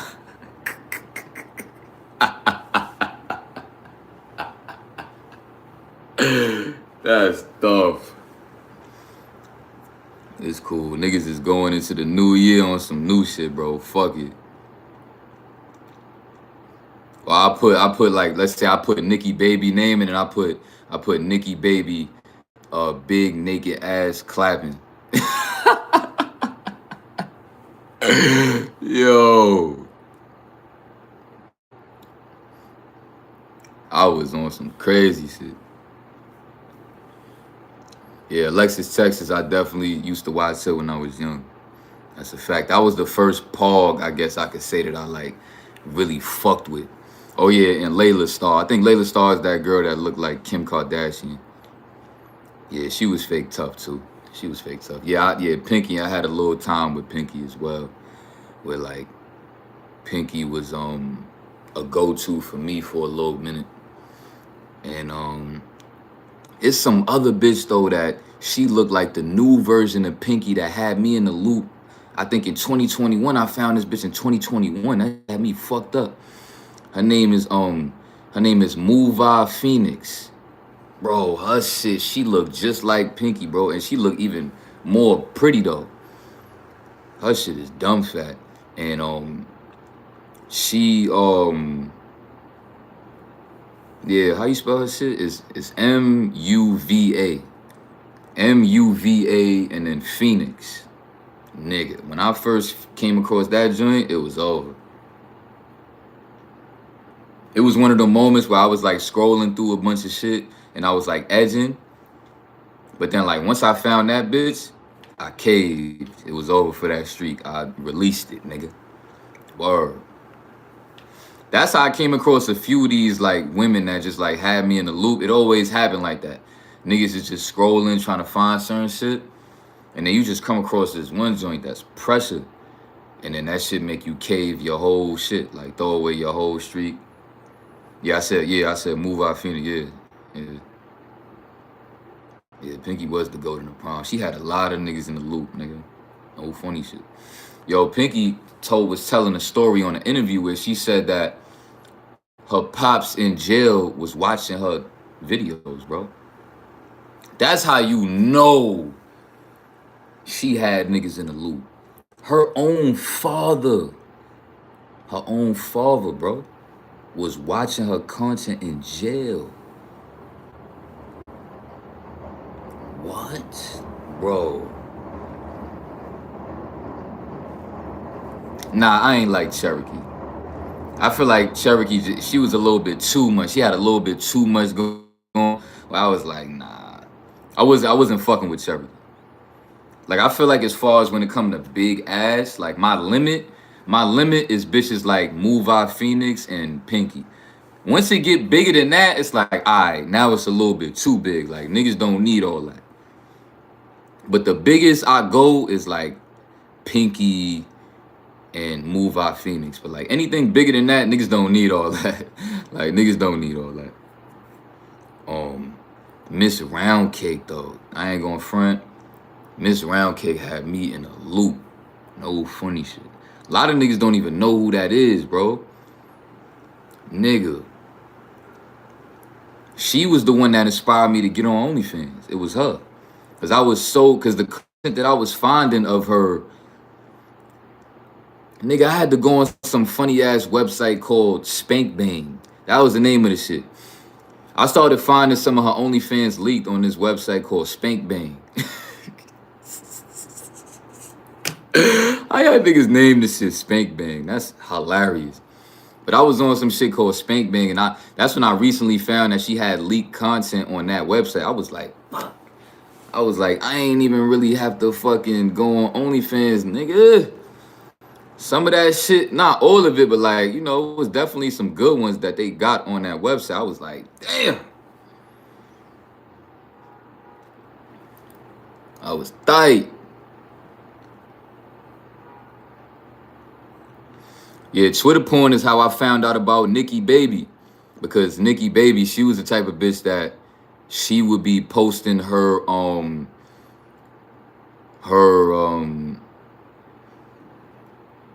she would post like her previews to her OnlyFans videos. She was posting, she said, her nigga said real geek is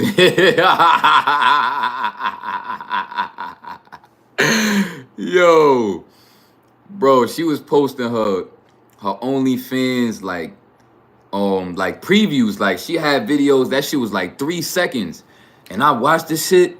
I'm like, wait a minute, she got a 5-minute video of that on her page? Like, that's when I started thinking about going back on OnlyFans after the Miss Round Cake bitch already brought me to OnlyFans. Then I found out about the Nikki Baby bitch. I was like, I definitely gotta go see what that. I was on some down bad shit, bro. I was like, hold on. She got a, like, this little 5-second clip right here of her clapping her shit in them tight ass spandex or them tight ass sweatpants, where you could tell she got on no panties under that shit and she just clapping that shit in the fuck. I'm like, bro, I gotta see that shit. Nigga, the dopamine rush that I got from finally pressing, you know, accept on that OnlyFans shit and finally being able to look through that shit, I was down bad. I was down bad.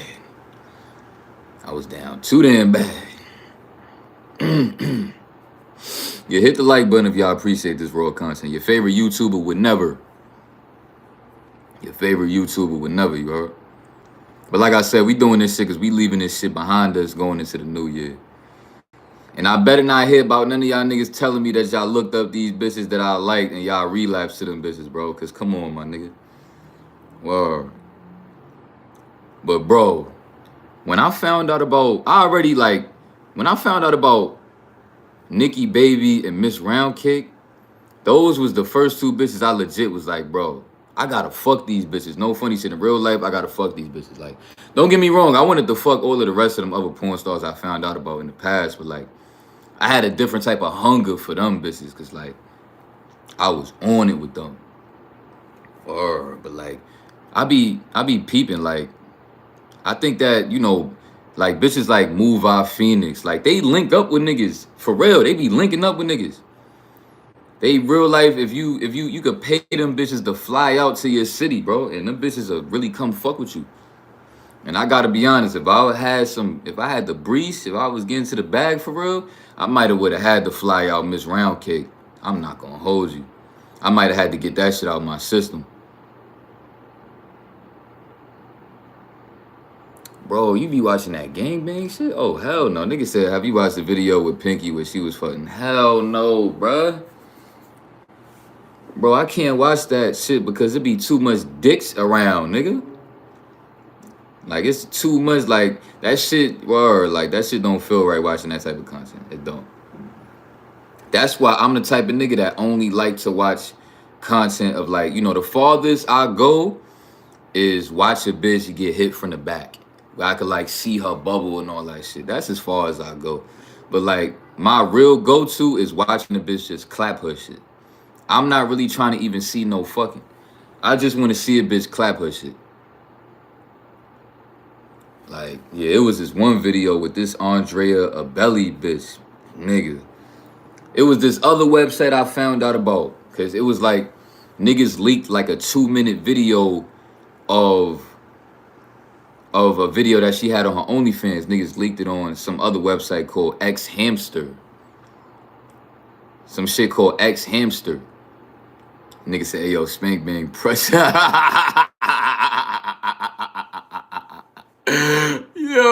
niggas know about that? That's crazy. So yeah, it was this video with Andrea Belly that I found on X Hamster. She had on like a sundress with nothing under that shit. And she took that shit off and she was just like naked clapping in front of the fucking camera. I lost my mind, nigga. I might have relapsed a lot of times to that fucking video. I relapsed a few times to that video. Nigga, when I saw her pull up that sundress and seeing her fucking bubble and she started clapping that shit, it was over. I was like, fuck YouTube. Fuck the semen retention community. Fuck the no-fap community. I'm about to bust.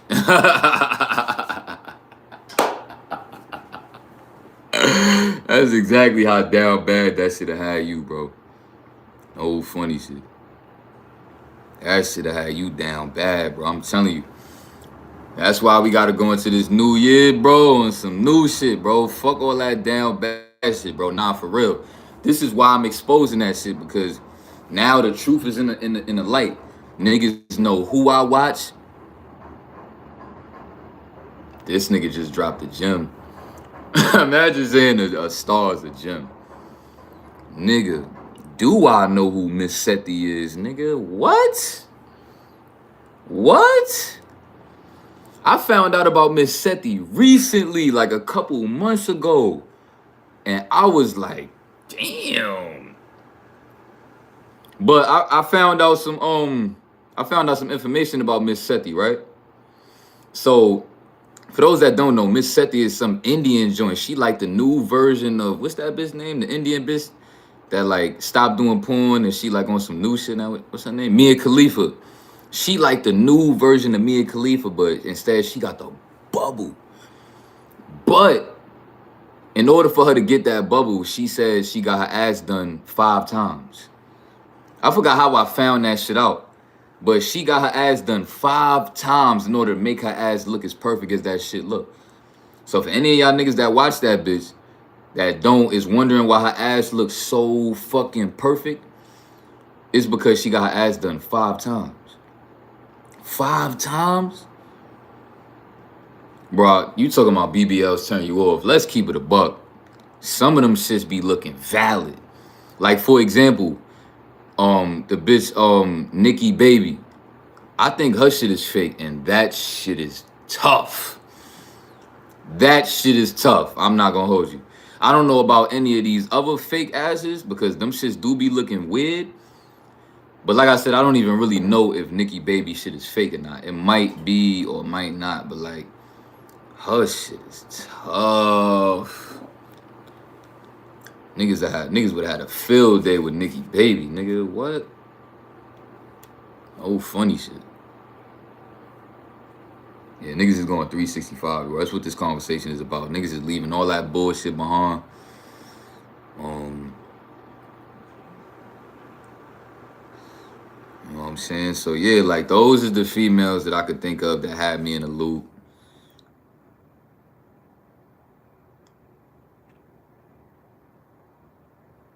Nah, bro. No, that's not Long Nine. Trust me. You talking about a different bitch, bro. You don't know who I'm talking about. Like, you even spelling the name wrong. Like, she's a different bitch, bro. You spell her name Nick, 2 I's, and then baby all together, like as one word. You talking about some other bitch, trust me. But yeah, I would say, like, if I was to say like the main one that really had me in the loop, I would say it was definitely Nikki Baby, #1. Had me in the loop, for sure. Like, I thought Miss Roundcake had me in the loop until I found out about Nikki Baby. And she had me in the loop. She had me in the loop. Feel me? So, if any of y'all niggas get to Miss Nikki Baby first and y'all could fuck her before me, fuck you, nigga. Fuck you talking about. Yeah, if one of y'all niggas want to really get at me and do something, word. If you get to fuck that bitch before I do, that's tough. You got it. But nah, I'm not even trying to fuck her anyway, because you know they spirits be all fucked up. I'm not trying to have no soul tie with a bitch like that.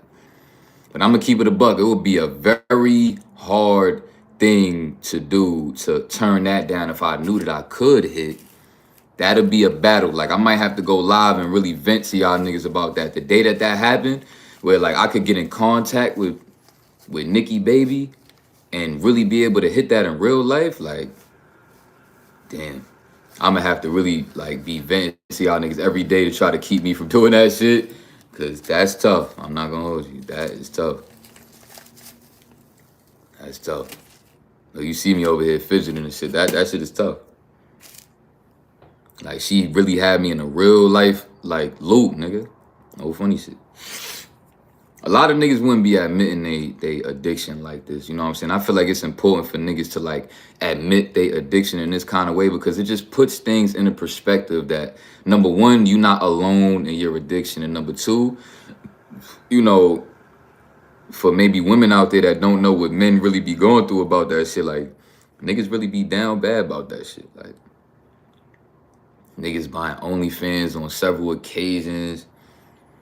You know what I'm saying? And I feel like I done been so real with y'all niggas. Like, it don't, I guess it's only right I tell y'all niggas everything. You know, I don't really, you know what I'm saying? That's how I feel. Like, you know, so niggas really, you know, I'm really trying to build that connection on some internet shit with like trying to get niggas to really like, you know, grow with me on this ladder of prosperity. So maybe like in 3 to 5 years from now, y'all niggas could be like, yo, remember when Nikki Baby has you in the loop? And it's like, because you said that, it's like we gonna have that connection, because like you remember this conversation right now. Like you was here, or you watched it back, and then we gonna get to laugh about this shit in the future. You know what I'm saying? That's really the goal. That's really the goal. Keep it a buck. I mean, nigga, I was down bad about this site shit, bro. Like, I done had plenty of times that I done relapsed at work doing the security gig, nigga. You know, the overnight shift, because I'm taking my supplements to go work the overnight. I'm taking my L-arginine and all that shit. Nigga, I done used to slide in the security bathroom, nigga, and bust gallons in there at work. That's how you know them bitches had me in the loop, bro. Nigga, I'm catching stiffies in the fucking security booth, trying to fight that shit, fight the urge to just slide in the bathroom real quick and go pull that shit up. Like, I done really did that shit a few times. No funny shit, that shit is down bad.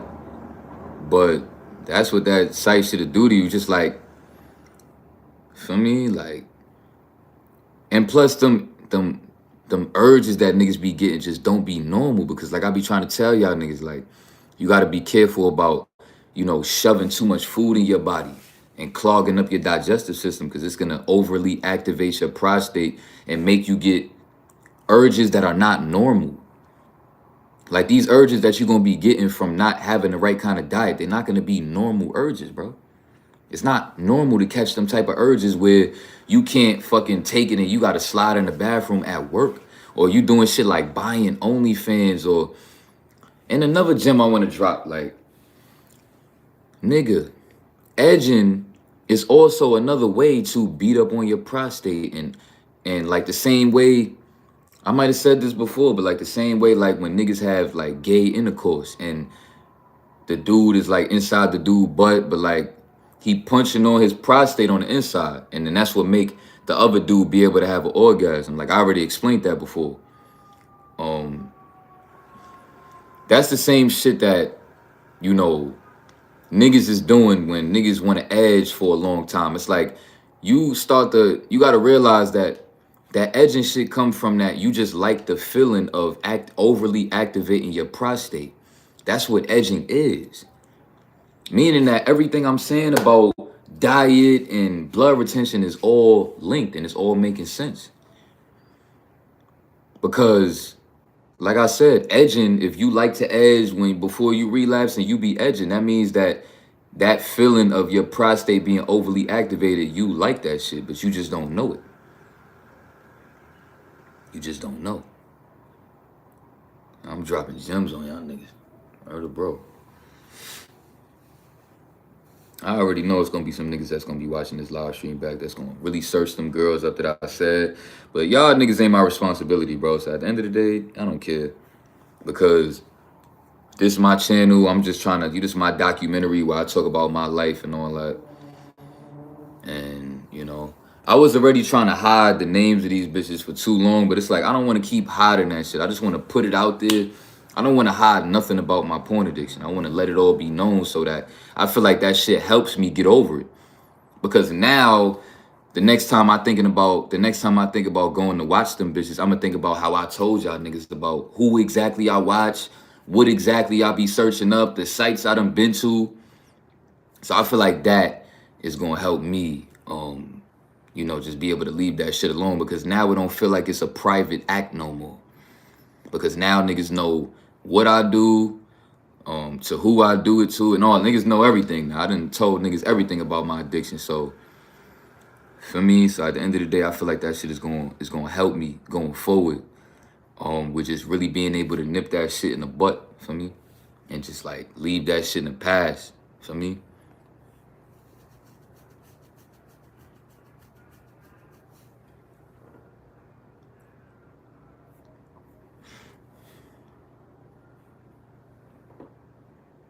You have urges, usually eat junk food. I do edge before relapse like crazy. Everybody do though. Niggas might not just really keep it a bean like that, but like everybody be having a beastie fucking edge session before they relapse. Trust me, everybody.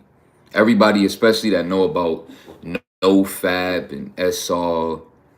You know, you've been trying to hold out for so long, and then by the time you finally just like cave in and you ready to relapse, you just overly stimulate. You overly stimulating your prostate even more because you edging. You overly stimulating synthetic dopamine rushing your brain because now you just want to like fuck it. I'm here. Let me just get all this shit out my system. So you really start binging on that shit. Like, feel me? Said coach is ice lemon tea valid. Long as it's 100% juice with no sugar. No added ingredients, no sugar. This go for any juice, bro. If you look at the back of the juice and it don't say 100% juice, and you look at the back of the juice and it say that there's added ingredients in there, names of shits that you never even heard of, just put the shit back. Don't drink it, cause you don't need to drink that shit. You don't. But the fact that this nigga AK fucking went and looked up one of them bitches, which bitch you said you looked up? Because depending on the bitch that you looked up is gonna let me know if it's really GG's for you or not. Yo, AK, if you still in the building, which one did you say that you looked up? You said you looked up one of the Spanish joints. I said, you talking about the Sasson bitch? The Miss Sasson Puerto Rico bitch? That's tough.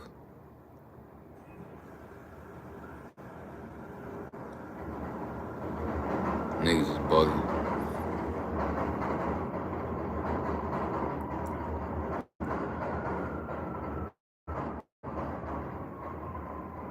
Nigga, I knew. Oh, the Rose Monroe. Oh, you never heard about Rose Monroe. Damn, that's why. Oh. But yeah, Rose Monroe had me in the loop, bro. My whole life she had me in the loop. When I was young and shit, I was heavy on Rose Monroe. How many push-ups I do a day? I don't count how many push-ups I do. I count sets. And I just max out every set. So I don't really be counting push-ups. I just count I just count my sets. And I max out every set. I mean, what are your thoughts on the fake butt? Could you wife a chick with a BBL? Nah. I wouldn't wife a chick with a BBL. Nah. But I ain't gonna front a BBL. The kind of BBL that Nikki Baby got. See, I don't know. That's a different conversation because that's probably the most perfect looking BBL I've ever seen. Like, I don't think it gets any better than the BBL that she got. But like I said, I'm not 100% sure if it is a BBL though. But yeah, her shit is tough. So I don't know. But I would say 9 out of 10 times, no. I wouldn't. Because that shit like tricks your brain in a weird way. Because like I told y'all, like the reason why us as men are attracted to women that have big asses is because that is something biological that's in us to like women like that for birth reasons. To have a baby with that woman because she is in position to have a baby, because a woman with a big butt shows that she is fertile. So that's why we are subconsciously attracted to women that have nice asses and nice waists. They waist is thin with the big ass and all that, and the nice thighs. All of that just tell us that she is, you know, highly fertile. So, you know, to deal with a woman that has a fake body, that's giving me like a synthetic kind of, you know, dopamine rush in real life, that's like telling my body that she's in position to procreate when really her ass is not real, it's like I wouldn't really want to be around that because it's not real. You know, I don't, because I feel like it's fake for my body to be around somebody that is fake. You know what I'm saying? Like, so yeah, I don't feel like that's good for your spirit to be around a woman that has a fake body, because, you know, it's gonna still trigger parts of your biology that is gonna be fake though, because that's not really how her body looks. It's not really her body. You know what I'm saying? So, you know, at the end of the day, I don't think that it would really make sense to want to be with a woman that has a BBL. Yo, what's up, Romero? What's up, everybody in the building? Nigga said he just looked up Miss Round Cake. You're bugging. She one of them real demons, my nigga. So I ain't gonna be surprised if you told me that you end up relapsing for the new year, bro. That's tough. You looked up a real demon of mine, and shorty that had me in the loop for a minute. So, like I said, that's on y'all niggas. If y'all niggas think y'all untouchable and y'all could look bitches up and not be caught up in the loop, I mean, fuck it. Do what the fuck you want to do if you curious to go see what it look like. Because you a grown-ass man.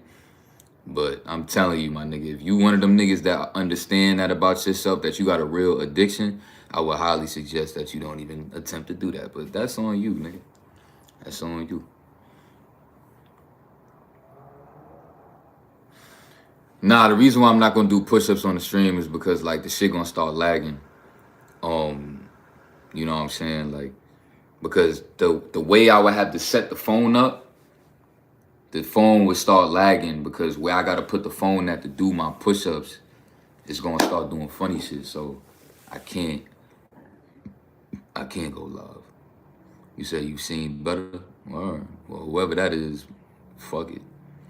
But those was the demons for me. Like, I felt like out of all of the females that I've saw, like, they was super duper pressure for me. And like I said about the Miss Round Cake bitch too, like, not a lot of her content is like accessible for free.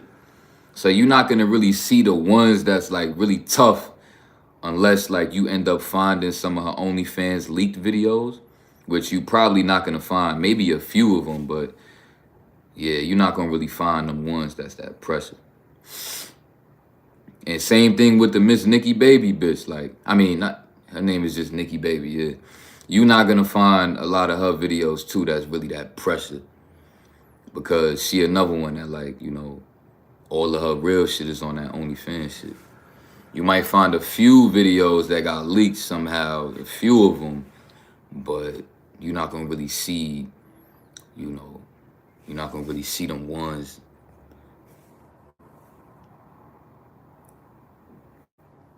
You said, did I answer your question? I probably didn't even see it, bro.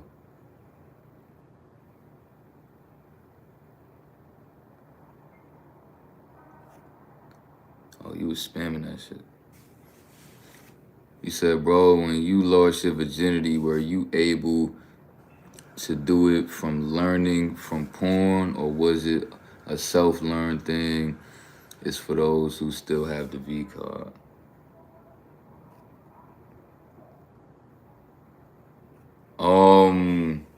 Yeah, it was kind of just an in the moment thing. I just kind of just, you know, trusted my instincts and just like went with the flow, because I knew that I wanted to impress this girl, because I was highly attracted to this girl. So,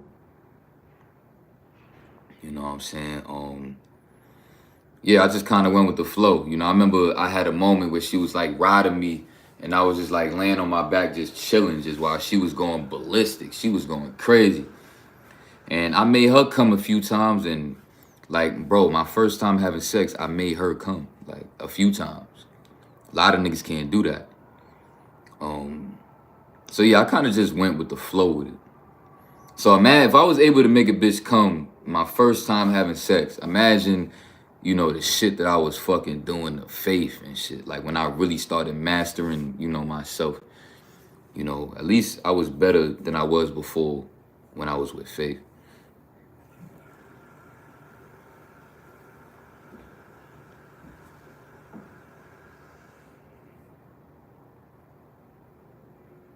He said, how long I've been talking about porn stars? I don't fucking know how long I've been talking about porn stars, bro.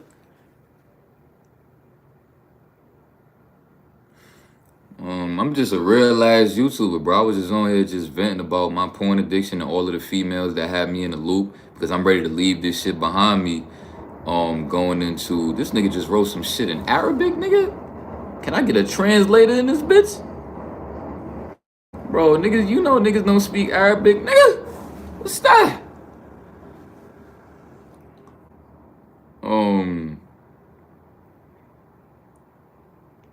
This nigga writing shit in Arabic. Y'all niggas funny. Have you ever thought or considered becoming a porn star like years ago? Nah, because you know the whole like me having sex on camera with a bitch and then niggas just watching me with a camera and shit. That shit was felt kind of weird.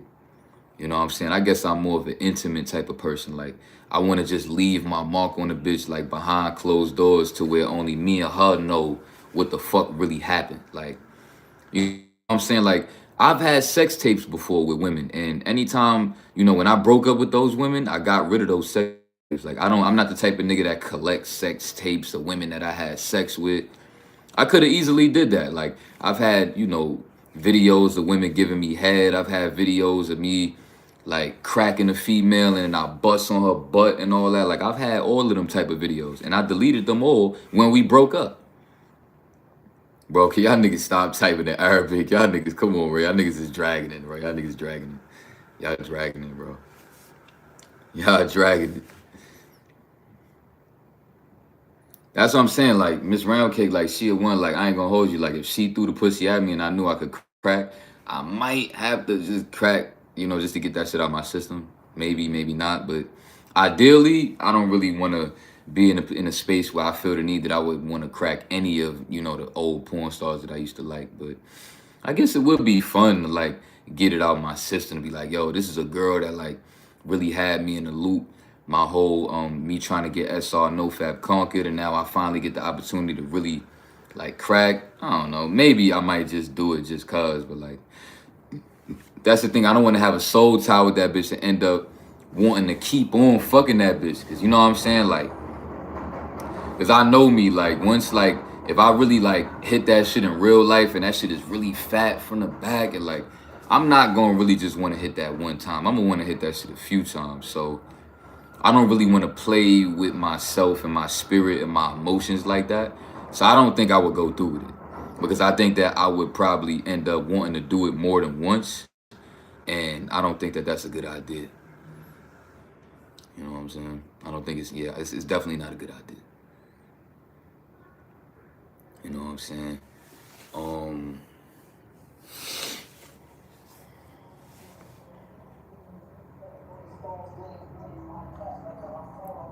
Bro, I'm so excited for the new year, bro. I'm excited, bro. I'm excited. Well, Coach, what if you won the 365 days and your favorite P-star hits you up? I mean, you saying like if one of them was to like hit me up because they know about me, or like let's say hypothetically speaking, like they heard about what I said and like, I don't know, one of my fans or subscribers like went to them and be like, yo, like this my favorite YouTuber on NoFap and you really had him in the loop. I was thinking about that shit too. Like, what if they came into me or some shit on some funny shit? Like, I don't know. I mean, if I was on 365 days, that's how I know they really had me in the loop, because a part of me would still consider doing that shit. Like, highly consider doing that shit. So that's a dangerous thing. That's a very dangerous thing. And shit like that just mean that you end up building soul ties with these women that you watching on these sites, because, you know, once you get the real opportunity to really have your way with these girls, it's going to be very hard to turn that down. But I can see myself turning it down for sure. Because like I said, I don't really feel like it would be a one and done type of thing. That would be the ideal thing though, if I was to go through with it, just make it a one and done type of thing. But I don't know. I think I would probably end up enjoying that shit a little bit too much. Yeah, and I feel like they got Jezebel spirits in them because like they highly involved in the industry of where men deplete themselves to their videos and pretty much kill themselves and commit suicide watching their videos. So I don't really think I want to give my energy to something like that. I don't really see what I'll get out of that because it's not like I'm a wife them anyway. It's not like I'm a wife them. It's not like, you know, so it's like really what am I getting out of what am I really getting out of like fucking my favorite porn star?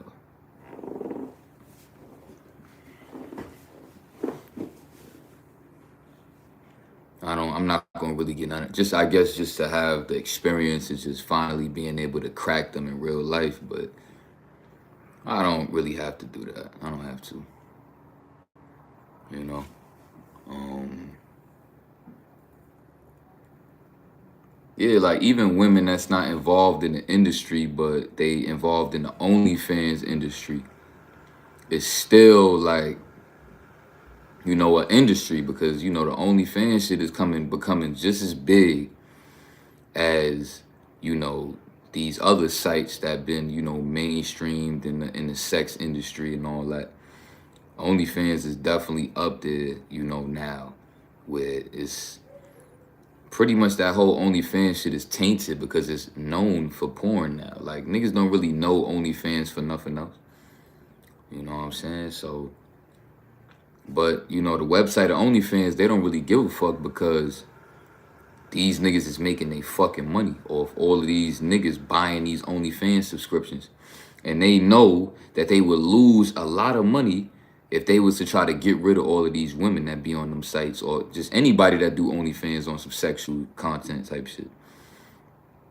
You know, like the company of OnlyFans would lose a lot of money.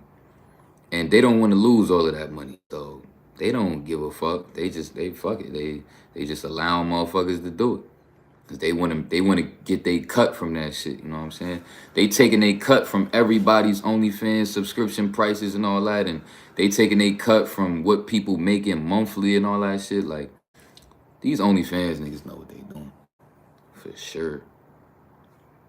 You know what I'm saying? Like the female Nikki Baby that I was like, you know, I've been on her OnlyFans I think like twice. Um, I think yeah, she making millions. She making millions every month. You know what I'm saying? She making millions every month for sure. If not, she making 400, 500K a month for sure. Like it's definitely niggas that know about her. So, and I think I seen on Twitter she got like 100K. She got like 100K subs on Twitter. And then I know it got to be a lot of people that subscribe to the content. I feel like it is. Um, yeah, for sure. And I think she charged like $17 to have an OnlyFans subscription. So if you do the math of 100K motherfuckers subscribe for $17, she's making bank. She's making bank. Word, bro. She making bank.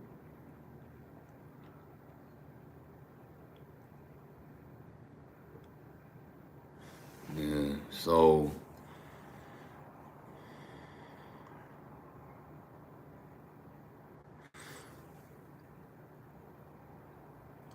yeah, I've been on another note, bro, to switch the subject though. I've been I've been listening to a lot of New York drill beats. And I've been falling in love with these drill beats that I've been listening to, these New York drill beats. These joints is fire. And I'm very excited to get in the studio and work on some music. Um so yeah, and just I don't know, like the politics of the Bronx is yeah, a lot of y'all niggas don't know. Like, and it's crazy too because like even though the Bronx and Brooklyn is in New York, like the hood politics is different. You know, in Brooklyn you got the Woos versus the Chos, but then in the Bronx you got the YGs versus the OGs. You know what I'm saying? Yeah, this thing is OYOGs. I think they the same. They a unit, OYOG, versus the YGs and a couple other little sets that I can't really remember. But it's different gangs. You know, like YGs, OGs, OYs. Them niggas is not in Brooklyn. And ain't no Chos or no Woos in the Bronx. So, like, the politics. So, I feel like it's not really New York drill. It's like Brooklyn has their own shit and the Bronx has their own shit. It's like Bronx drill and Brooklyn drill. That's what it really is, because these boroughs got their own politics. You know what I'm saying? And I grew up in the Bronx. I grew up in Bronx politics my whole life. Like, I just started recently learning about Brooklyn politics when I moved to Brooklyn. I started meeting a lot of niggas in Brooklyn, and niggas start putting me on. Because, like, if you don't live in Brooklyn, you don't really be knowing what's going on out here. Like, I don't really care to know, because I grew up in the Bronx my whole life. And I was knowing about all of them Bronx politics because I had to. Because, like, the thing about the Bronx is that the Bronx is heavy on block repping. Like, they more block repping than anything. Like, it could be a blood and a Crip nigga that's from the same hood, and them niggas gonna be friends with each other because it's the block before anything. Like, that's what's heavy in the Bronx. They put the block before anything. Feel me?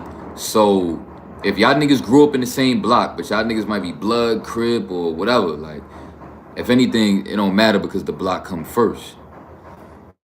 So, yeah, the Bronx is heavy block repping heavy. And yeah, for me, like, I had a god brother that he lived at High Bridge. He was from High Bridge, and I was living in Marhaven Projects, and Marhaven and High Bridge hate each other. Like, they've been beefing since the beginning of time. So, and my god brother was really active in High Bridge. Like, he wasn't just like no regular nigga in High Bridge. Like, my god brother is, you know, I called him my cousin, you know what I'm saying? But, like, he really my god brother. We not blood related or nothing like that, but, like, that's really family to me, you know what I'm saying? That nigga was active in High Bridge. You know what I'm saying? Nigga used to come through sometimes, and he always had this new video that he went viral with on Facebook for beating niggas up. You know what I'm saying? Like, my god brother's a demon. That nigga was really... I even thought about it in my mind, like, yo, if I become successful, I just need to make my god brother my security guard. No funny shit. Because my god brother really beat niggas up, bro. Like, that nigga really be fucking niggas up. He really a big nigga, too. So, yeah, like, he was, you know, he was well known at High Bridge for putting in pain and shit. So, like, after a while, he couldn't come back to my block no more because, like, he was ready to move on certain niggas from my hood. And he didn't want niggas from my hood to see that he, feel me? Because he was, like, well known on Facebook for beating niggas up. So he didn't want niggas from my hood to recognize him and then he gotta, you know, handle business and all that type of shit. Because he was just trying to be on some family shit with me and my little brother. And we love Devon to death. We used to love when that nigga used to come through. So shit like that just, you know, was sad for me to have to think about how I can't even really spend time with my god brother because, you know, he active in the streets and, you know, he can't really come through to my side of town because my side of town is just, like, not a safe place for him to be at.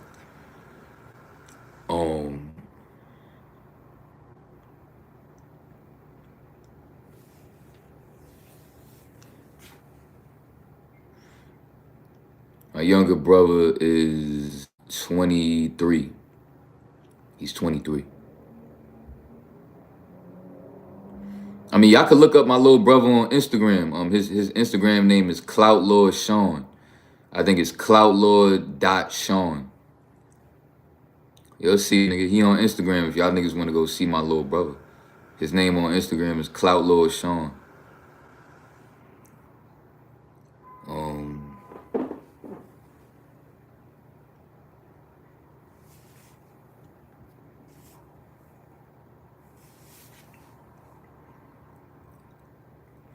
So yeah, like, for me, I remember I used to go to my god brother crib when I was growing up. And that nigga crib used to always be so fucked up. And his mother used to always talk shit to that nigga and be mad disrespectful to that nigga. Man, I used to feel bad for that nigga Devon. But me and him related because, like, we was both going through similar shit, which is, like, where we felt like our mother didn't care about us. So, like, I had a different kind of connection to my god brother. I remember, yo, bro, can y'all niggas stop playing around in the comments with that talking the Arabic shit? Like, that shit was funny at first, but, like, now y'all niggas is, like, y'all moving like weirdos now because, like, can y'all niggas, like, at least try to stay focused on the topics that I'm talking about? Like, or else, like, what the fuck are you doing on my live, bro? Like, if y'all niggas is over here talking amongst yourselves about some other shit, what the fuck are you doing on my live, bro? Like, I'm over here trying to read the comments thinking that niggas is gonna be talking about what I'm talking about, but y'all niggas over here having a whole nother conversation. Like, you could get blocked if you want to get blocked. No funny shit. If you think it's a game and you think I'm joking, keep on typing that Arabic shit. And I'm gonna block all three of y'all niggas. Like, what's up? Like, what's really wrong with y'all internet niggas, bro? Y'all niggas really think this shit a game? This shit funny? Like, that's not what my channel is about, bro. Y'all little lame-ass, little-ass kid niggas, go do that shit somewhere else, bro. This is a real-ass channel, bro. Y'all niggas be moving on that little-ass kid shit. Grow the fuck up, nigga. Let your nuts hang and grow up, nigga. You niggas be moving like we still in high school, nigga. You talking to a grown-ass man on this internet shit. And you niggas be on here laughing and joking like hee ha ha, like niggas ain't really on here talking about real life topics. And you niggas in here joking around like shit funny. Fuck is wrong with you little niggas, bro? Grow the fuck up. Niggas is not playing with y'all little niggas, bro. Go be a little nigga somewhere else, bro. But this is not the channel for that. Like, what's up with niggas, bro? You don't get that by now that my channel, we don't do that funny shit over here? Like, this is real. Nigga, if you want to go be a jokester, go watch some prank videos. Nigga, you don't belong on this side of town. You heard? You don't belong on this side of town. Go watch some prank videos. Nigga, go watch a fart spray prank, nigga. That's what you need to be watching. Go watch a 10-minute video about a nigga doing one fart spray prank. Nigga make a whole 10-minute video about doing one prank. Go watch one of them bullshit ass videos. But this is not the channel for you niggas that want to get on here and be playing around and shit like something funny. This ain't a funny channel, nigga. This is a raw channel. Get that understood, nigga. We don't do none of that funny shit over here. We talk about real life shit. Niggas be real life venting. Niggas be real life trying to ascend in this matrix. And you niggas goofing around like you not over here struggling with the matrix like something really funny. Like, what's really funny? That you still trying to fucking figure out how to escape this matrix. That's not funny. What you laughing for? What you laughing like shit a game for? And you still trapped in the fucking matrix mindset. Come on, son. Like, I'm not really trying to fess y'all niggas up like that because I know y'all niggas fuck with me, but like, I just had to check the bullshit real quick so that we could get back focused on the topics at hand on real life shit. Because I'm on here on live trying to really, you know, have dialect with y'all niggas. And I don't want to be getting distracted by a little funny shit in my comments, or else I could just block you with the rest of the 200 other niggas I got blocked. That's nothing to me. Nigga, if you check my block list right now, I got 200 niggas on the block list. 200 niggas. So, blocking a nigga don't mean shit to me. Just give me a reason. Niggas could get blocked. So, like I said, while niggas is talking about these serious topics, I don't want to see nobody in here laughing, because ain't nothing funny. Ain't nothing funny. Feel me? You know, I remember going to my god brother crib in High Bridge in the projects. And that nigga building was disgusting. Nigga, you go, same shit with my building in the projects. You know, you go in the elevator, it's piss all on the floor. You try to walk in the staircase to go up the stairs instead of the elevator because the elevator is filled with piss. You go in the staircase, it's shit in the staircase. It's piss in the staircase. Like, talking about this shit is kind of taking away my appetite. Like, it's really disgusting. And I remember going to my godbrother crib, and I never seen that nigga eat nothing else but ramen noodles, and he used to finesse the ramen noodles. He used to make a big ass pot of ramen noodles, and he would slice up some franks, put the franks in there, and then he would put some eggs in there. And then I done seen a nigga like get freaky with that shit for me, and just like finesse the ramen in mad different ways. Like, it was either he was doing the free shit with the ramen, or he was eating franks and beans like I was, nigga. That was a staple meal in my household. My mom was heavy on the franks and beans with the rice. You know how many nights of dinner I had franks and beans with rice? Bro, I'm getting sick just thinking about this shit, because franks are disgusting. Ugh. You know how many nights for dinner I have? Mom make a big ass pot of franks and beans that, you know, that shit gotta last us like 2-3 days. You know what I'm saying? Like, that shit. I used to love it though. At that time, I used to love it for sure.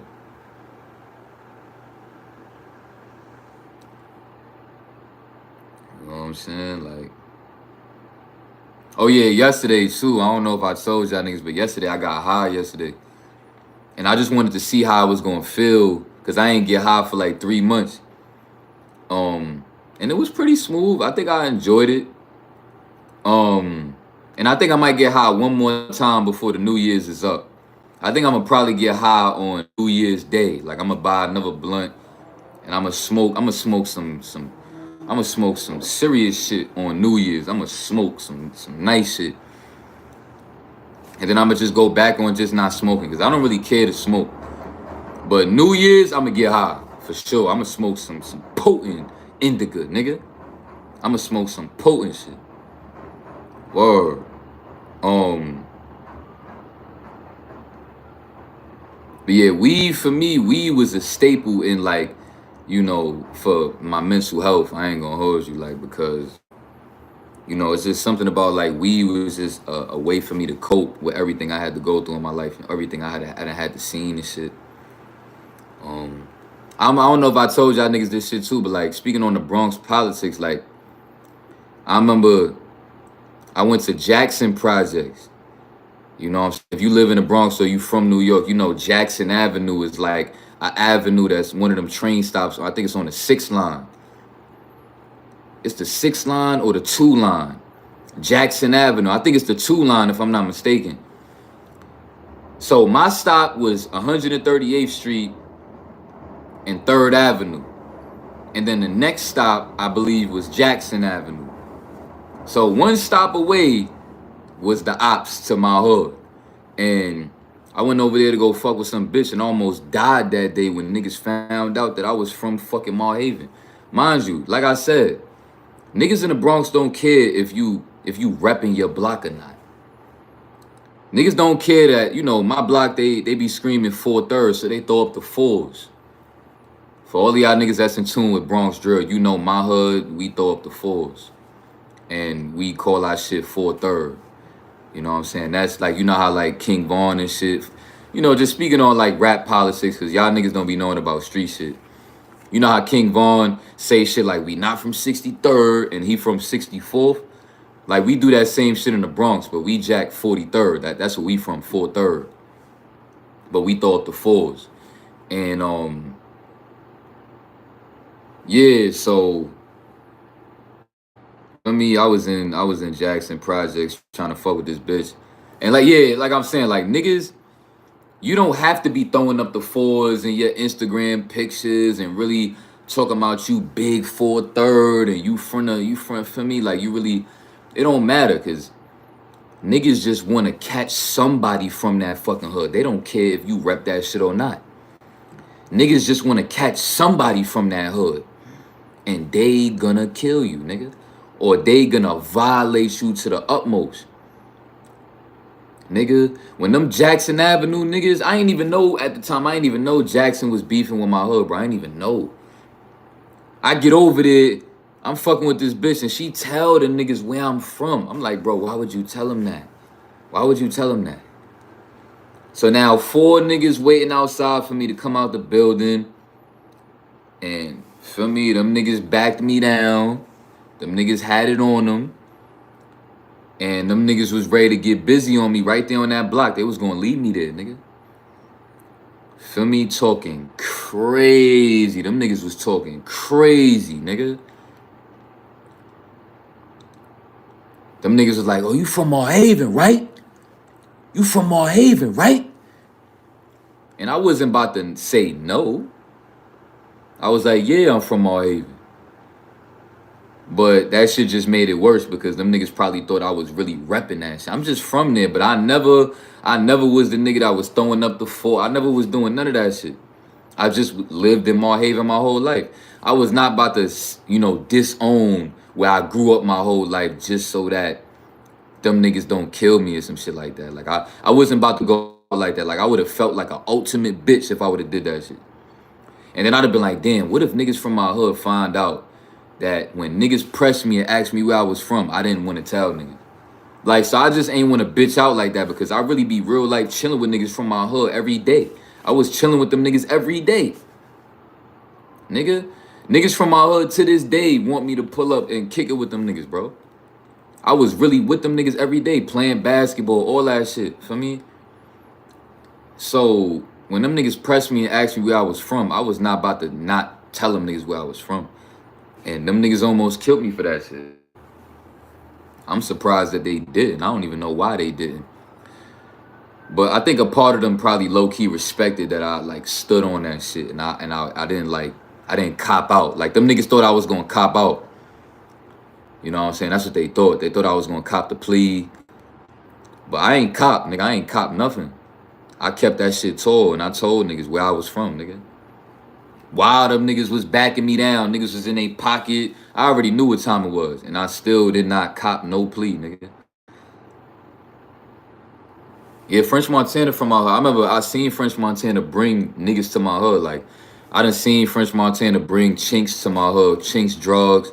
I done seen French Montana bring Lil Durk to my hood. Niggas seen Lil Durk before. When Lil Durk was signed to Coke Boys and shit. I remember French Montana shot the video, Ain't Worried About None in my hood. And I was there for that video. He pulled up in the yellow fucking Lambo, nigga, in the hood, nigga. Everybody came outside. And we was all out there for that video. Like, we was, if you go watch that video, Ain't Worried About None, you gonna see, like, the parts of the video that's in my hood, you see, we was deep in that shit. We was deep in that shit. We was deep in that shit.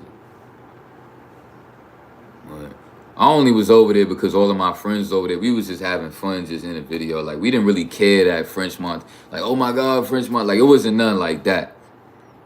It was just like, it was just something to do. For me, it was just something to do. Because all we was doing was hooping anyway. And then the nigga randomly pulled up in the yellow Lambo and shit. He had the cameramen with him and all that shit. So niggas just went over there just go see what the fuck was happening. And then they kind of just start telling us like, yo, we about to shoot a video. Like, we want all of y'all to crowd up like right here, this, that, and the third. And they kind of was just like telling us about how they want the video to look and where they want us to be at. And we was just chilling, really, yo. And I remember that song, Ain't Worried About None, was like a hit at the time too, like around that song. So he was definitely putting on for the hood. For me. But yeah, I'm gonna do that mukbang later for y'all niggas. Yo, has this shit been lagging at all? This shit ain't been lagging?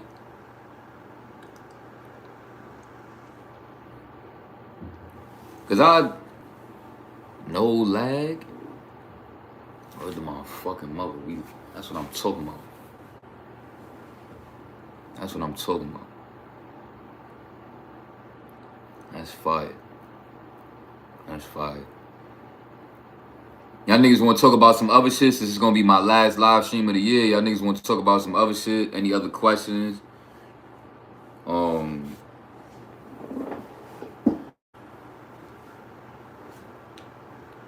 What else y'all niggas want to talk about?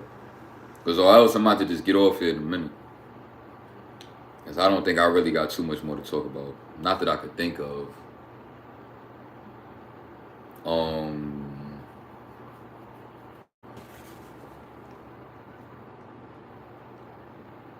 What about caffeine? Yeah, that shit is dead, bro. No caffeine. If you want, if you feel like you need caffeine, nigga, get you some herbal tea and mix that shit with raw honey. Oh, you want to talk about Q getting locked up? Damn. Shout out to Q. Q, the big GD, nigga. That nigga Q was repping that GD shit heavy, nigga. You gotta respect it. Like, any nigga that, I ain't gonna front, any nigga that GD shit in Brooklyn, I respect it because, like, a lot of niggas is not repping GD out here, bro. And that nigga had GD added on him and all that. And them GD niggas is the most hated niggas in Brooklyn. Like, you know, niggas like Coach the Ghost, 22 G's is GD, MV Kane is GD. It's a few GD rappers that could have went mainstream. I think 22 G's, if I'm not mistaken, is mainstream. Coach the Ghost probably, I fuck with that nigga. I'm not even gonna hold you. Coach the Ghost, that nigga shit was hard. Like, that nigga really had that, like, that's the type of drill music that I want to make. Like, not the new drill, like, where it's a bunch of dancing and all that shit. Like, I'm not gonna be that type of drill rapper. I'm gonna be the drill rapper that was like, them days when it was Coach the Ghost and Pop Smoke. Like, where niggas wasn't doing all that dancing. Niggas was just rapping and the shit was hard. Like, niggas didn't have to do all that dancing and shit. The most dancing you'll see a nigga do is the woo walk, where niggas is throwing their foot up in the air, doing that shit with their foot. Like, but for me, yeah, like, Q, I feel like Q gonna hold it down in there because he knew what he was doing. And I'm sure niggas like him understand, like, once you get caught up for doing certain shit, you just gonna have to go, bro. And Q been to jail 100 times, bro. No exaggeration. Q been to jail 100 times. No exaggeration. So he probably, you know, he know niggas in that shit. You know, he gonna be alright. He gonna be alright. You know, it's a possibility he could get killed in that shit. Because like I said, the gang that he rep is most hated. So I don't know. Like, I don't know, man. But you know, the nigga crashed out. And that was crazy. The process for the year 2022 is to watch a nigga that literally admitted to me that I inspired him to want to be a better man. A nigga really in the streets. Feel me? A nigga that he used to tell me, he was like, you know, because I think we was having a conversation about Pop Smoke, and the nigga got mad. He was like, yo, bro, I don't fuck with none of them niggas that be dropping my rakes, nigga. Like, fuck all them niggas that be dropping my rakes, nigga. Like, that nigga Q, like, he ain't play about that GD shit. Like, he was happy to hear that Pop Smoke got killed. Like, he was one of them niggas. Like, he was one of them GDs that when Pop Smoke got killed, that nigga was happy. So, you know what I'm saying? Just to know that I, like, you know, had influence over a nigga like that to want to make him, like, start to work on changing his ways, and I was waking him up to the Matrix and shit. I don't care about that. I'm not as big as niggas like Dante Young and Gabe got that glow and Ice. It's fuck it, bro, because I really got real impact on niggas in the street, nigga. I done spoke to plenty niggas in the street that watch my channel that's really street niggas that really be out here serving niggas. Niggas that really be out here, feel me, like, repping they shit. Niggas be GD. I done spoke to GD niggas, blood niggas, Crip niggas. And them niggas really, feel me, like, I really inspired them niggas. Nigga, when I was doing security in Brooklyn in the GD neighborhood, nigga. In the Cho neighborhood. And it was a young nigga that was really repping that shit. He was like 19 years old. And the nigga saw me doing security in the building, and he was like, nigga was like almost starstruck. He was like, yo, you Coach Davis? And I seen the look on the nigga face. I was like, yeah, bro, for me. He was like, what? He was like, you about to be my security guard? That's crazy. And then me and him done siped mad times before. You know, allegedly I done bought weed from that nigga mad times. Like, And you know, that nigga used to ask me for advice when he was talking to bitches. He was like, yo, he'd come in the booth and be like, yo, let me holler at you, bro, cause and me and him would be chopping it up while I'm at work, nigga. Like the nigga really asking me for gems and shit at work. Niggas that's really on that shit. Like I was working in a that's when I was working in that building that niggas was really coming to that building, really shooting shit. Like that building was well known. Like it was a lot of gunshots going off. It was police that was waiting. Police was on each end of the fucking block with they sirens on 24/7 because that was a high risk neighborhood. Like any hood that you go to in New York where it got police officers sitting on the corner of the block, or they got them NYPD lights where it say NYPD on them shits and they got them bright ass lights, that hood is being watched by the police because that shit is a high risk neighborhood. And every single hood that I worked in doing the security shit was a high risk neighborhood. Feel me? So, like I said, shit like that definitely done built character. You know what I'm saying? I done had to, you know, walk up to niggas that was shooting, niggas was shooting Brooklyn drill videos. And then niggas calling me that live in the building like, yo, feel me, that shit is too loud. They blasting that shit too loud. You gotta tell them to stop. I'm like, yo, listen, why y'all telling me to do something? Like, these niggas ain't gonna listen to me. Like, y'all niggas, if y'all niggas really feel some type of way, why don't you call the police? Like, I'm just a security guard. Like, all I could do is go tell them niggas like, yo, niggas complaining. Them niggas was not listening to me. And I didn't care because I get it. Niggas trying to shoot their music video. Niggas was 100 deep shooting a Brooklyn drill video in the lobby one time. 100 deep in the lobby. Niggas had bottles. Niggas had mad. Nigga, the whole fucking lobby was clouded with smoke. Word to my fucking mother. The whole lobby was clouded with smoke. Feel me? Niggas had drugs out. Niggas had they blicks out. All that. And I had to walk up to them niggas to go tell them niggas to stop shooting the video. You think them niggas really stopped? No, nigga. Them niggas was not about to stop shooting that fucking video, bro. And I didn't care. And every time them niggas called me complaining, I'm like, yo, bro, there's nothing I can do, bro. I'm just a security guard. I'm not top flight security guard. I'm not Craig from fucking Next Friday, nigga. I'm just really, what I be trying to do is just sit in the booth all day and not have to do nothing. I'm not trying to have to tell nobody nothing. I just want to sit in the booth all day on my phone and just pass time. I'm not trying to do no security shit. I was just there to take my bread. Feel me? But I got a lot of experiences. Feel me? Yo, I remember one time the boys slid through. The boys slid through in the booth, nigga. Like 4 deep on some sneaky shit. They like, yo, run the cameras. You got to let us run the cameras. I'm like, damn.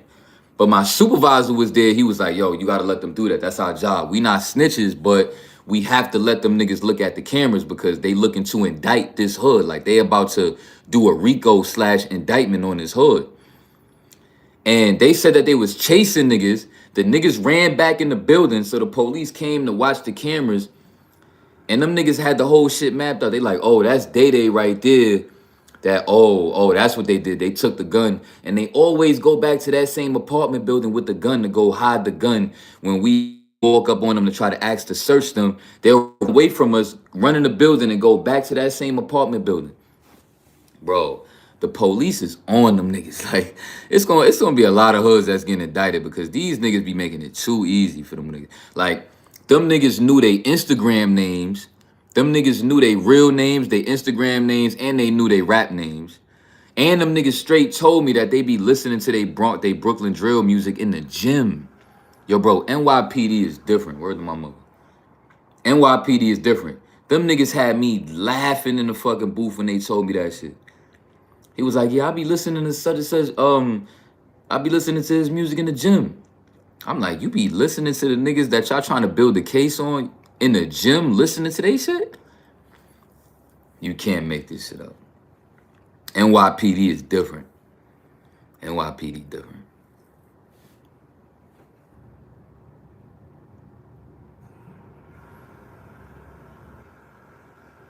Yeah, next Friday probably, if I'm gonna keep it a buck, next Friday probably my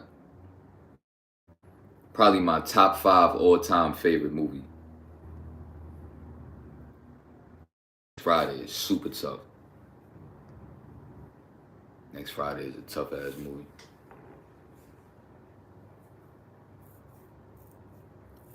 Next Friday, the Dark Knight movie. Um, the Dark Knight. That's another movie that's in my top 5. Uh,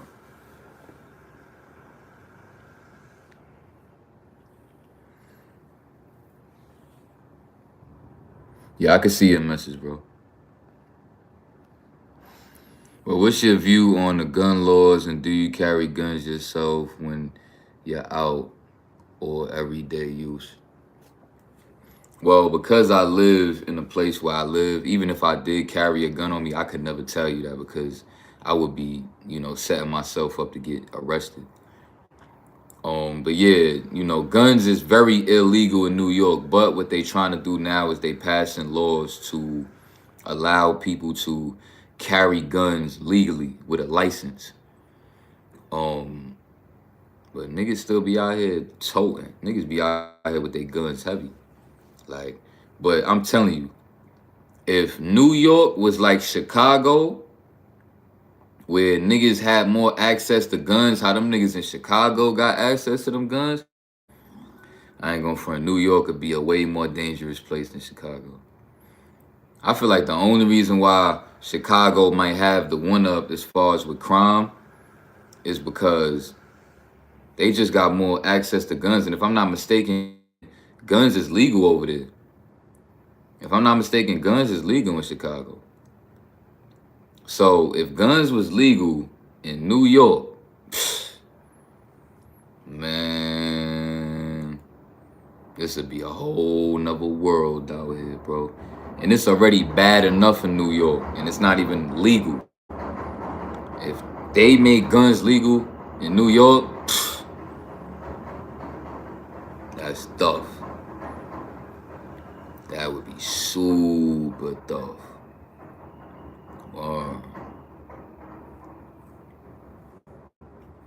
What else I want to say for my last live stream of the year? What else I want to say? The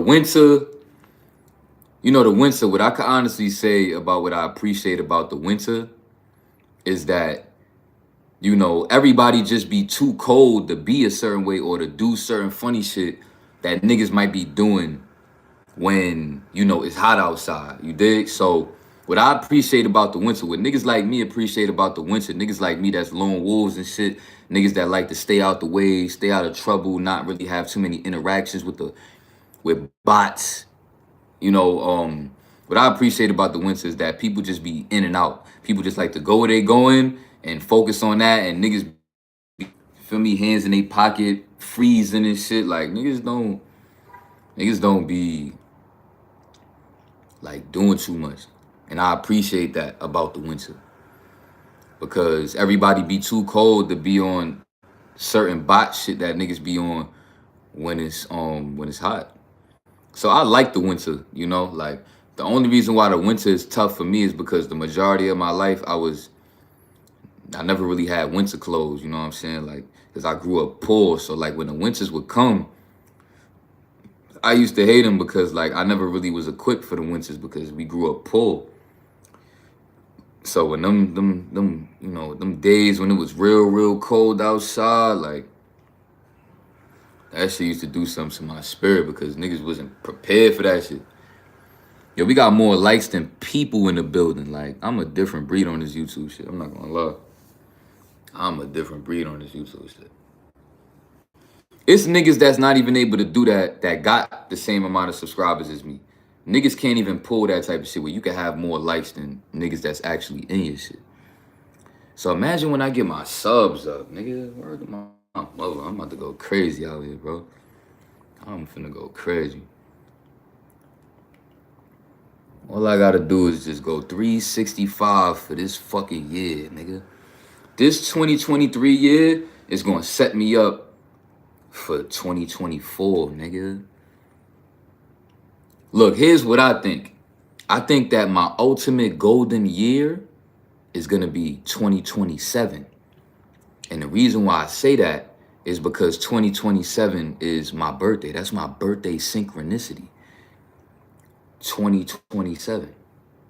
That's my birthday synchronicity in a year. And how many years is that from now? So you're about to be 2023, 24, 25, 26, 27.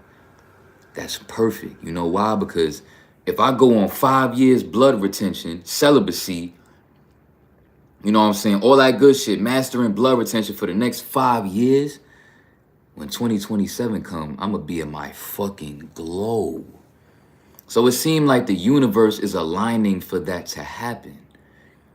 That's just my outlook on what I feel like the future holds. I feel like the future holds that by 2027 is going to be the best year of my life. That's what I think. Now, the reason why 2027 is my birthday is because it's 722 backwards. And 722 is the month and the day that I was born. I was born 7, the month 7, and the day 22. And 2027 is 722 backwards. That's my birthday synchronicity. So that is why I feel like, you know, 2027 is going to be a very special year for me. Very, very special year. I'm going to make sure of it. You know, I'm not one of those people that believe that things just happen. I believe that you also have to put yourself in position for things to happen. You can't just think that you owed something. You know, you got to put in that work. So if I'm putting in this work for the next 5 years, starting 2023, going all the way to 2027, oh yeah, a lot of great things is going to happen. I'm gonna be living good. Money going to be good. YouTube, I'm going to have that shit on lock different. Or it's gonna be, yeah. 5 years is a good time window for me to really like shake the room in many different ways. So that's like my visionary plan right there. I got a 5-year plan. Like for these next 5 years, I just really want to just be on some lone wolf shit, nigga. I'm gonna keep it a buck with y'all niggas. That's why I don't want to move out yet. I'm gonna keep it a buck with y'all. Part of me is afraid to leave the shelter. And I'm gonna tell you why on some real nigga shit. The reason why I'm afraid to leave the shelter is because I'm afraid that I'm gonna end up fucking one of these bitches out here. And I'm really trying to be on my celibate shit. But if I fuck around and I move into my apartment, I feel like I'm gonna end up fucking bitches. I might end up letting Faith probably fly out to come see me or some shit. Like, I feel like it's too soon. It's too soon for me to move out. I'm not ready because I'm gonna end up having one of them badass bitches in my apartment, be fucking that bitch all through that motherfucker, nigga. I'm gonna be having a field day with that bitch. Like, I'm not ready for that. I feel like I want to stay here as long as I need to. That's the goal. So that's the plan for me. I don't feel like I'm ready to move out because I feel like I'm gonna end up not being able to stay sturdy with the celibacy. But if I stay here, I'm not gonna be going out my way to be buying no telly or no Airbnb to go fucking chill with no bitch. I'm not doing that shit. I'm not gonna be living in a homeless shelter buying Airbnbs to go chill with a bitch. I'm not doing that shit. I don't care how bad you are. I'm not buying no hotel. I'm not buying no Airbnb. I'm not doing that. I know my limits. But if I had access to these bitches and I was living in my apartment, it would be a little bit different because I could just tell them bitches to slide through. That's tough. That's tough. That's a little bit of a different ball game right there. So going into 2023, that's really my plan. It's just to stay in this fucking shelter for as long as I need to master my spirit and everything I need to do to just get myself in order so that I could be ready to really be living on my own type shit. So, I mean, that's the plan. That's the plan.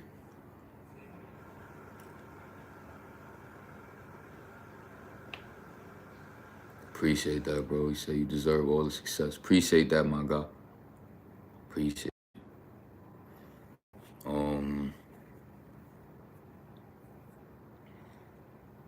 You know, 2022 is also a crazy year because that was I ain't seen my mom for like the past like 2, 3 years prior to February of this year. And I went to go visit my mom's like I think in like February, March. And that weekend, you know, gave me a lot of clarity that I needed about where I really stand with my family and how they really feel about me and how they don't really give a fuck about me. Like my auntie that lived there, my mom, they don't really give a fuck about me, bro. Like, don't get me wrong, my little cousins love me. Like my auntie's kids, like them niggas love me and I love them, for me. And my little brother, you know what I'm saying? That's word, but like, you know, my mother and my auntie, like they really showed me their true colors when I went to go stay over there. So I feel like I'm gonna be going into 2023 with a lot of clarity. And I don't really think I'm gonna be really too caught up in like my traumas, because like I feel like this whole year of 2022 I've gained a lot of clarity about myself, about life, about relationships, about my family, even about the SR NoFap community, that is really levels to this shit and it go deeper than just what these niggas be talking about. It go even deeper than that. Like 2022 was really the year of clarity for me. I feel like I've gained a lot of clarity. A lot of clarity about how to do this YouTube shit. About how I had certain niggas, you know, calling me ugly because I don't get on here with my fresh ass braids no more. And I just get on here with my dreads. And, you know, I'm seeing niggas moving a little bit different because I don't look like I'm super sexy no more, because I be, you know, with my dreads just doing their thing, for me. I don't really be keeping up with my looking all sexy and shit. And then certain niggas on this YouTube shit that watch me start moving different, start looking at me different because of that. Really seeing that it's a lot of niggas on this YouTube shit that really be low-key sus, that watch content creators that you feel like you attracted to. You know what I'm saying? Like, it's just, I learned a lot about this content creator shit. And yeah, I'm just happy that I built my own lane going into 2023. Now I have something that, if you hear blood retention, you're gonna think about me.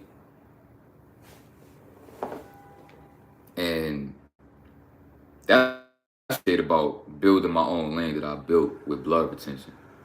Because, and on top of the fact that this shit is gonna make me a different type of GOAT in the future. Because now I've came up with a blueprint that can change any man's life as long as he implements the blueprint. I have created the ultimate blueprint for men. The ultimate blueprint.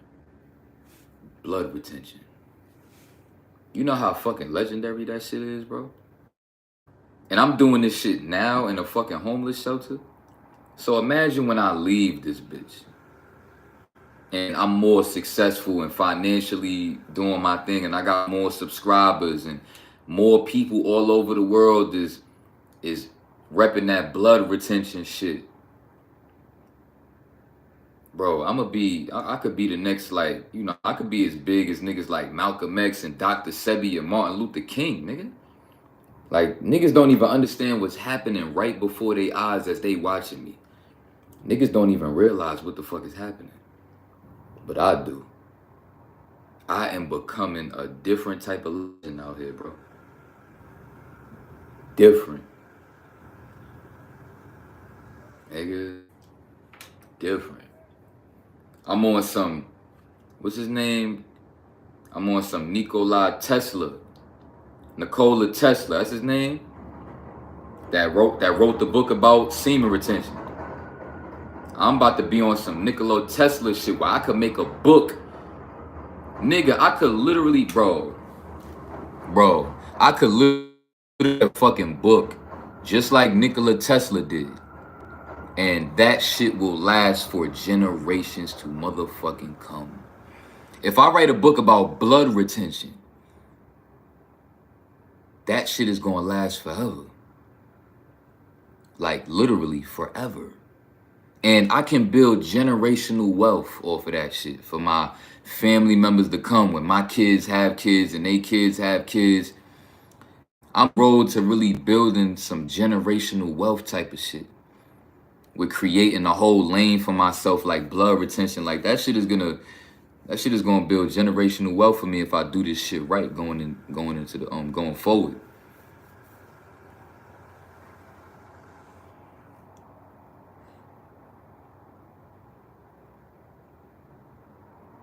You said Dante Young just made a video on blood retention. Say you swear to God. Say you swear to God.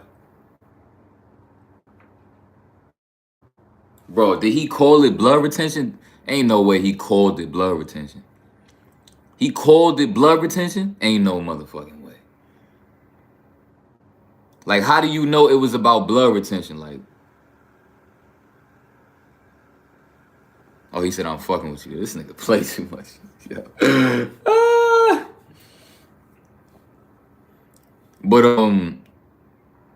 yeah, I feel like, you know, these SR content creators, they gonna start trying to implement, you know, speaking about the importance of, like, you know what I'm representing on this blood retention shit. You know what I'm saying? I feel like the reason why they don't go that far with y'all niggas on certain shit is because they just feel like y'all niggas is not ready for all that. Y'all niggas is not, and they know that about y'all niggas. They know that y'all niggas is not really gonna go no further than practicing semen retention and nofap. So they just kind of keep it like that. But I feel like these content creators don't really believe that y'all niggas really wanna be next level. You know, I feel like they don't want to push y'all niggas too hard because they still want to be able to make their money off their content from y'all niggas. So, you know, I feel like they just know, like, if they talk about what everybody is aware of and know about, woman attraction, you know, semen retention, nofap, you know what I'm saying, fitness, you know, red pill shit with females. They just keep it like that because they just know, like, but I don't know. I don't want to say that they do know about. I feel like these content creators don't really know about the shit I know about. That's why I feel like I'm one of the only niggas that spoke on this shit. Like, I feel like at this point, I done stamped myself on this YouTube shit to the point where, like, you could put me in the same conversation with niggas like Young Pharaoh and Vaughn 2 Cut. At this point, with blood retention and me continuing to put out this shit with blood retention, you gonna be able to put me in the same conversation with niggas like Spiritual Soul, Vaughn 2 Cut, and Young Pharaoh. All of them niggas that done had this real effect on this spiritual community, you might as well add my name to that. That's how it's about to be.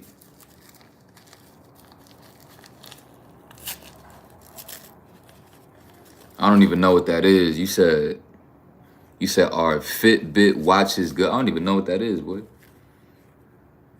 What the fuck is this? This is charcoal or some shit? I'm trying to see what the fuck they be putting in these fucking hand warmers. What make the shit so warm, but I can't even really tell what the fuck it is.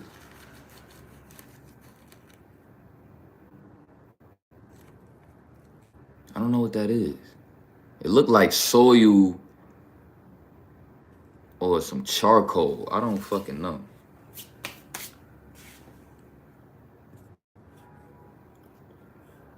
It's a fitness watch. Oh yeah, that'd be great because, like, you know, you don't gotta like run with your phone in your fucking pocket or some shit or in your hand.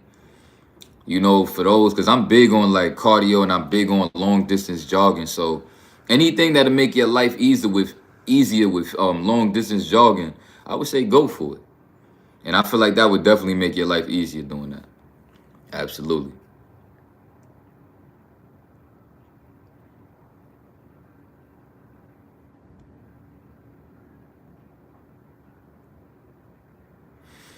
Yeah, that's exactly what you said. You absolutely can. You can make one about your story as a biography and blood retention too. Damn, that'll be legendary, boy. That's gonna be legendary. That's exactly what I'm gonna do. That's exactly what I'm gonna do. Bro, do you know how legendary that book is gonna be, bro?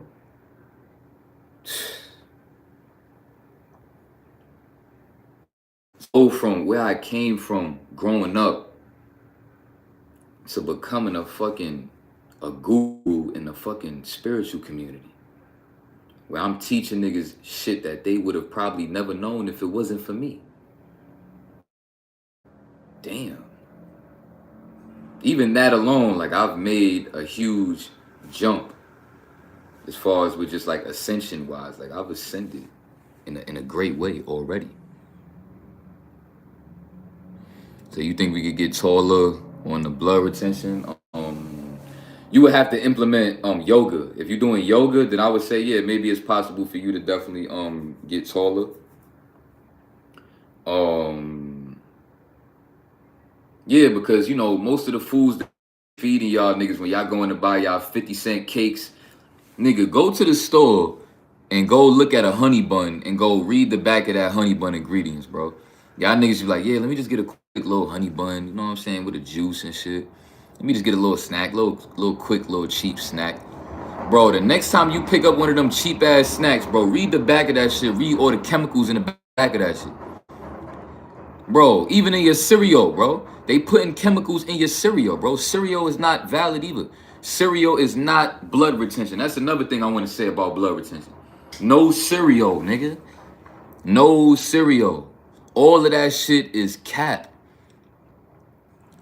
You know what I'm saying, bro? They got chemicals.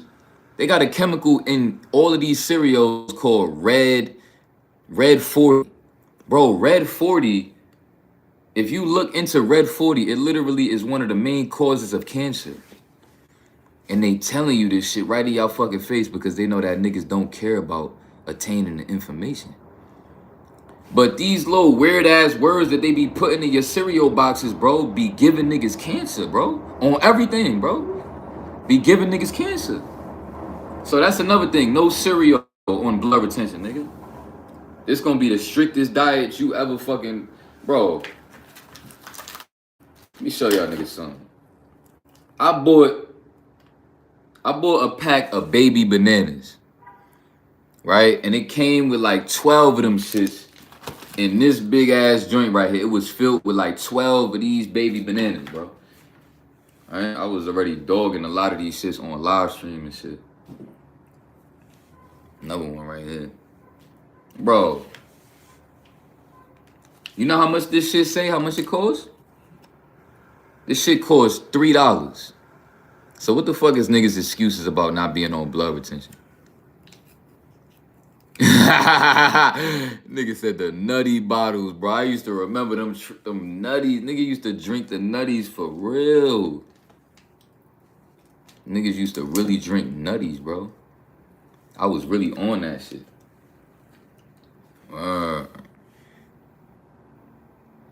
Nigga said, what is blood retention? Damn. Y'all niggas still not up on game, huh? See, this is why niggas don't be talking about new shit, because y'all don't care about new information. Because, bro, I made a couple videos talking about blood retention already. And you a subscriber to my channel and you still don't know what it is? That's because y'all niggas don't care about new information. You niggas want to watch the newest fucking woman attraction story on semen retention and shit. All of that basic ass semen retention shit. A lot of y'all niggas don't care for fucking new information, bro. I done said this shit 100 times, but it's cool because I'm going to keep on saying this shit until niggas get this. I'm going to keep on preaching that shit.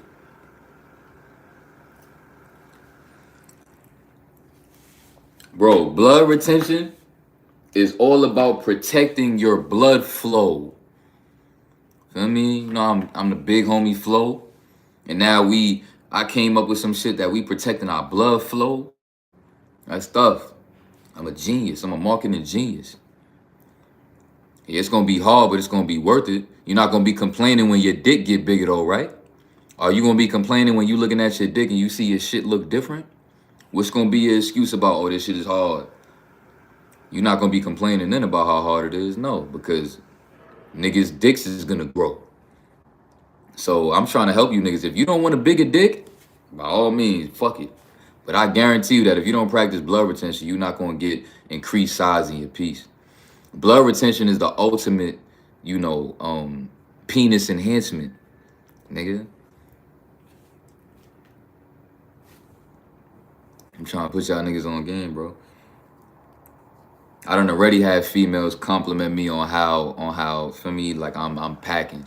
So because of the vegan diet really done took me to the next level. So if the vegan diet is already kind of known for like niggas growing in size and shit, like it's already like well known fact, like you know vegans like you could grow in size. Um, so imagine being a vegan 2.0. That's what blood retention is about. You're about to be a vegan 2.0. I'm trying to put y'all niggas on. It's a fact. A lot of niggas wouldn't care to help y'all niggas grow in size.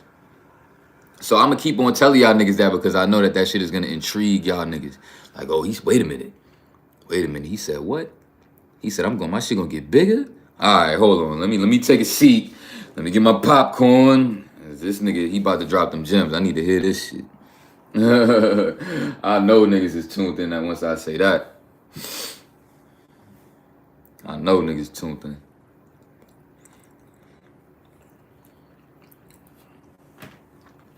So, like I said, bro, like it's common sense, bro. There is no bone inside your dick. Your dick is just made up of skin and veins. It's just skin and veins. So, if you have a strong blood circulation, that means that the stronger your blood flow is, the stronger and bigger your piece is gonna be. Simple math. I don't know why nobody else ain't come up with this shit before I did, because this shit is quite simple. If you want a bigger dick, it's simple.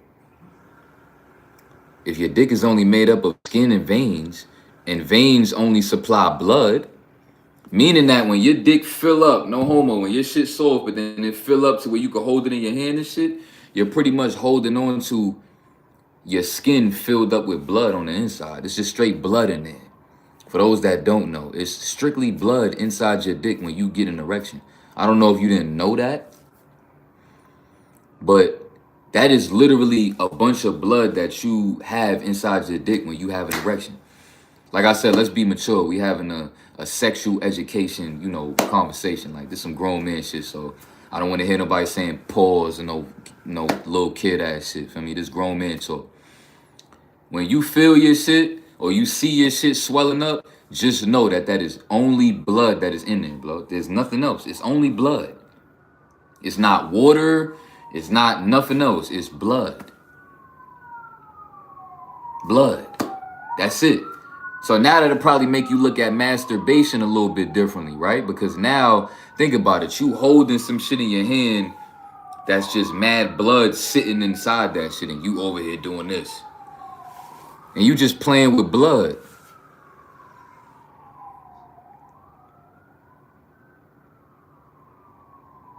What muscle is in your dick? Wait, what? You said muscle too, but what? Why are you being a low ass kid talking about pause after you just heard me say don't say that shit? And you gonna say it. What, you trying to troll or something? You want me to just block you? Like, what you doing? Cause I could just block you. Like, I don't got time for this bullshit. I'm on some grown man shit. Y'all niggas that been to another whole grown man live stream or some trolling shit, you ain't never fuck a bitch till she was screaming. You know what I'm saying? You ain't never fuck a bitch that had her screaming that your dick is perfect. And you ain't never fuck a bitch and be slaying her shit. And she like, oh, I'm coming. I'm coming. I'm coming. Oh my God. You ain't never had a girl doing that while you just back there like a grown man, like, ugh. And while she taking that shit like, oh my God, I'm coming. I'm coming. I'm coming.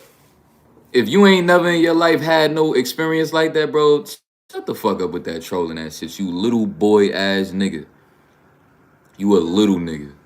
Little nigga. If you ain't never, and I know that I be triggering y'all trolls when I say that, nigga.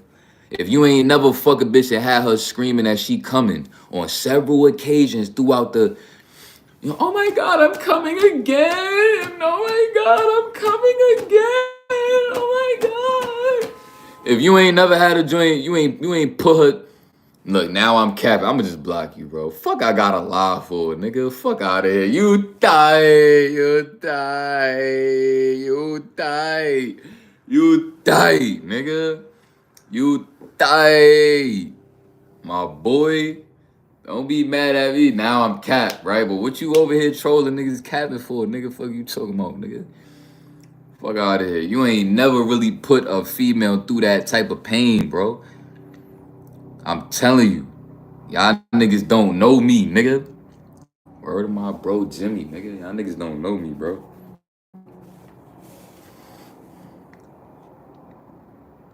Nah, I mean, if sun gazing is a thing, then I would assume that moon gazing is a thing too. It would only make sense. So, if sun gazing is a thing, then absolutely moon gazing is a thing for sure, for sure. But you know how great of a feeling that shit is, bro. You know how great of a feeling that is to be cramming the joint, nigga. And she's screaming that shit like, "Oh my god, I'm coming again! I'm coming again! Oh my god!" And she's screaming and sound like she's screaming and crying at the same time. So y'all niggas can learn a thing or two from your boy. I'ma just say that. You can learn a thing or two from your boy. Niggas, stop trying to troll me and really try to take some notes so you could really be out here trying to get your shit together. Cause I know a lot of y'all niggas can't do that. A lot of y'all niggas can't do that.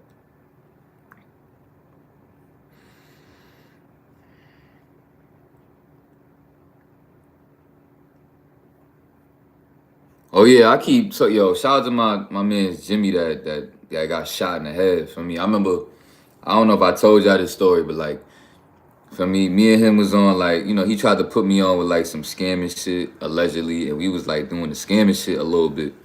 We used to like go and rob stores together and shit. We used to shoplift. And one time we was gonna finesse this nigga with some fake Yankee tickets, allegedly. And come to find out, the nigga that we was about to scam, we was right across the street from about to meet up with that nigga. But then come to find out it was a cop. So the nigga was about to arrest. We was about to get arrested for some time if we'd have got caught for that shit. We would have got arrested for some time, nigga. Then, Jimmy was well known for just like finessing niggas and robbing niggas. So, long story short, I went over to the hood, over in the Bronx where he stayed, and I was kicking with my mans from high school. And I'm like, yo, what's up with Jimmy? I ain't heard from that nigga in a little minute.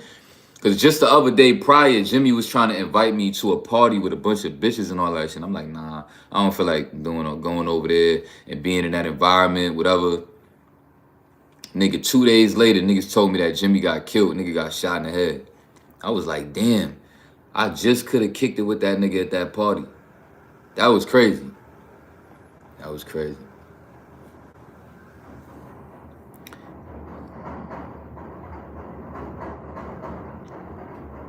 That shit, man. He said, he said when the female says, "Oh my God, it's so big," while she's moaning and shit makes you feel like the king of the world. That's what I'm saying. Like, I don't really experience shit like that on several occasions, so I don't be knowing why these troll ass niggas be thinking like they could really get to me psychologically. I don't have self-esteem issues, my nigga. I'm not like these other niggas on this YouTube shit that got self-esteem issues off the rip, and then y'all niggas could pick at them and then make these niggas go crazy. Like, I don't have self-esteem issues, my nigga. So I'm telling you right now, you are wasting your time trolling me, bro. I'm telling you right now. I'm telling you.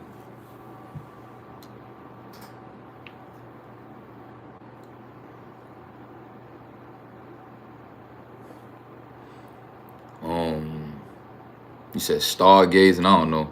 That might be a thing too. But he said, have y'all heard the 2023 recession with all the crypto, all the stocks, all the real estate, all the things that you invest into go down drastically, like close to zero? Now, I didn't really hear about that because I'm not really into that game too heavy. So like, so yeah, I've been hearing about, I heard about shit like inflation, where like with the shit that's, inflation is pretty much where, they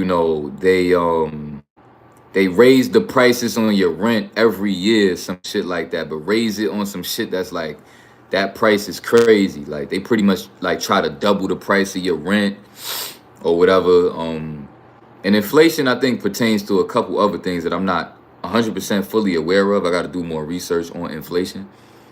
But yeah, that kind of brought that to my mind. And I heard somebody ask me, what other YouTubers do I watch? You know, sometimes if I feel like it, I might watch, you know, I might have said this before, like Kai Cenat, Deshae Frost, you know, Your Rage. What other YouTubers do I watch?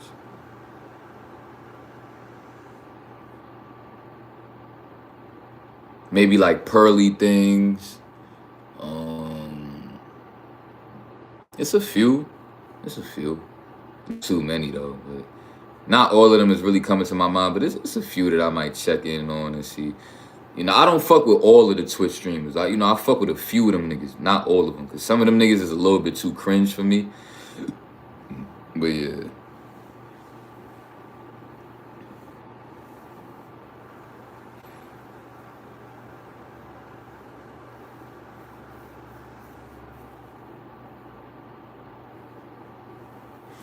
But yeah, drop a 7 in the chat if you want me to do a mukbang in a couple hours. Like go live and do a mukbang. Drop a 7 in the chat.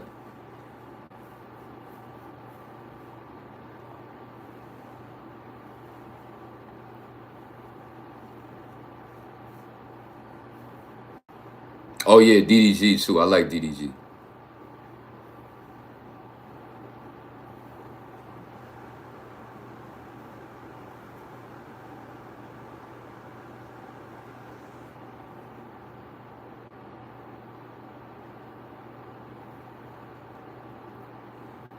Say that.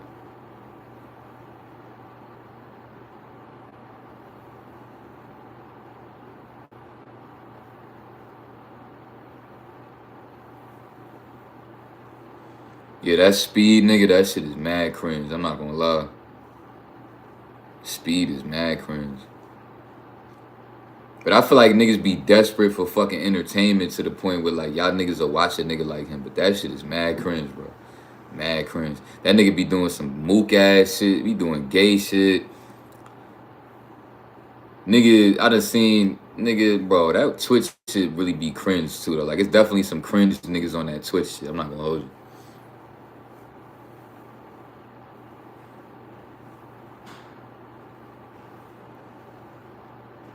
You know what I'm saying? I fuck with Switch, you so Illuminati. I fuck with him.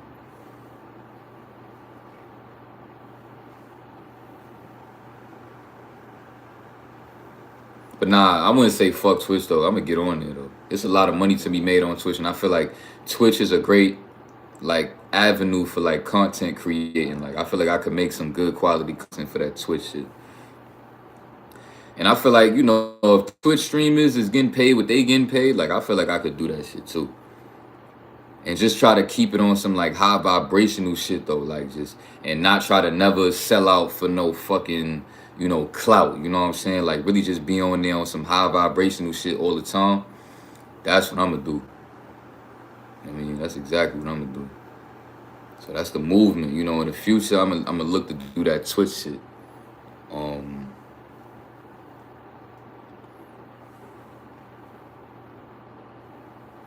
But yeah, going into 2023 too with Faith, like as far as relationship wise, like my mind is made up with that relationship shit. I don't never want to be with that girl again.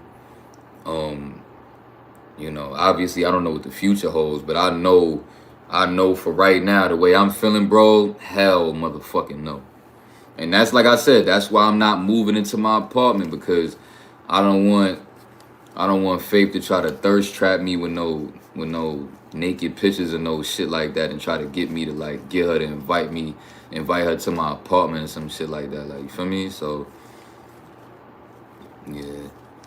I feel like I'm locked in for this 2023 shit. Like I hope she just focus on herself and just leave me the fuck alone, because it's very annoying to just be having somebody calling you crying and then she getting on the live stream with a whole nother energy, you know what I'm saying? Like trying to act like, you know what I'm saying? Like she ain't really stunned shit.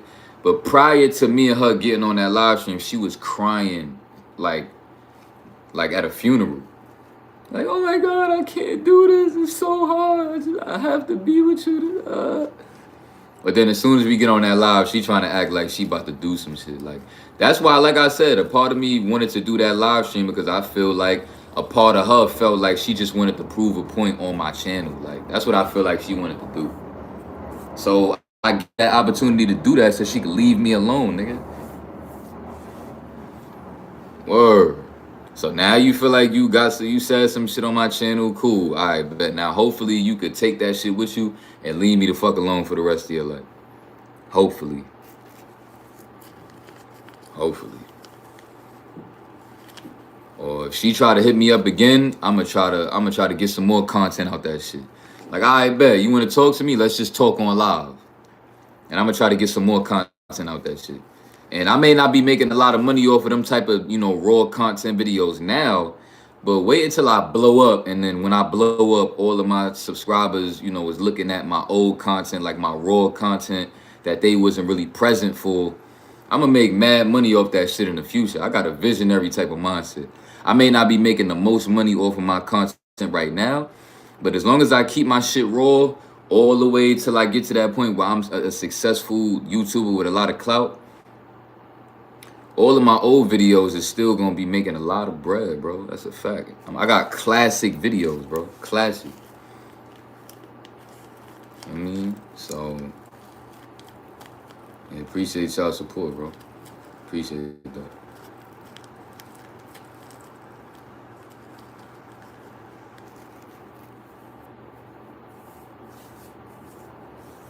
You said, how much money do I make on YouTube? I don't really make that much, bro. I done told niggas this before. The most I probably made so far on YouTube is like $200 in a month. Like, I don't make really nothing on this shit. So I don't really care about the revenue that I do get. Only because, like, once I get more subscribers and more people watching my content, then that's when I'm going to be able to be making, like, at least, like, $1,000 a month, I'm trying to at least get to the point where I'm making, like, $5,000 a month. Once I get to the point where I'm making $5,000 a month, I think I'm gonna have to be maybe at maybe 30K, 50K subscribers, something like that. Once I get to that point, and I'm posting, yeah, I think and I got ads in all of my videos. Like, yeah, I think I could make like $5,000 a month. And that's smooth. That's smooth to, like, starting off to try to keep on building on that. To be making $5K a month plus whatever I'm making on the outside of that, whether it be working and doing whatever other gigs I got going on in the real world, plus me making $5K a month on YouTube, like, that's valid. That's valid. You know what I'm saying?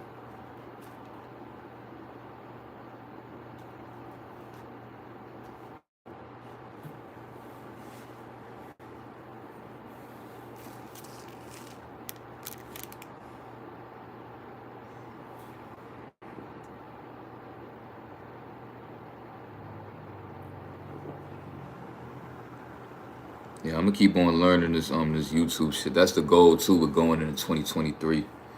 Also another thing I want to say for my last live stream, because I'm about to end this shit soon because I'm gonna start the mukbang in like a couple hours. So I gotta like get off this shit and like order my food and shit. And this will be my first and last mukbang for 2022.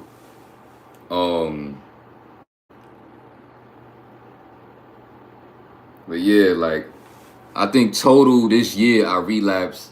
My stats say I relapsed 58 times for the year. So if you do the math on that, right? If I relapsed 58 times, mind you, this is including sex, because I also used to track when like Faith would come through, and then I would end up nutting when I had sex with Faith. I used to reset my streak too. So I would say like maybe 10 of those times out of the 58 is from me having sex with Faith this year. At least 10 of them. So if you do the math on that, it's only 31 days in a month. Meaning that if I total only relapse 58 times for the whole year, that's only like 2 months total. Feel me? And then prior to that, You know, like I think 2021, you know, 2021, I think I was having a moment where I might have also had like 50 relapses in 2021, I would say.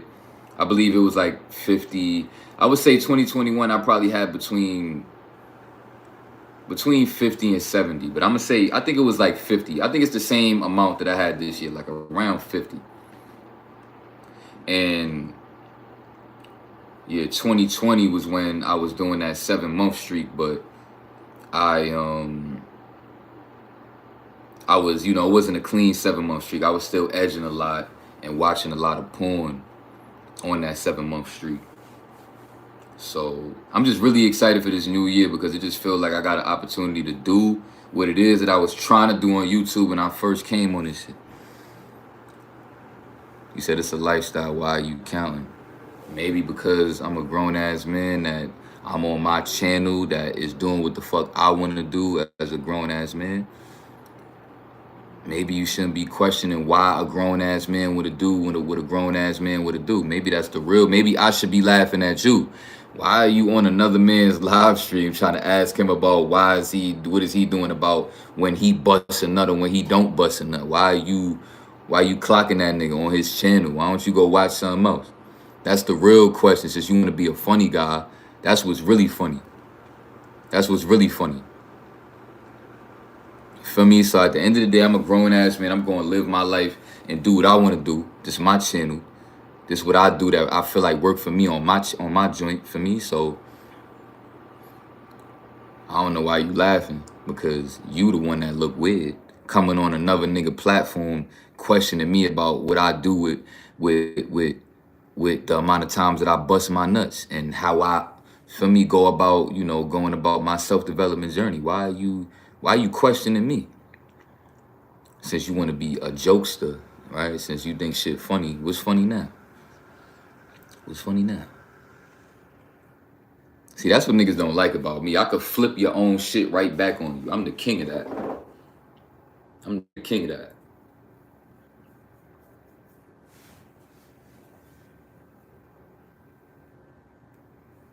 Yeah, if you relapse, you on day 0, not day 1. That's a fact. Yeah. Day 1 don't start till the next day. That's when it's day 1. Well, technically, if you do the math,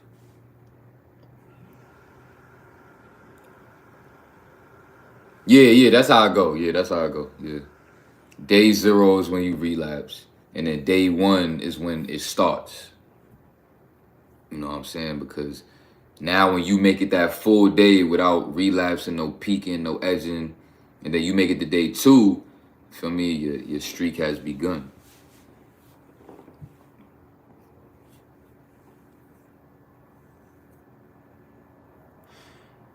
But I don't really count my days either. What I do is I just got a manhood app where like every relapse, I just, reset the fucking counter on the app. Like it's not like I literally mark every day, bro. So I don't know why niggas trying to make it seem like that's what I'm doing.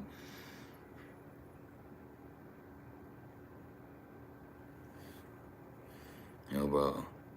What he said? He said, no, bro, but just go with the days and don't make it in your mind so hard and focus on yourself more.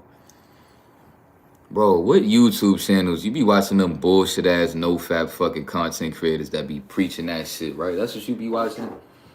Bro, you on the wrong fucking channel, because I'm very big on being accountable about your relapses and your days. So I don't, first of all, I didn't ask you for your advice. I don't need your advice on how to go about my journey. So please miss me with the advice. I don't care about your advice. You got a random ass channel coming on my platform thinking that you telling me something. I'm sorry, but you not really telling me nothing if you want to be real, number 1. And number 2, you ain't even have to block that nigga, because it wasn't like he disrespected me. But number 2, you know what I'm saying? Like, I don't know why it's such a big deal when a nigga talk about that he count his days, and niggas start trying to be like, nah, why you count your days, bro? Don't count your days. Like, bro, shut the fuck up.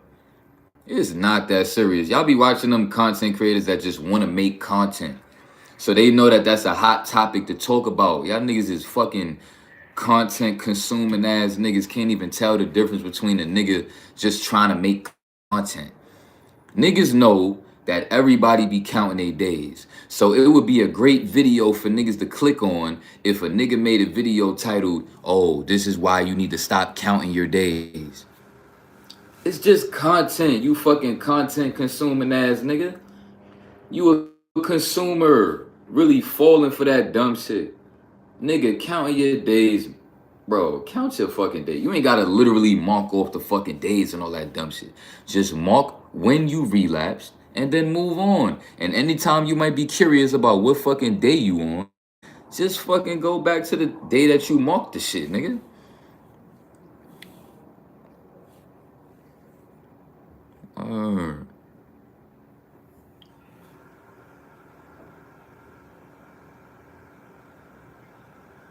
So what if you find a girl as your soulmate that act like you but she feminine? I don't really know if I believe in that soulmate shit or that twin flame shit no more. I used to believe in that shit, but I don't think I believe in that shit no more. What I think is that you can make anybody your soulmate. And if you want to make anybody your soulmate, just have sex with them. Now y'all have a soul tie. Simple. That's what I feel like a soulmate is. A soulmate is somebody that you had sex with. That's what a soulmate is. And as far as that twin flame shit, where they say that y'all got the same soul and all that shit, y'all was born on this earth with the same soul, but you were the masculine version and she the feminine version. Nah, I don't know how I feel about that shit either. I used to believe in that shit though, but nah. I mean, maybe as time go along, maybe I might get proven wrong. But honestly speaking, I don't believe in that shit.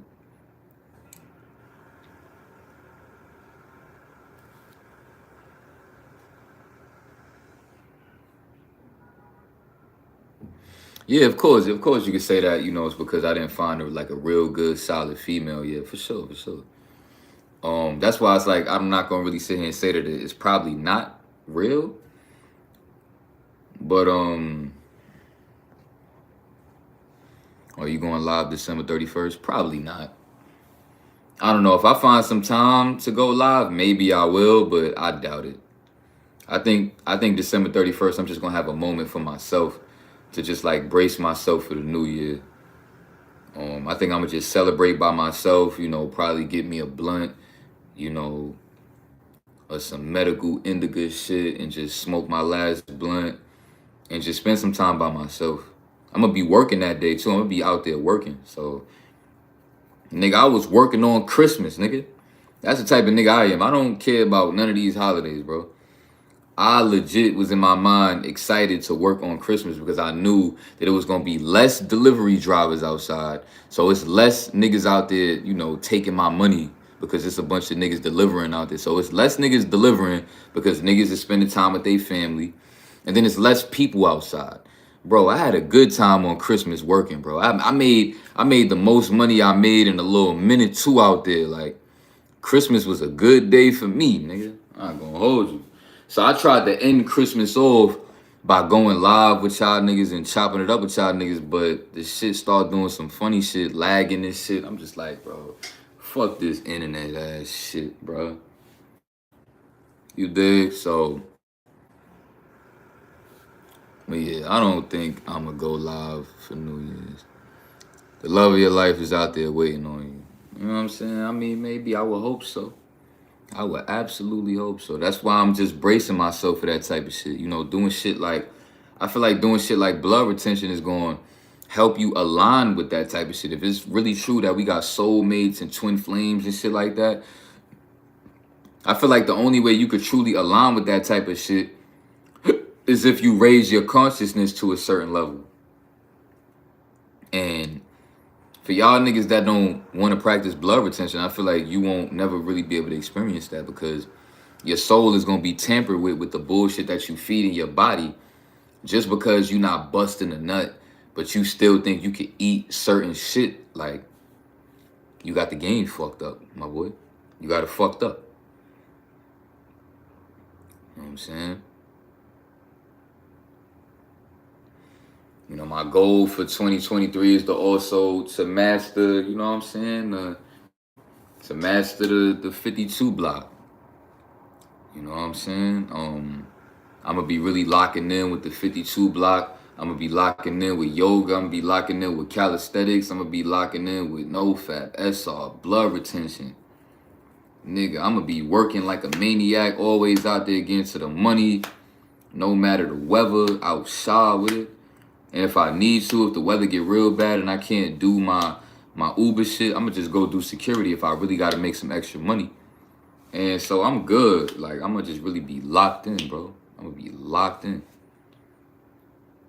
I don't drink and I don't care to drink. I'm leaving drinking behind me forever. Like, I don't care to sip on something to see how that shit gonna make me feel. I was never really a drinking type of nigga anyway, so it's easy for me to really cut that shit out. But weed, I'm gonna keep it a buck with y'all niggas. I'm gonna smoke, you know, I'm gonna smoke probably 1 or 2 more times before we go into the new year. And then that'll be that, you heard? That'll be that. Then for the new year, I'm gonna just look to just probably cut all of that shit out. But honestly, if I really have to, if I feel like I'm really having one of them days where like shit is really getting real rough, before I relapse, I'm gonna go smoke. That's my shit. I'm gonna use like, you know, my escape if I actually need that shit, which I don't think I will, but at the same time, I've been through a lot of shit in my life, a lot of trauma. I'm gonna be really facing myself because it's another gem right here, right? Any one of y'all niggas that don't think that you eating certain shit, you not coping with life, I'm here to tell you that that shit is a lie. Y'all niggas be coping with certain foods and all that shit because y'all niggas don't realize that that shit be giving y'all niggas a dopamine rush, bro. The certain chemicals and shit that they be putting in your favorite soda, your favorite juice, your favorite candy, your favorite little 50-cent cake and all them honey buns and all that bullshit, them cookies and all that. Bro, all of that shit that I just named has added sugar. And added sugar is going to give you a synthetic dopamine rush. Plus the extra other chemicals that they have in these products. So y'all niggas got to understand that about that shit, that blood retention to go deep, because y'all niggas got to understand that, nigga, you got to cut them certain foods off because y'all niggas is not even, y'all don't even really like them foods the way you think you like them. Y'all niggas only like them shits because they got chemicals and shit that make y'all niggas addicted. Like, let me tell y'all niggas something about Chinese restaurants. See, MSG is something that's very well known in the Chinese and China, you know, community. MSG is an addictive fucking chemical that they put in a fucking food. I was always wondering why growing up, I was always so addicted to fucking eating Chinese food. I could have ate that shit every fucking day. Nigga, I was addicted to the Chinese restaurant fucking barbecue sauce. Yo, bro, word to my fucking mother. Who know about the Chinese restaurant barbecue sauce, nigga? A lot of y'all niggas don't even know what niggas was going through when it came to that fucking barbecue sauce, nigga. The Chinese restaurant barbecue sauce, nigga, that shit would hit different. Bro, I used to want to steal that shit or ask them niggas like, yo, how much y'all niggas want, bro? I want to buy that whole bottle. Give me the whole bottle of that fucking barbecue sauce. Until I started thinking to myself, they put the barbecue sauce in their own fucking bottle. Meaning that I wouldn't be surprised if they sprinkling MSG in their fucking barbecue sauce. They sprinkling MSG on all of the fucking foods. You think it's salt. But mind you, MSG and salt look the same. Y'all niggas don't understand how deep that shit go. Let me tell you something about MSG. MSG is an addictive fucking chemical that can literally give you a heart attack. On top of the fact that niggas is going to the Chinese restaurant eating fucking, you know, a bunch of chicken and pork fried rice, and then they cooking the shit with grease like vegetable oils. You know, they deep frying certain shit like your French fries, your plantains, your chicken wings. They deep frying that shit in vegetable oils that is toxic for the body, plus MSG, plus the mucus that the chicken and the pork fried rice is gonna give your body, hijacking your bloodstream.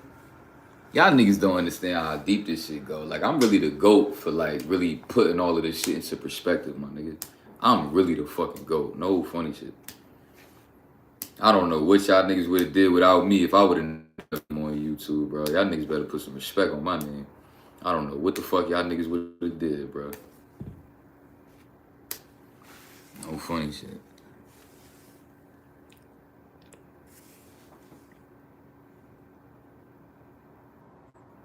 Yeah, them family-owned Chinese restaurants.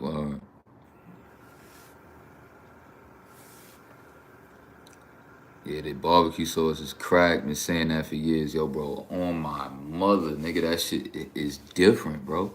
They barbecue sauce is different, bro.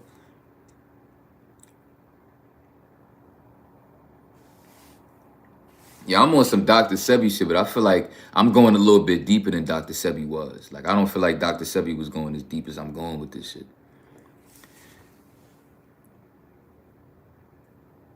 Because I feel like Dr. Sebi, he was putting certain shit in perspective, but he wasn't really going really deep with that shit how I'm going.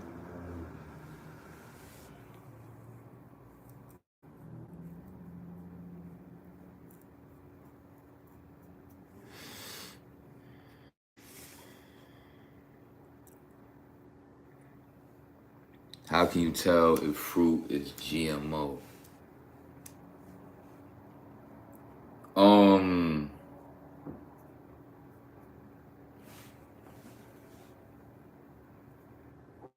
I don't think you can tell if it's GMO.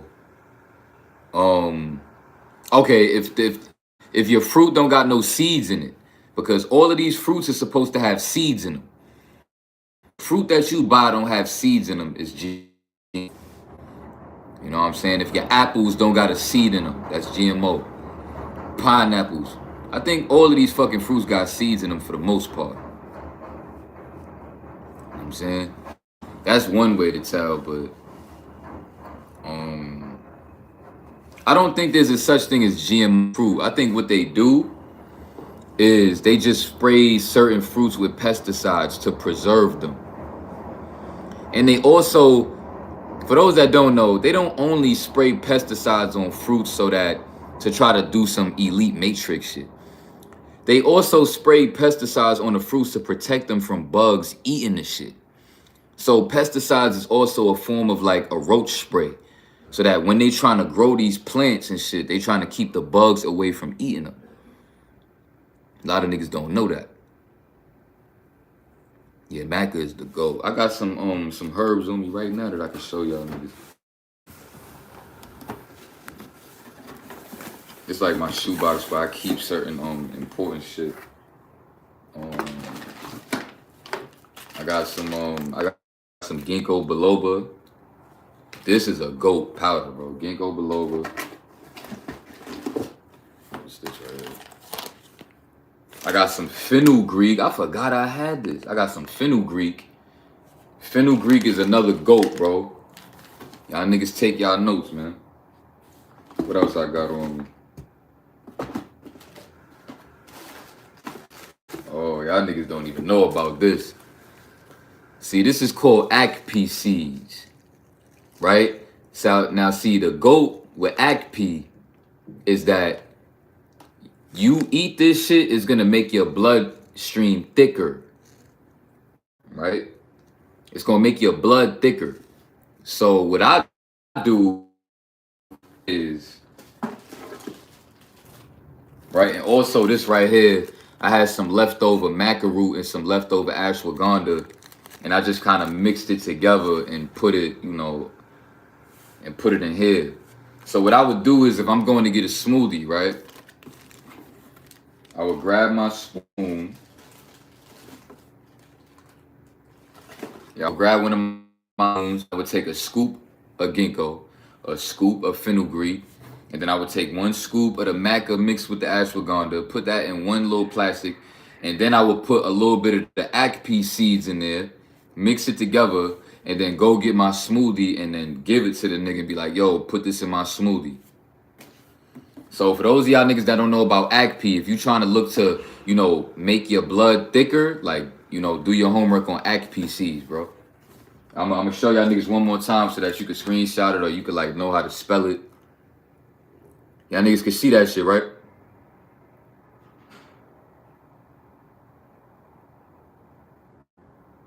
Y'all see it?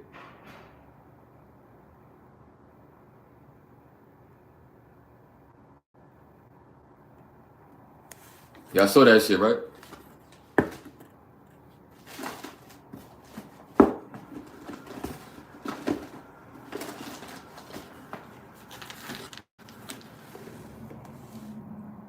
So that's some new shit. Sounds interesting. See, I'm putting y'all niggas on game. You getting me right next year, coach. I'm gonna be the healthiest motherfucker in my area. That's a fact, bro. Yeah, do y'all work. Get y'all some ACP seeds, bro. I'm gonna teach y'all something about ACP, right? What you could also do if you a nigga that's trying to add some density to your meals. Like for example, right? Later on today, I'm gonna get me my chana masala, which is, you know, my Indian chickpeas with some rice. What you could do is you could add a little bit of the ACP seeds to like, you know, to like my chickpeas mixed in the sauce. Add the ACP to it, mix it around and shit, and then now that's adding more density to my meal, and it's giving me more benefits from flow. So for any one of y'all niggas that's looking to strengthen y'all blood flow, you know, sea moss, ACP seeds, you know what I'm saying, fenugreek, macaroot, ashwagandha, you know what I'm saying, you know, L-arginine, you know what I'm saying, L-citrulline, and yeah, ginkgo biloba, strengthen your blood for sure. Nigga, what this shit say? It says organic ginkgo powder is high antioxidant and it's great for brain function as well. It builds your brain function. So mind you, you want to make sure that you have powerful brain, you know, function, which means that you have powerful brain fluid that when, you know, because like they say, right, your seed is made up of brain fluid and blood and your bone marrow and shit like that. So if you got good brain fluid and good blood and powerful blood, all of that shit is gonna add up to you having a very powerful fucking body. You got a different type of level of testosterone that's probably unheard of. Like I'm about to turn y'all niggas into some fucking anime characters, bro. Watch this. Y'all niggas gonna become anime characters because of me. You know what I'm saying? Thank me later.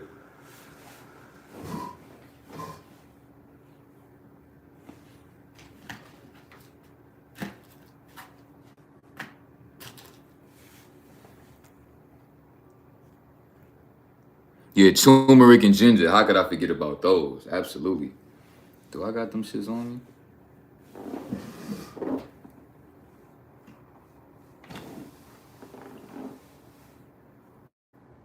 Yeah, I got some ginger root on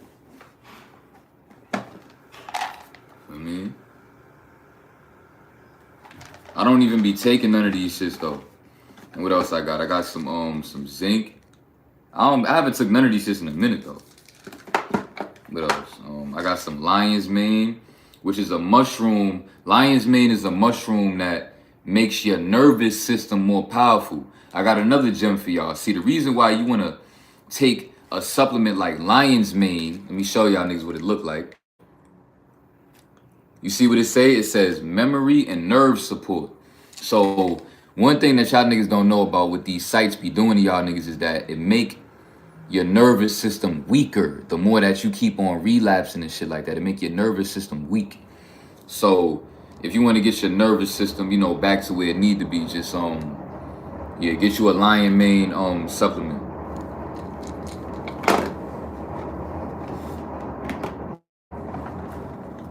And of course, I got the legend arginine on deck. You know, make your blood flow more thicker and powerful too.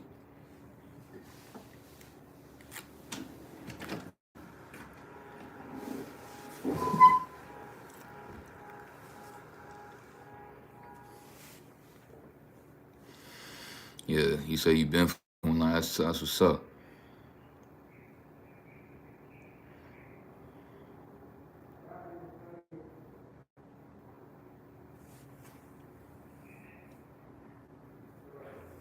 Yeah, lion's mane is a cool supplement too. It's a cool one. Um. So yeah, what else I want to say for this last live stream?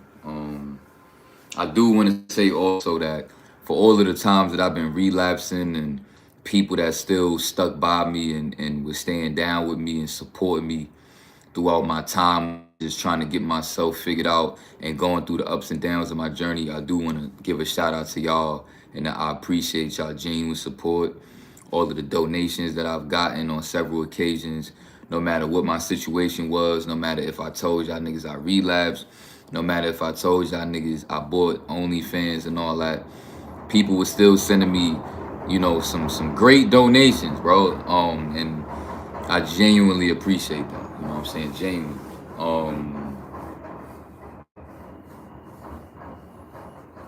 I see 2023 as an opportunity for me to finally do YouTube in the way that I've always wanted to do it since I've been on here. Like I said, January will make 3 years on YouTube. So, you know, I've always wanted to, since I've been on here for the past 3 years, I feel like I haven't been doing this shit in the way that I really wanted to do it, which was like, really having myself conquered and dropping them gems while I'm, conquering myself in the right way. But I feel like just certain things, I think I probably just started YouTube at the wrong time.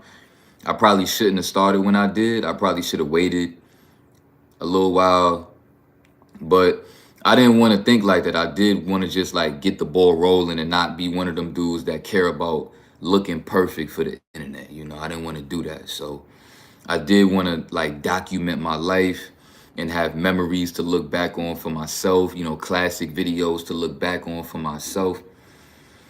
And, that was, what that was about as well, for me to just start, regardless of me not being perfect and going through certain things in my own personal life, that I was still trying to get situated. Um, yeah, what else? I've came a long way too. Like I came from when I first started YouTube. Um, I started off like, I used to eat Popeyes and do a video right after that. You know what I'm saying? Like I remember, 2020, I was still eating Popeyes. You know what I'm saying? While I was doing YouTube, you know what I'm saying? Like I was heavy on that. I used to be in love. I used to be in love with that popcorn fucking shrimp. Nigga, with them Cajun fries and that biscuit. Oh my God. Mm. And then you dip that popcorn shrimp in there. You know what I'm saying? Dip the fry. Or you gotta have the sweet heat sauce. Like Popeyes with that sweet heat sauce, man, that sauce was built different. I'm not gonna lie. I was addicted to that. So you deserve all the best, bro. You inspire. Appreciate that, bro. We respect your truth. I support all your videos you make. No one perfect. Appreciate you, my God. For real, genuinely. So you like a big brother to me that I never had. I know it's tough, the internet and shit, but you really helped me with your knowledge. That no one else taught me. See? That's what it's all about, bro. That's what it's all about. You know what I'm saying? Regardless of the niggas that be trying to get on this internet shit, try to bash me, troll me, all that funny shit. My presence on this YouTube shit is so real that you can't take away from me the fucking impact that I've had on this shit and the impact that I've had on people's lives. You could troll me all you want to, but I'm sanctioned with niggas for the rest of their life. I'm sanctioned with niggas, bro. Niggas really appreciate me. All that little funny ass shit niggas be doing on this internet shit, I don't even know why y'all attempt that. Because niggas, I'm really sanctioned with a lot of niggas on this YouTube shit, bro. And I'm just getting started. So wait till I start really building my shit up and I'm able to have more of an impact on more people all over the world. That's gonna be beautiful. And shout out to this brother too that commented that, because you are also the brother that sent me that channel art. For those that don't know what a channel art is, that's where like you search my name up on YouTube and the profile picture pop up, and then you click on it, and then it take you to the main page of my channel, and then you see like that art like at the top of my page. The one that I have up there, dude that just commented that shit, he made me that shit. So shout out to you, my boy. Appreciate that. That shit fire. You should grocery shop at Sprouts. When you get your own spot, they got auto organic. I never even heard of Sprouts. Where the hell are you from?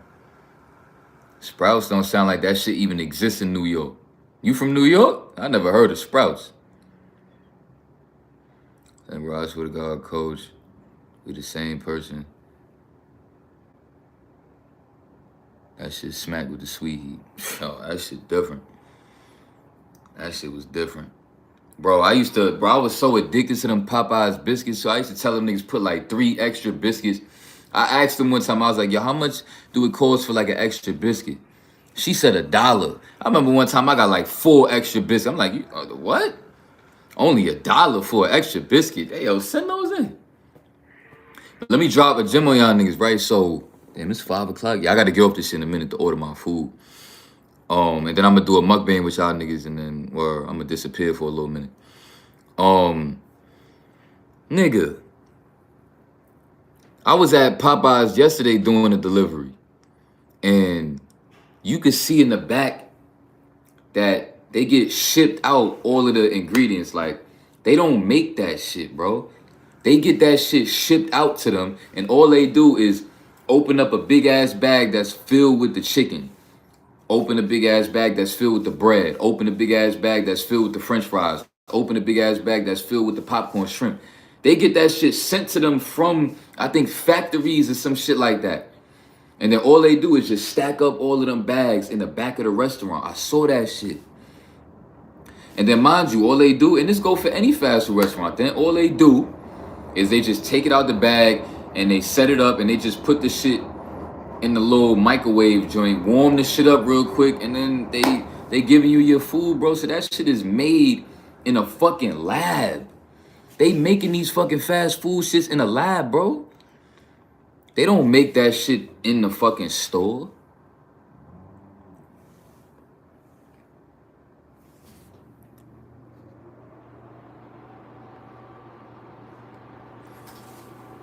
So yeah, you left a mark in my life, coach. I watched all your lives and all your playlists. Forever gonna rock with you no matter what. That's fire, my guy. You know we locked in forever. You know the vibes. That's what's up. For anybody that fuck with me that way, the way you watching the majority of my videos and live streams, and feel me, where I'm gonna make sure that this year, bro, I'm gonna make sure my content and just me in general, everything, I'm gonna be at the top of my fucking game. You know, this 2023 shit, bro, is gonna be the beginning of a fucking era, nigga. It's gonna be the beginning of a real era for me on this fucking YouTube shit, nigga. It's about that time, my nigga. It's about that fucking time, you heard? It's about that time, you heard? For real. So, that's how I'm on it for me as well. Like, 2023, I'm looking to get in the studio and bug out on one of them New York drill beats. Like, you know what I'm saying? Like, I really be listening to them drill beats. I be putting some shit together that's hard. Like my shit gonna be hard. Like, y'all niggas gonna be putting me in the same conversation with all of your favorite New York drill rappers. Like, my shit sounds just as good, if not better. Trust me. So, it's about to be lit. I'm gonna leave my mark, nigga, with 2023, nigga. I'm gonna leave my mark. Bro, my voice, you talking about becoming the new Pop Smoke, you just reminded me, bro. My voice, no auto-tune, no extra shit on my voice. The sound of my voice on the microphone, bro, a lot of rappers would pay millions to be able to have the voice that I have, the way I sound on these fucking microphones, bro. Niggas would pay to sound like that, nigga. Your favorite rapper would pay to have my fucking voice, bro. What? It's about to be lit. Niggas would pay to have my voice the way I sound on these fucking microphones, bro. I'm telling you. And I was already knowing that shit when I was in the studio like 3-4 years ago. So when I get back in the fucking studio, nigga, and my voice then got deeper because I'm on some grown man shit, and I'm doing blood retention shit like that. So I'm a, you know, my voice gonna probably get more deeper, more bass, more power in my voice. Oh yeah, that shit gonna be lit.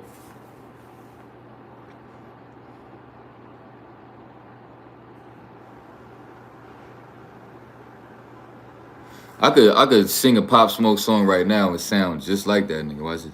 Baby, welcome to the party.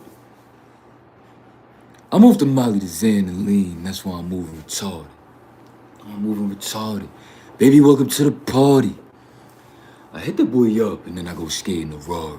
Baby, welcome to the party. Bitch, I'm a thot. Give me lit.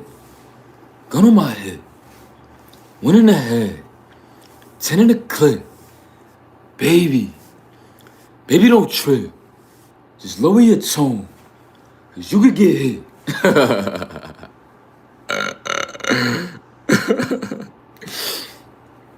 But see, like, that's what a lot of niggas don't know about New York. Like, I don't think Dusty Locane is trying to sound just like Pop. Because if you hear Dusty Locane talk on some regular shit, he naturally got a deep-ass fucking voice.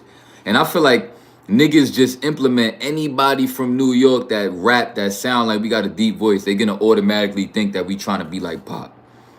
All because Pop Smoke was the first nigga to come out New York with that deep-ass sounding voice.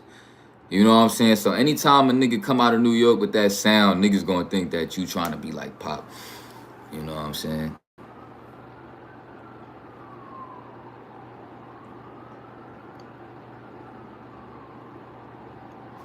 Micah Mary. Billie Jean. Huh? Christian Dior. I'm up in all the stores. What's that? When it rains, it pours. She like the way when I walk in the spot, 30 on me. Bout the club, niggas know that I'm paid. Bitch, I'm a thot. Give me lick, I can't fuck with these niggas cause niggas is gay. All of my page, suck a dick. All of my comments are screaming my name. Feel me? Well, I can't wait to get in the studio.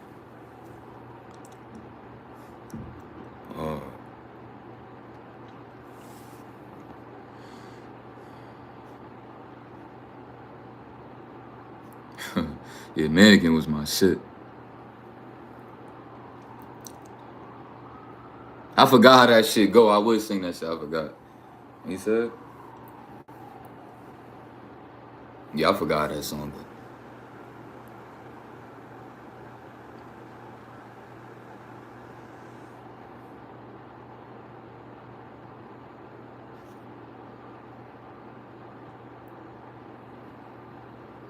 nah, bro, I don't got an SR voice, bro. My voice been deep, bro, prior to me ever hearing about this shit, bro. Trust me, like, I was 18 with a deep-ass voice, bro. Grown-ass women, like, damn. I ain't even think your voice was gonna be that deep. I was 18 years old making grown-ass women wet, nigga. Because they used to love the sound of my voice. Feel me? So when I get in that booth, bro, I'ma make a lot of bitches pussy wet because they gonna hear the sound of my deep ass voice on them records, bro. I feel bad for my exes that's gonna be listening to me on these tracks.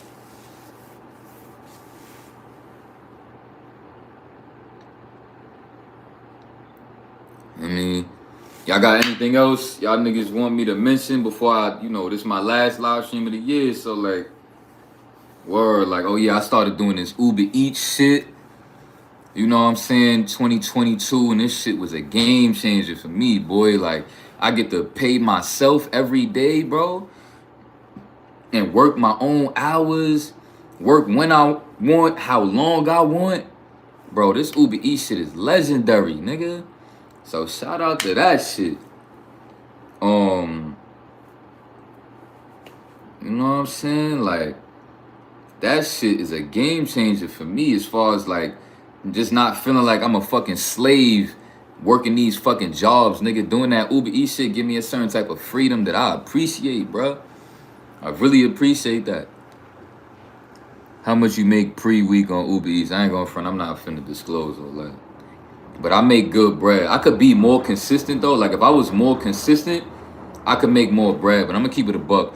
part of the reason why I really mostly appreciate this job is because, like I said, I get to take off when I want to, because I feel like I be needing time for myself, to just be by myself in this room, just by myself, or just go do some other shit that just pertain to me, just like taking it easy type shit for me. So I could definitely be making more money, because, like, honestly speaking, you know, if I really work from the morning to the night every day, I could easily make, in 7 days, I could make like $1,000. I could make like between $800 and $1,000 a week if I work that shit every day. And I do that shit from, for me, like, from, let's say, 8 a.m. I work that shit from 8 a.m. to like 8 p.m. I could definitely be pulling in like close to $1,000 a week. But if I don't work every day and I work like maybe 4 or 5 days out the week, then I could probably make like 700 a week, maybe like 600-700 a week. You know what I'm saying? Like, if I'm really out there from the morning to the night, I could definitely pull in like 600-700 a week, just to do the math for y'all niggas. Like, it's great bread. That shit is great bread. Great bread. I was definitely disappointed in myself when I first started this gig, because I looked at it as a fresh start to not relapse, and I ended up relapsing a lot ever since I had this job. And that's not fucking good, because this job is strictly in the same, like, for me, this shit is directly, for me, like, I'm taking away from my essence that is going to help me be able to be on the move out there working and shit. So, like, that's definitely, you know, dumb to be relapsing having a job like this. Mad dumb. Yeah. Yeah, definitely dumb to be moving like that. So, yeah, because it's a bunch of walking. And that's another thing I appreciate about this job too, is that I don't really have to do too much leg workouts. Because if I'm outside for the majority of the week walking mad miles a fucking day, bro, I'm talking about miles, nigga. I done did deliveries where I was on 23rd Street, had to walk up to 42nd Street. Then I had another delivery from 42nd Street to 70th Street. Then I had another delivery from 70th Street back to 34th Street or 40th Street. Then mind you, New York got avenues. So you may be on 40th Street, but they got 1st Avenue, 2nd Avenue, 3rd Avenue, 4th Avenue, 5th, 6th, 7th, 8th, 9th, 10th, all the way to like 11th Avenue. So I be all around the city, nigga. All around the city, trucking that shit with my army boots on. And I be skied up out there, just locked in. And like I said, just, 2023 is just going to be the beginning of me finally doing this YouTube shit the way I was been supposed to do this shit. That's what it's going to be. I done got a lot of shit out of my system. I done learned a lot of shit about myself. And I got a great gig going on. I'm in a great position right now in this homeless shelter. They set me up great to, move into a nice, beautiful... Niggas forgot that I got opportunities to live in a luxury apartment. I don't know how niggas forgot that I was telling niggas about that shit, but I'm not trying to bag, because honestly speaking, I'm still weighing out my options anyway. Because I want to make sure that even after the 5 years is up, I want to make sure I'm positioned to where I can handle paying all of that rent by myself in a luxury apartment. You know what I'm saying? So I'm just keeping a lot of different things in mind. I'm not about to just jump out the window. You know what I'm saying? So I'm just really focused on setting myself up to be in a position where I have enough money to be able to take care of myself without even needing them to, help me with 80% of my rent with that 5-year voucher. And if I could set myself up like that before I leave, that's really the goal, right? The goal would be to stay here all the way until I set myself up financially to the point where I could also take the 5-year voucher. Them niggas is paying 80% of my rent, and I could stack bread. I could set up my apartment to be mad nice, set up my Twitch streaming and my YouTube and shit. So by the time the 5 years is up, I done stacked so much bread. I got all my shit set up. And now I'm about to really be on some next level shit. For me, so that's another plan of mine that I'm putting in play as well. You know what I'm saying?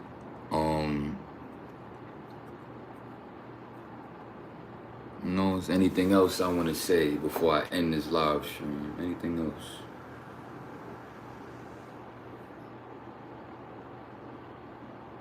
You know, I remember what it was like,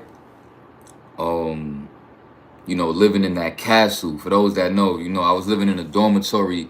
I was in a dormitory shelter before I came to this one. It was a castle in Bed-Stuy, Brooklyn. Literally a castle. They just turned the shit into a homeless shelter, but it looked just like a castle. And I documented all of that shit, bro. I got the videos up there in my live streams where you could scroll through that shit and you could see me like doing a live stream in a dormitory shelter that's a castle. Like, I really documented that shit. So like, this was also a very legendary year that I was able to take y'all on a journey with me to just like, you know, with this whole homeless situation and everything like that. And just to show y'all what it was like, show y'all what it looked like. You know, I did a live stream when I was in a homeless shelter in Harlem. That was a legendary live stream. You know what I'm saying? I showed y'all the little room that I was in Harlem. You know what I'm saying? Who was there for the Harlem live stream, the shelter in Harlem? I think I named it that too. I think I said live from a homeless shelter in Harlem, some shit like that. That was another legendary. I got a lot of legendary live streams in my playlist, bro. Y'all niggas gotta, if you don't know, y'all niggas gotta do your homework, bro. I've been doing this raw shit, bro, since the day one, nigga. So that's just the goal, just to keep that shit going into this new year. I'm so fucking excited for this blood retention shit. I finally feel like I got a fucking plan, nigga. That's about to set me up so crazy as long as I stay fucking sturdy on that shit. Nigga. Yeah, I'm looking forward to the new year, you heard? I'ma be locked in, for me.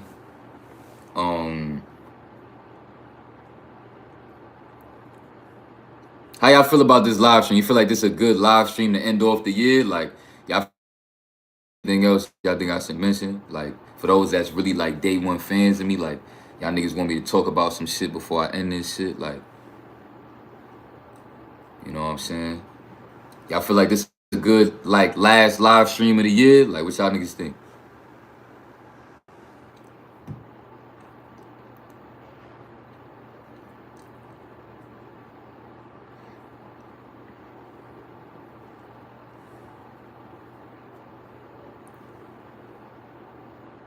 Yeah, I'm gonna do the mukbang right after this. I got you. It was a great live. It was a valid live. Appreciate y'all. It was fire. Appreciate that. You know what I'm saying? I just want to make sure, you know, I mention anything I want to mention. You know what I'm saying? And then I even admitted to the world. I was like, you know, fucking my pillow. I done admitted to niggas that on several occasions I drank my own seed before. Like, I really was just, you know, looking to kill certain parts of myself so that, you know, like they say, right? You know, before you could change the world, you got to change yourself. So my whole goal was just like putting myself out there like that and just exposing certain shit so that I could come to a point in time where I could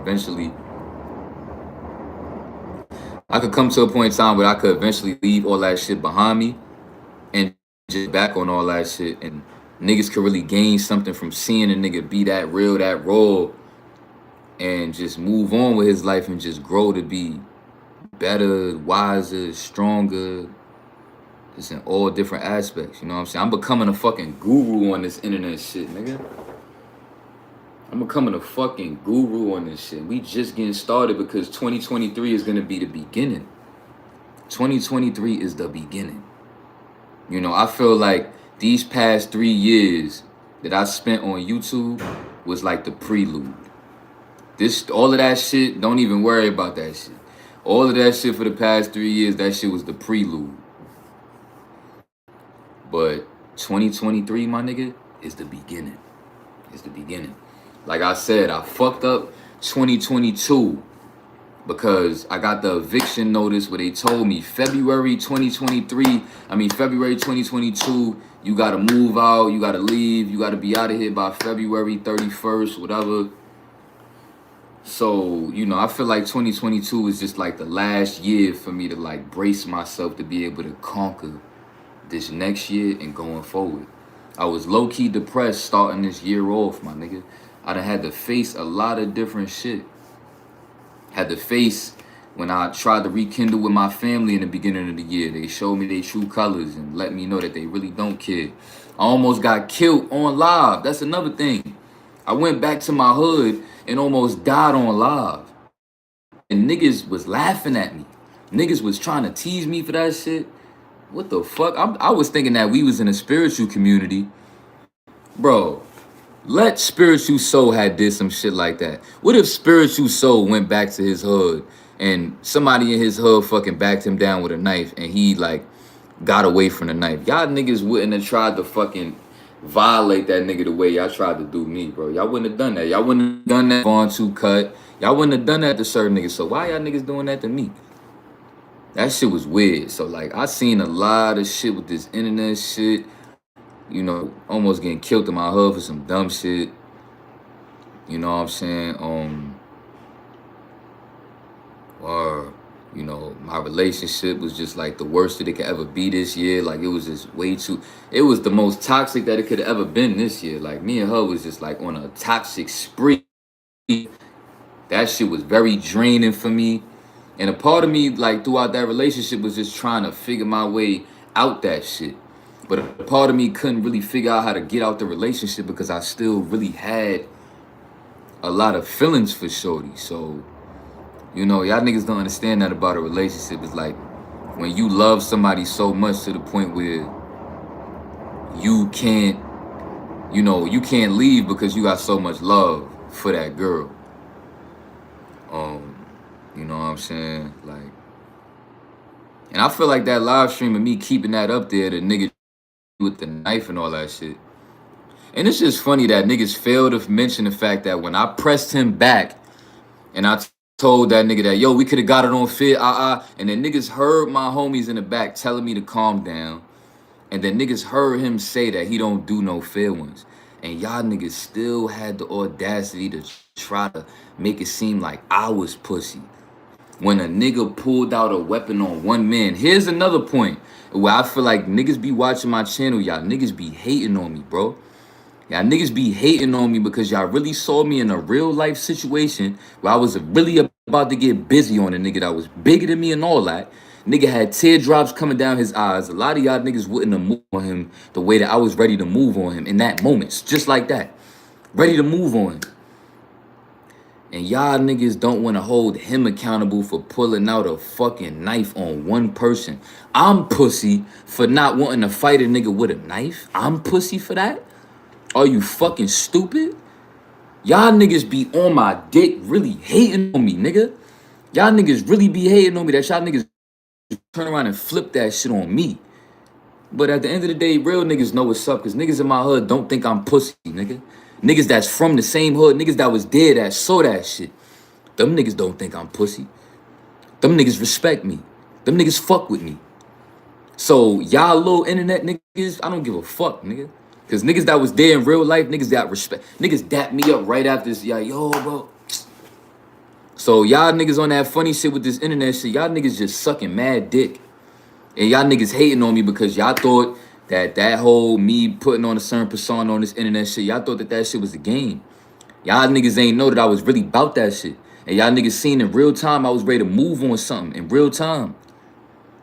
And y'all niggas was jealous because y'all know behind the scenes, y'all niggas ain't really fucking like that shit. So I feel like I exposed a lot of niggas after that situation on my channel. You know what I'm saying? It gave me, you know, with the live stream that I did with Faith and that live stream in my hood, like, I got a better perspective of just, like, the way y'all niggas be moving on this internet shit. A lot of niggas was moving weird on that live stream with me and Faith, and a lot of niggas was moving weird in that live stream. Niggas wasn't even trying to make sure I was good, I was safe. Niggas, it was a couple niggas in it that was just straight laughing at me because niggas saw me run away from the knife. Niggas ain't even care about my well-being.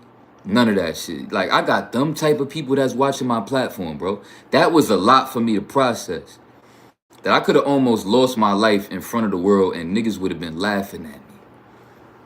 So to know that I spent my whole life going through certain shit to get to the point where I'm trying to become a positive influence on the internet, and then something happened in my hood where I could have lost my life in front of everybody, and I could have just died like that and niggas would have been laughing at me.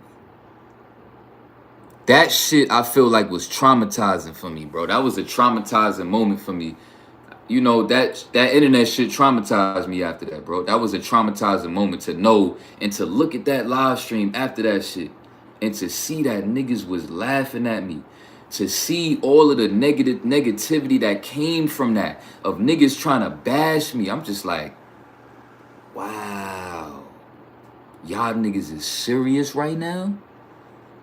Y'all niggas must really don't like me, bro. I don't know what the fuck I did to y'all niggas on this internet shit for y'all niggas to be wishing death on me and to be, damn. And all I fucking do is just try to come on here and just spread positivity and be a raw influence on the fucking internet. But niggas be so fucking jealous of me, bro. Niggas be jealous that they wish that they could get on the internet and do the shit that I'm doing. And be a raw ass nigga the way I could be that. And all that type of shit. I feel like niggas be jealous of that shit, bro. And because they feel like they can't do what I do, niggas want to see me die. Niggas would rather see me die so they could probably try to take my place and try to... But y'all niggas could still never do that shit. And y'all know that deep down inside. That's why y'all niggas hate me. Because we live in a world full of niggas where niggas want to compete and be in competition with niggas. And y'all niggas see that I'm creating my own lane for myself that none of y'all niggas can compete with me on. I've created my own lane that none of you niggas can compete with me on, bro. You know what I'm saying? Really, my raw documentary, nigga. You know what I'm saying? I done inspired niggas twice my age. Niggas like Mr. Keep It Simple to do his own raw documentary. Nigga, he started calling his channel The Documentary because of me, and he said that. Like, I'm really a staple on this shit. So at the end of the day, I'm just ready to start, you know, getting what I deserve on this shit, getting the money I deserve, and just having more of an influence on people's lives all over the world. Because I already know I could do that shit. But the ones that was laughing at Coach when he ran for his life all have demons inside of them, and I bet most of them don't even know that shit. Yeah, for sure.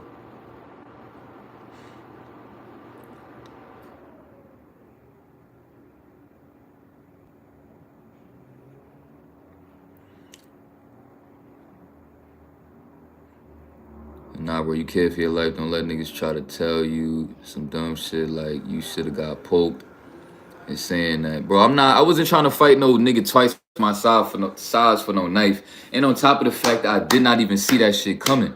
But I ain't even think I would have had to explain myself, because I would have thought that niggas fucked with me enough to already put 1 and 2 together about certain shit. Like, nah, that nigga not pussy. It just was like that nigga did some funny shit.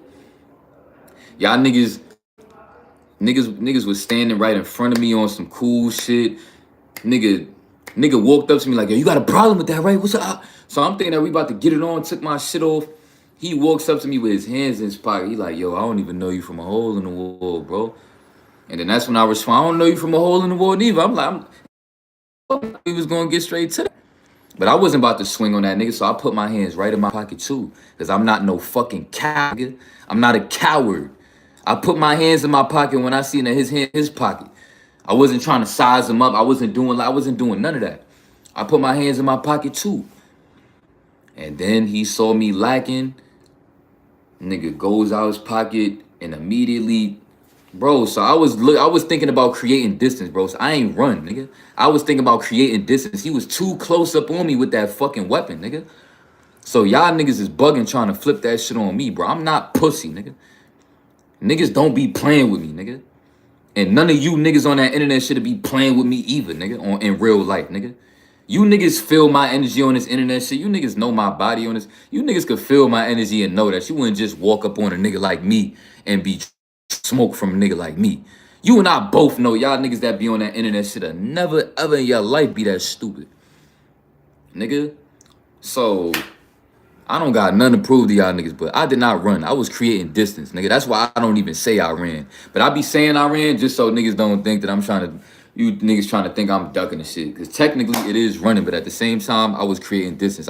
He was too close up on me. It wasn't like I could have just backpedaled. I had to, for me, I had to create that distance in a fast way because he was too close up on me with that shit.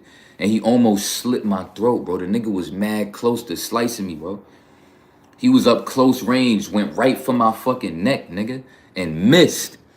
So, I got, my fight or flight mode shit got a little bit triggered, and I had to fucking create distance. I was not about to let a nigga sneak me and just slit my throat. My shit would have just been leaking. I'd have been done, nigga. And let me tell you something about what a stab wound will do to you. Soon as a nigga stab you, your body is gonna automatically go into shock. And I'm not gonna be in a position where I could really defend myself. That's the thing that y'all little weird ass niggas that never been in no street shit situation, y'all niggas don't understand that about a knife. A knife is pretty much in the same definition as a fucking gun. Because all it takes is one stab wound, and that shit is gonna cripple you and leave you in a place where you not gonna really be able to defend yourself, because now your whole body is in shock. Nigga. So I don't know, y'all niggas think that niggas could just take stab wounds like we in Mortal Kombat and I could still be doing certain shit. Like, this is real life, nigga. If a nigga stab you, you're not gonna be able to do certain shit no more, nigga. Because, word. Especially if he stab you in your chest, he stab you in your neck, your face, all of the main of your body that like niggas be trying to poke you at, you're not gonna be able to really defend yourself, bro. Trust me. And that nigga was aiming for my neck. So I had to create distance. I don't care what nobody say. I'm not pussy. You could never convince me that I'm pussy. Never. Nigga, if I was really pussy, I would have deleted that live, nigga. But ain't nothing about that live that make me feel pussy. None about that shit. That nigga admitted that he didn't want to shoot a fair one with me, nigga. Even when I asked him to shoot through shit after the fact, he still ain't want to shoot the fair one. And I had my homies in the cut tell nigga, because they seen me about to start turning shit up. Them niggas felt my vibe, nigga. So, whatever, nigga. Y'all niggas is just weird that be on that weird shit on this internet shit. Word. That knife shit is not a game, bro. And now, coach, you good. Same thing happened to me before. I created distance. I got up out of there. It happens to the best of us. Andrew Tate said he created distance when it happened. I'm glad you reminded me about that. So, yeah, for all y'all niggas that be dick sucking Andrew Tate, do you know that he told a similar story to the same shit that happened to me? He told a similar story. Niggas walked up on Andrew Tate with the poker. And mind you, at this time, Andrew Tate was a world heavyweight kickboxing champion. So you probably wondering, he a kickboxing champion. Why the fuck didn't Andrew Tate try to do some, what y'all little niggas be thinking this shit is, Mortal Kombat? Why he didn't try to fight the nigga with the knife? Nigga, Andrew Tate ran when a nigga backed him down with the knife, bro. So, for all y'all niggas that think I'm pussy, y'all might as well call Andrew Tate pussy. If anything, Andrew Tate is more pussy than me. Because Andrew Tate at the time was a world-class kickboxing champion. Doing that kickboxing shit. So, what's niggas' perspective on that be trying to suck my dick?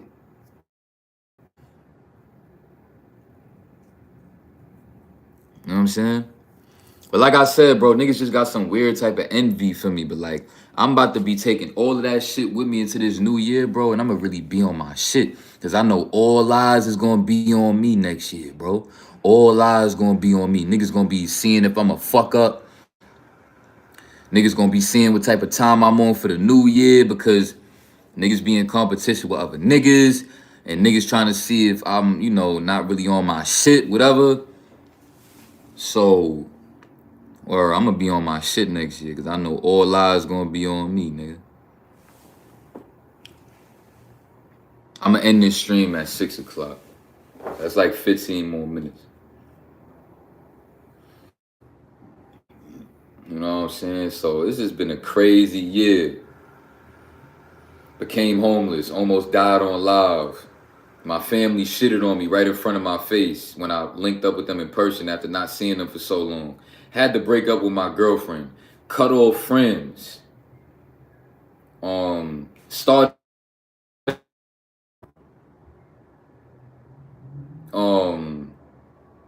yeah. Those are like the highlights of the year. Oh yeah, and the jogging shit. Nigga, I done ran more miles jogging this year than I ever ran in my whole life. I done ran the whole Central Park on several occasions. Nigga, Central Park is 6 miles. And I done ran that shit too many times, nigga. I was really outside, really out there, really, feel me, on my cardio, nigga. So, that's another thing that's important on this blood retention journey is because cardio gets your heart pumping. And when your heart is pumping, that means blood is pumping throughout your body and your veins, and for me, like it's a great sign of health. You know, when your heart is pumping, that means that you got good circulation that's going on in your body. Your blood is circulating. I'm not gonna say good circulation. I'm gonna say, you know, because I feel like honestly, this is just like, you know, a hypothetical, like this is kind of like an educated guess, but I kind of feel like when you get on blood retention, what's gonna happen is that you're gonna feel your heartbeat on a different type of rate because heartbeat is directly linked to blood flow. So if you prioritizing blood flow on blood retention, I feel like your heart rate and your heartbeats per second and all that shit when you doing certain activities is gonna be on another level. It's gonna be on another level.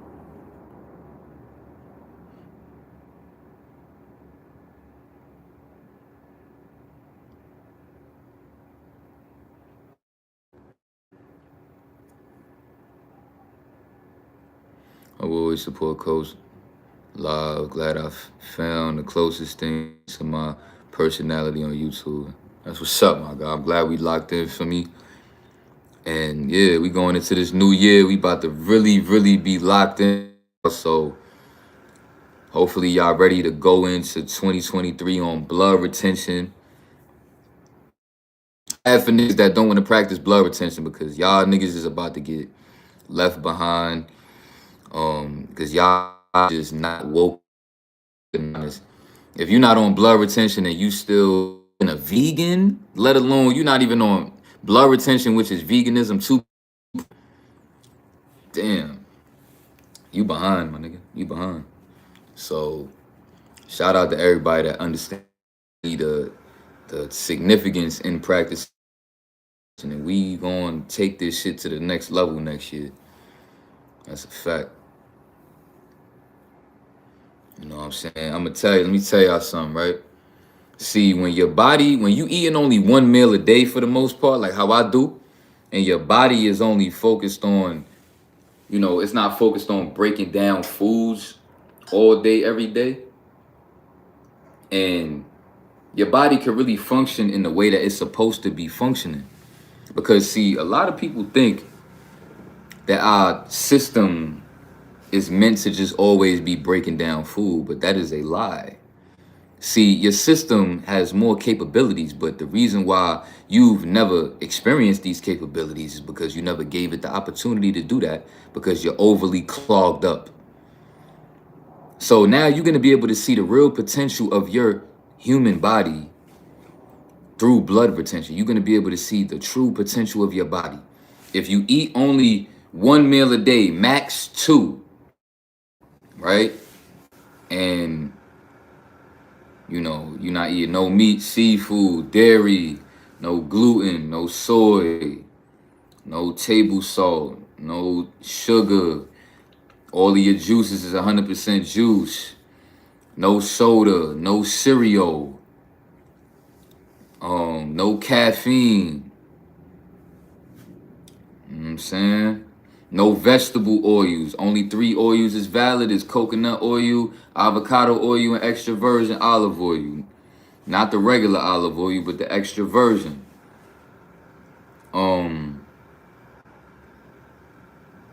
This shit go deep, y'all. So I just help niggas with blood retention. I'm helping you escape the matrix. I can guarantee you that if you take blood retention serious, you will escape the matrix. I guarantee you that. But see, a lot of niggas is not ready to escape the matrix. Niggas ain't ready for that. You know what I'm saying? Niggas still want to cope. Of course, water. Yeah, of course. Spring water. No alkaline water. Spring water. Because you got alkaline waters like Essentia water that got sodium bicarbonate.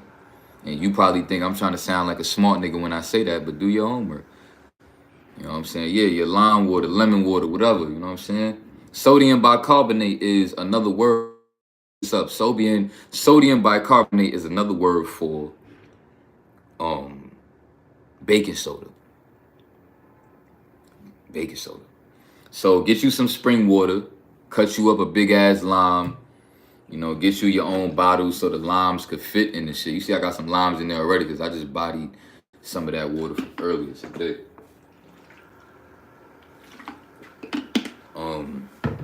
Lime water tastes amazing. Amazing.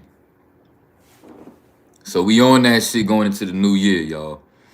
And I learned a lot of shit about YouTube. I learned that niggas will watch your videos more if you look like a brolic ass nigga. So by the time I really get brolic enough and I'm on some like blood retention type of brolic, I'm gonna have mad niggas watching my channel, bro. Cause niggas gonna be like, how the fuck did this nigga get his physique like that? And he's on blood retention, which is V 2.0. How the fuck is he still built like that?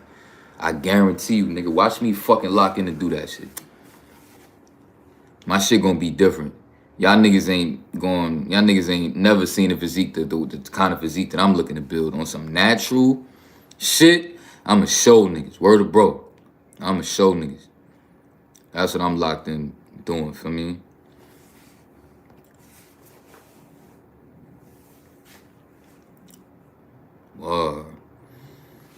So y'all niggas gotta understand something, bro.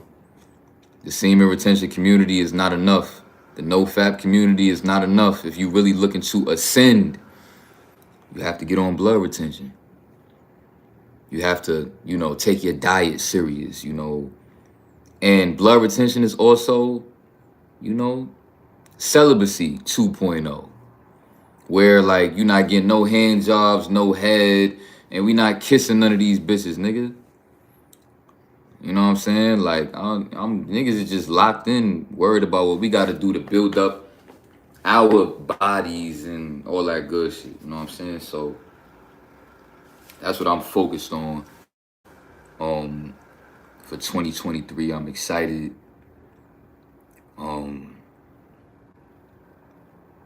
Yeah. Yeah, no fast food, especially. Like, if niggas don't get that at this point, if any nigga on SR think you doing something and you eating fast food, you a bot for real. And niggas like that be the problem with the world, thinking that they could cut fucking corners, bro. Ain't no cutting corners with them real fucking benefits of, you know, the spirituality and your mental, your spirit. You know, you looking to do shit like penis enhancement and all that. You cannot cut corners on journeys like this, bro. You cannot cut corners. You can't. So just know, bro. And any of y'all niggas that's in a toxic relationship and your girlfriend getting on your nerves, 2023, cut that bitch off, nigga. Cut her off. Nigga, I done cut off everything in my vicinity that I feel like would get on my nerves to any degree, nigga. Everybody got cut off, nigga. I ain't playing with none of that shit. You get on my nerves even a little bit, say goodbye. Say goodbye, nigga. I ain't playing with none of that shit. We going real lone wolf in 2023. So when that ball drop, nigga, you better have them contacts deleted in your phone. You better be ready for this new year. You better be ready to be locked in. No distractions. Don't be around people that's not on the same path as you, because you just gonna be wasting your time. You're just gonna be wasting your time. Why the fuck are you chilling around niggas that's not willing to make the same sacrifices as you? And you making excuses for people that probably wouldn't even make excuses for you like that. But you over here making excuses for these niggas, trying to be understanding for these niggas for what? That shit ain't gonna help you. That shit ain't gonna help none of y'all niggas, bro.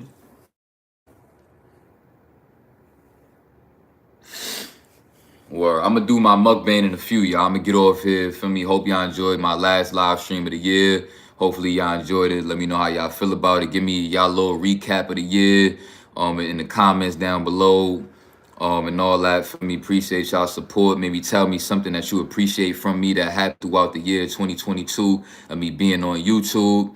And I'm gonna see y'all in a minute when I get my food. I'm gonna do the mukbang. Salute.